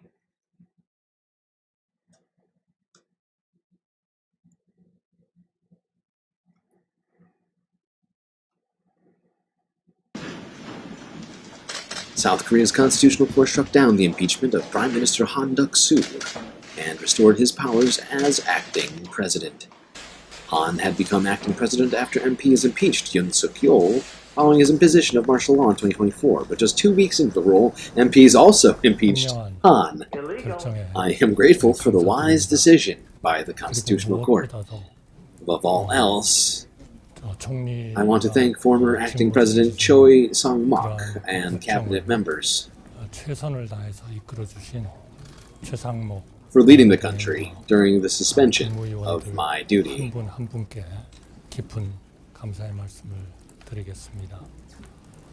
I will tend to the most urgent matters.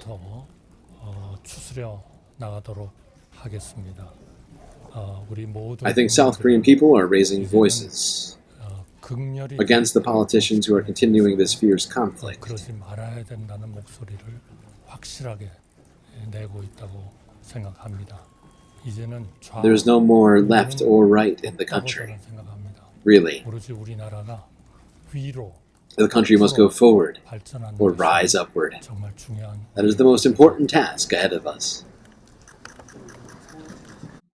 Now, Han is also from the same party Yoon Suk-yeol is in. There is absolutely still a divide in Korea. Do not listen to this man. That is not true. Have you seen the protests? It's a stark political divide in South Korea still. Now, sure, we probably do need to move forward and upward, but I think it's sort of ridiculous to suggest that there is no partisan divide in South Korea at this moment.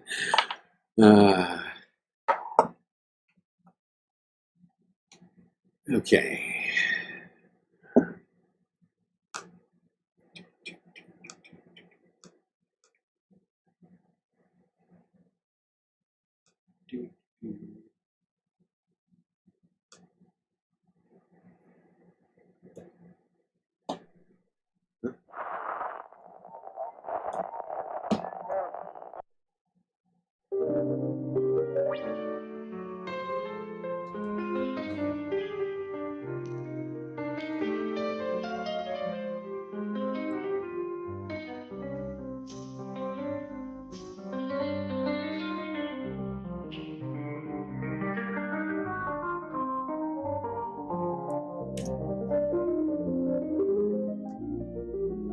Well, it looks like we made it through another stream. It was quite long and also difficult, but thankfully we had each other to get through it. That's gonna be it for me tonight. Till I see you next, you stay classy, Galactic Stream Nation.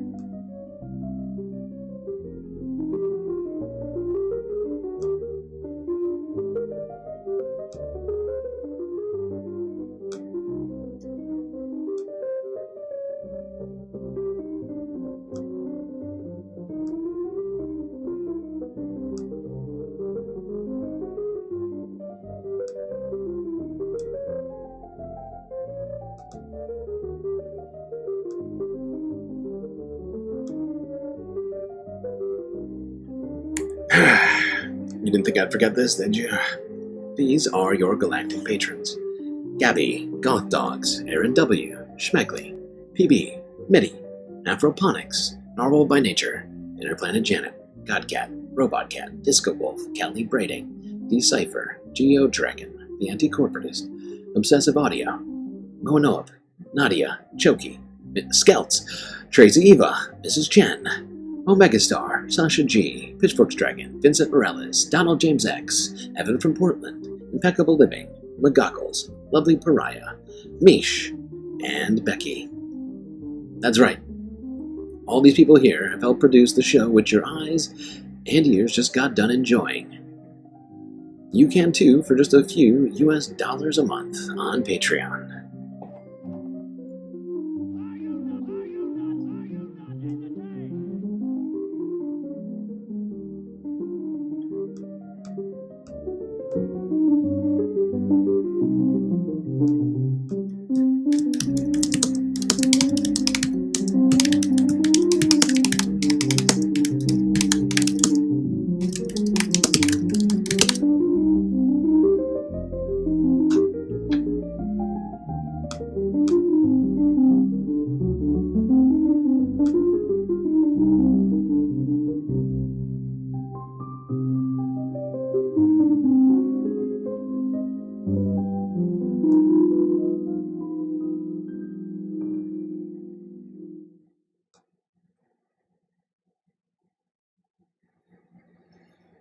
Well, I see a lot of ones in chat, which means it's time for us to get started with the super secret late night after hours galactic chill stream.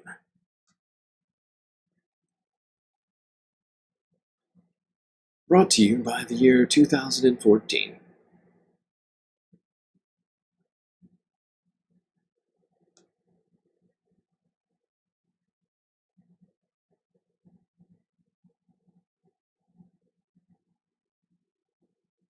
Why the year 2014, you might ask? Well, because this. Tax proposal.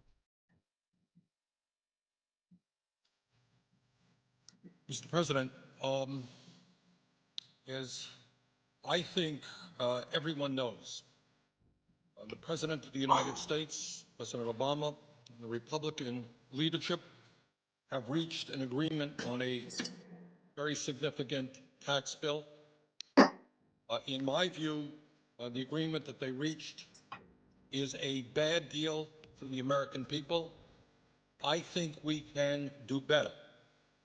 And I am here today to take a strong stand against this bill, and I intend to tell my colleagues and the nation exactly why I am in opposition to this bill. You can call what I'm doing today whatever you want. You can call it a filibuster. You can call it a very long speech. I'm not here to set any great records or to make a spectacle. I am simply here today to take as long as I can to explain to the American people the fact that we have got to do a lot better than this agreement provides. Now, let me just enumerate some of the reasons that I am opposed to this agreement.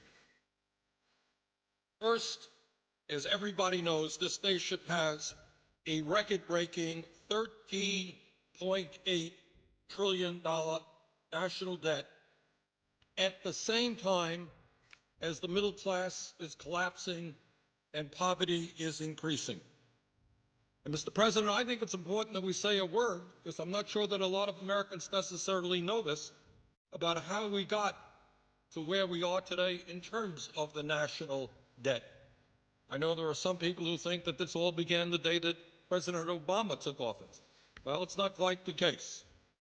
When President Clinton left office, this country was running, in fact, a very significant surplus, and the projections were that we were going to continue to run a surplus.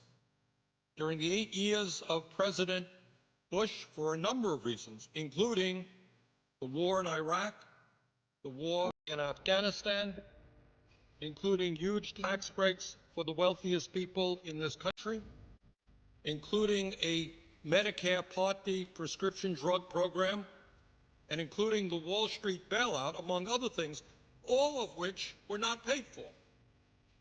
Those are the primary reasons that we saw an almost doubling of the national debt during the Bush administration. And since President Obama has been in office, we have passed a stimulus package, also adding to the deficit in national debt. But here we are today with a $13.8 trillion national debt, $1.4 trillion deficit, and almost all Americans are in agreement that this is a very serious issue. So the first point that I would make is that it seems to me to be unconscionable for my conservative friends and for everybody else in this country to be driving up this already too high national debt by giving tax breaks to millionaires and billionaires who don't need it, and in a number of cases, Mr. President, don't even want it. Here's one of the interesting ironies. There are lists of many, many very wealthy people who come forward and say, sure, I want a tax break. Everybody wants a tax break. But you know what? There are other priorities in this country. I don't need it. And two of the wealthiest people in the world, Bill Gates of Microsoft, Warren Buffett, Berkshire, these are billionaires, and they said it's absurd. We don't need a tax break. All over the country, you're hearing a lot of folks who have a lot of money saying, don't drive up the deficit and force our kids to pay higher taxes to pay off the national debt in order to give tax breaks to the richest people in this country. Now, Mr. President, we have been told really not to worry too much because the extension of these tax breaks for the wealthy will only last 2 years. Not to worry. Well, maybe that's the case. But given the political reality that I have seen in Washington, my guess is that 2 years from now, these tax breaks for the wealthiest people in this country will be extended again. What happens around here is that the argument will be made that if you end these tax breaks, you're raising taxes. It's what we're hearing right now. I see no reason why in the middle of a presidential election, those arguments will not be made again. And I see no reason not to believe that those tax breaks will be extended again. And clearly we have a number of Republicans who want to make that extension permanent. Now, whether it will ever be made permanent or not, I don't know. But the point is, when you hear folks say that it's only a 2-year extension, I would suggest take that with a grain of salt. And let me just say that if, in fact, we do what the Republicans have wanted to do right now, as we enter this debate, they wanted a 10-year extension.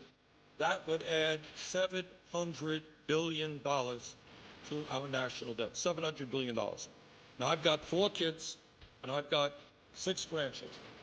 And I think it is grossly unfair. None of them have a whole lot of money.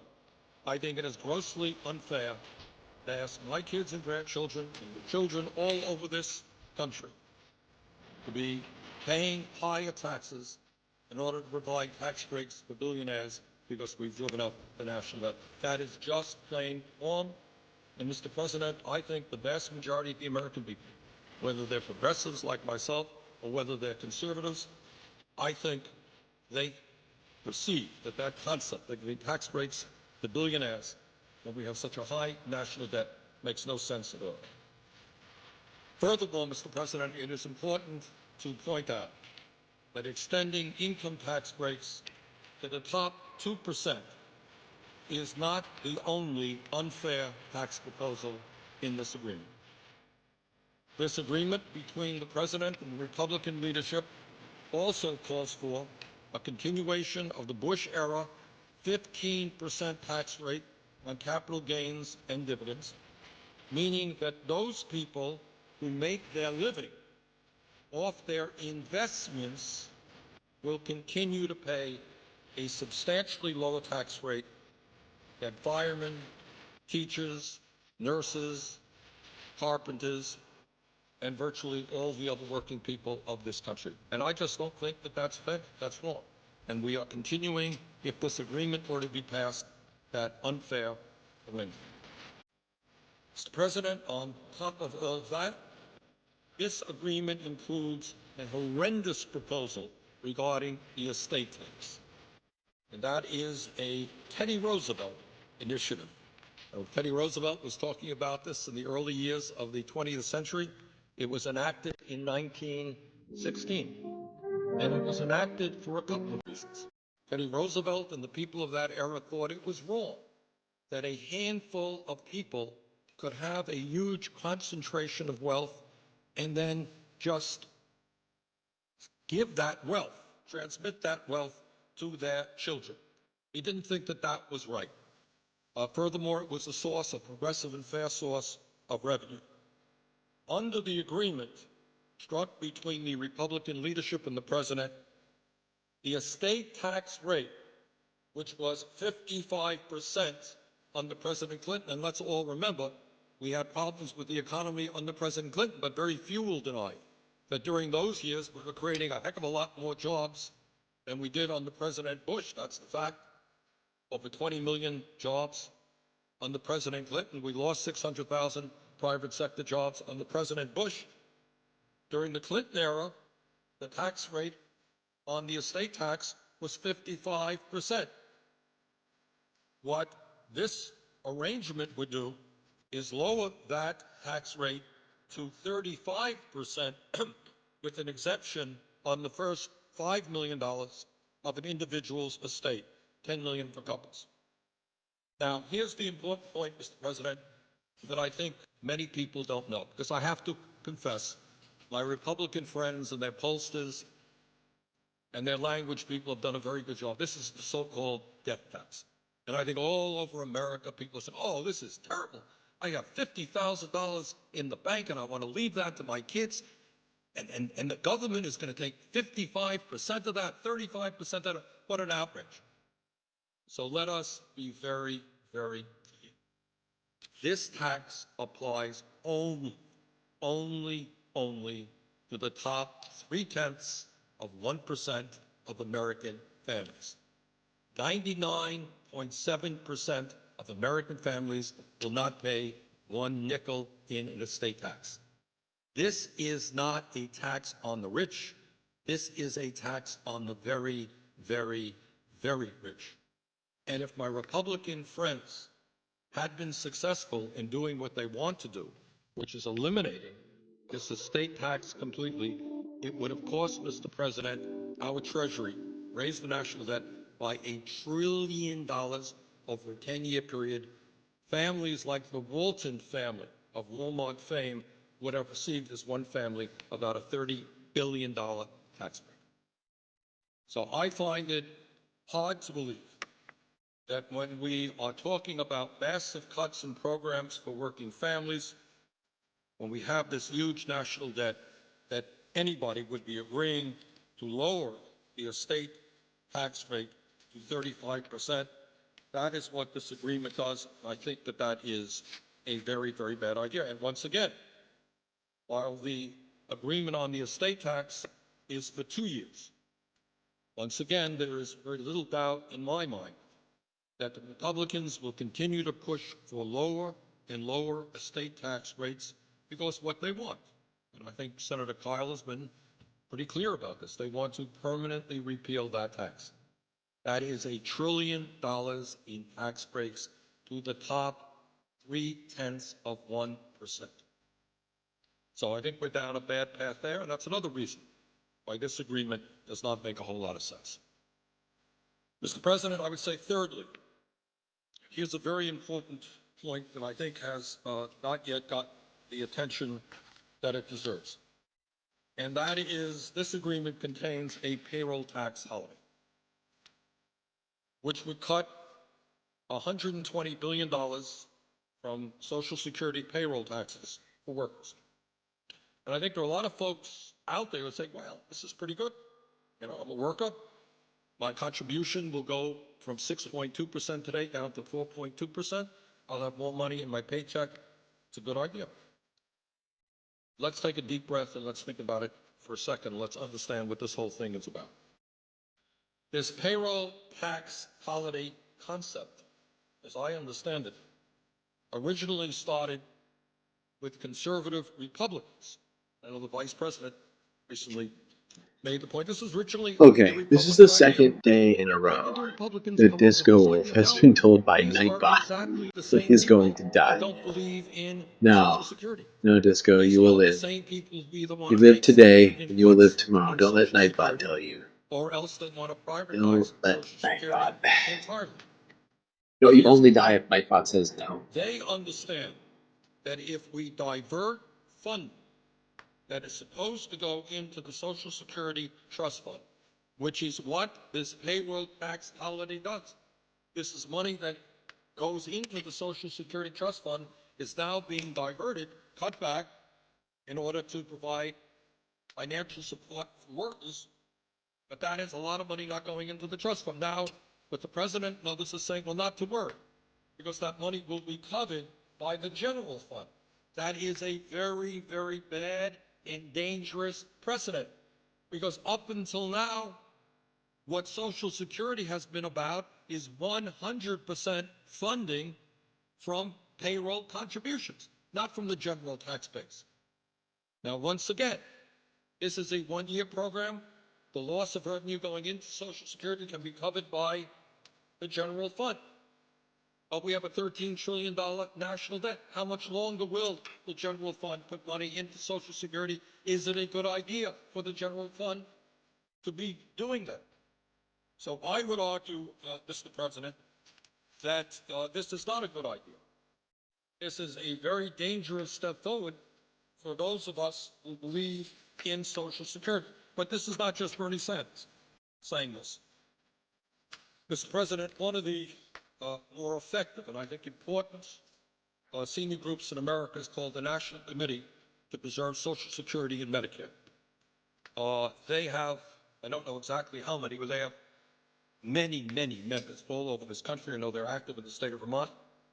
And I want to read to you from a press release that they just sent out the other day. And this is the headline on it, from the National Committee to Preserve Social Security and Medicare.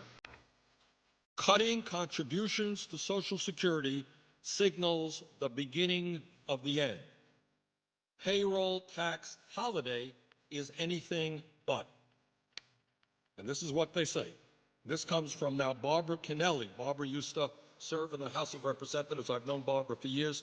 She's now the president and CEO of the National Committee to Preserve Social Security, one of the strong senior groups in America. And this is what Barbara says, and I quote, "Even though Social Security contributed nothing to the current economic crisis, it has been bartered in a deal that provides deficit-busting tax cuts for the wealthy.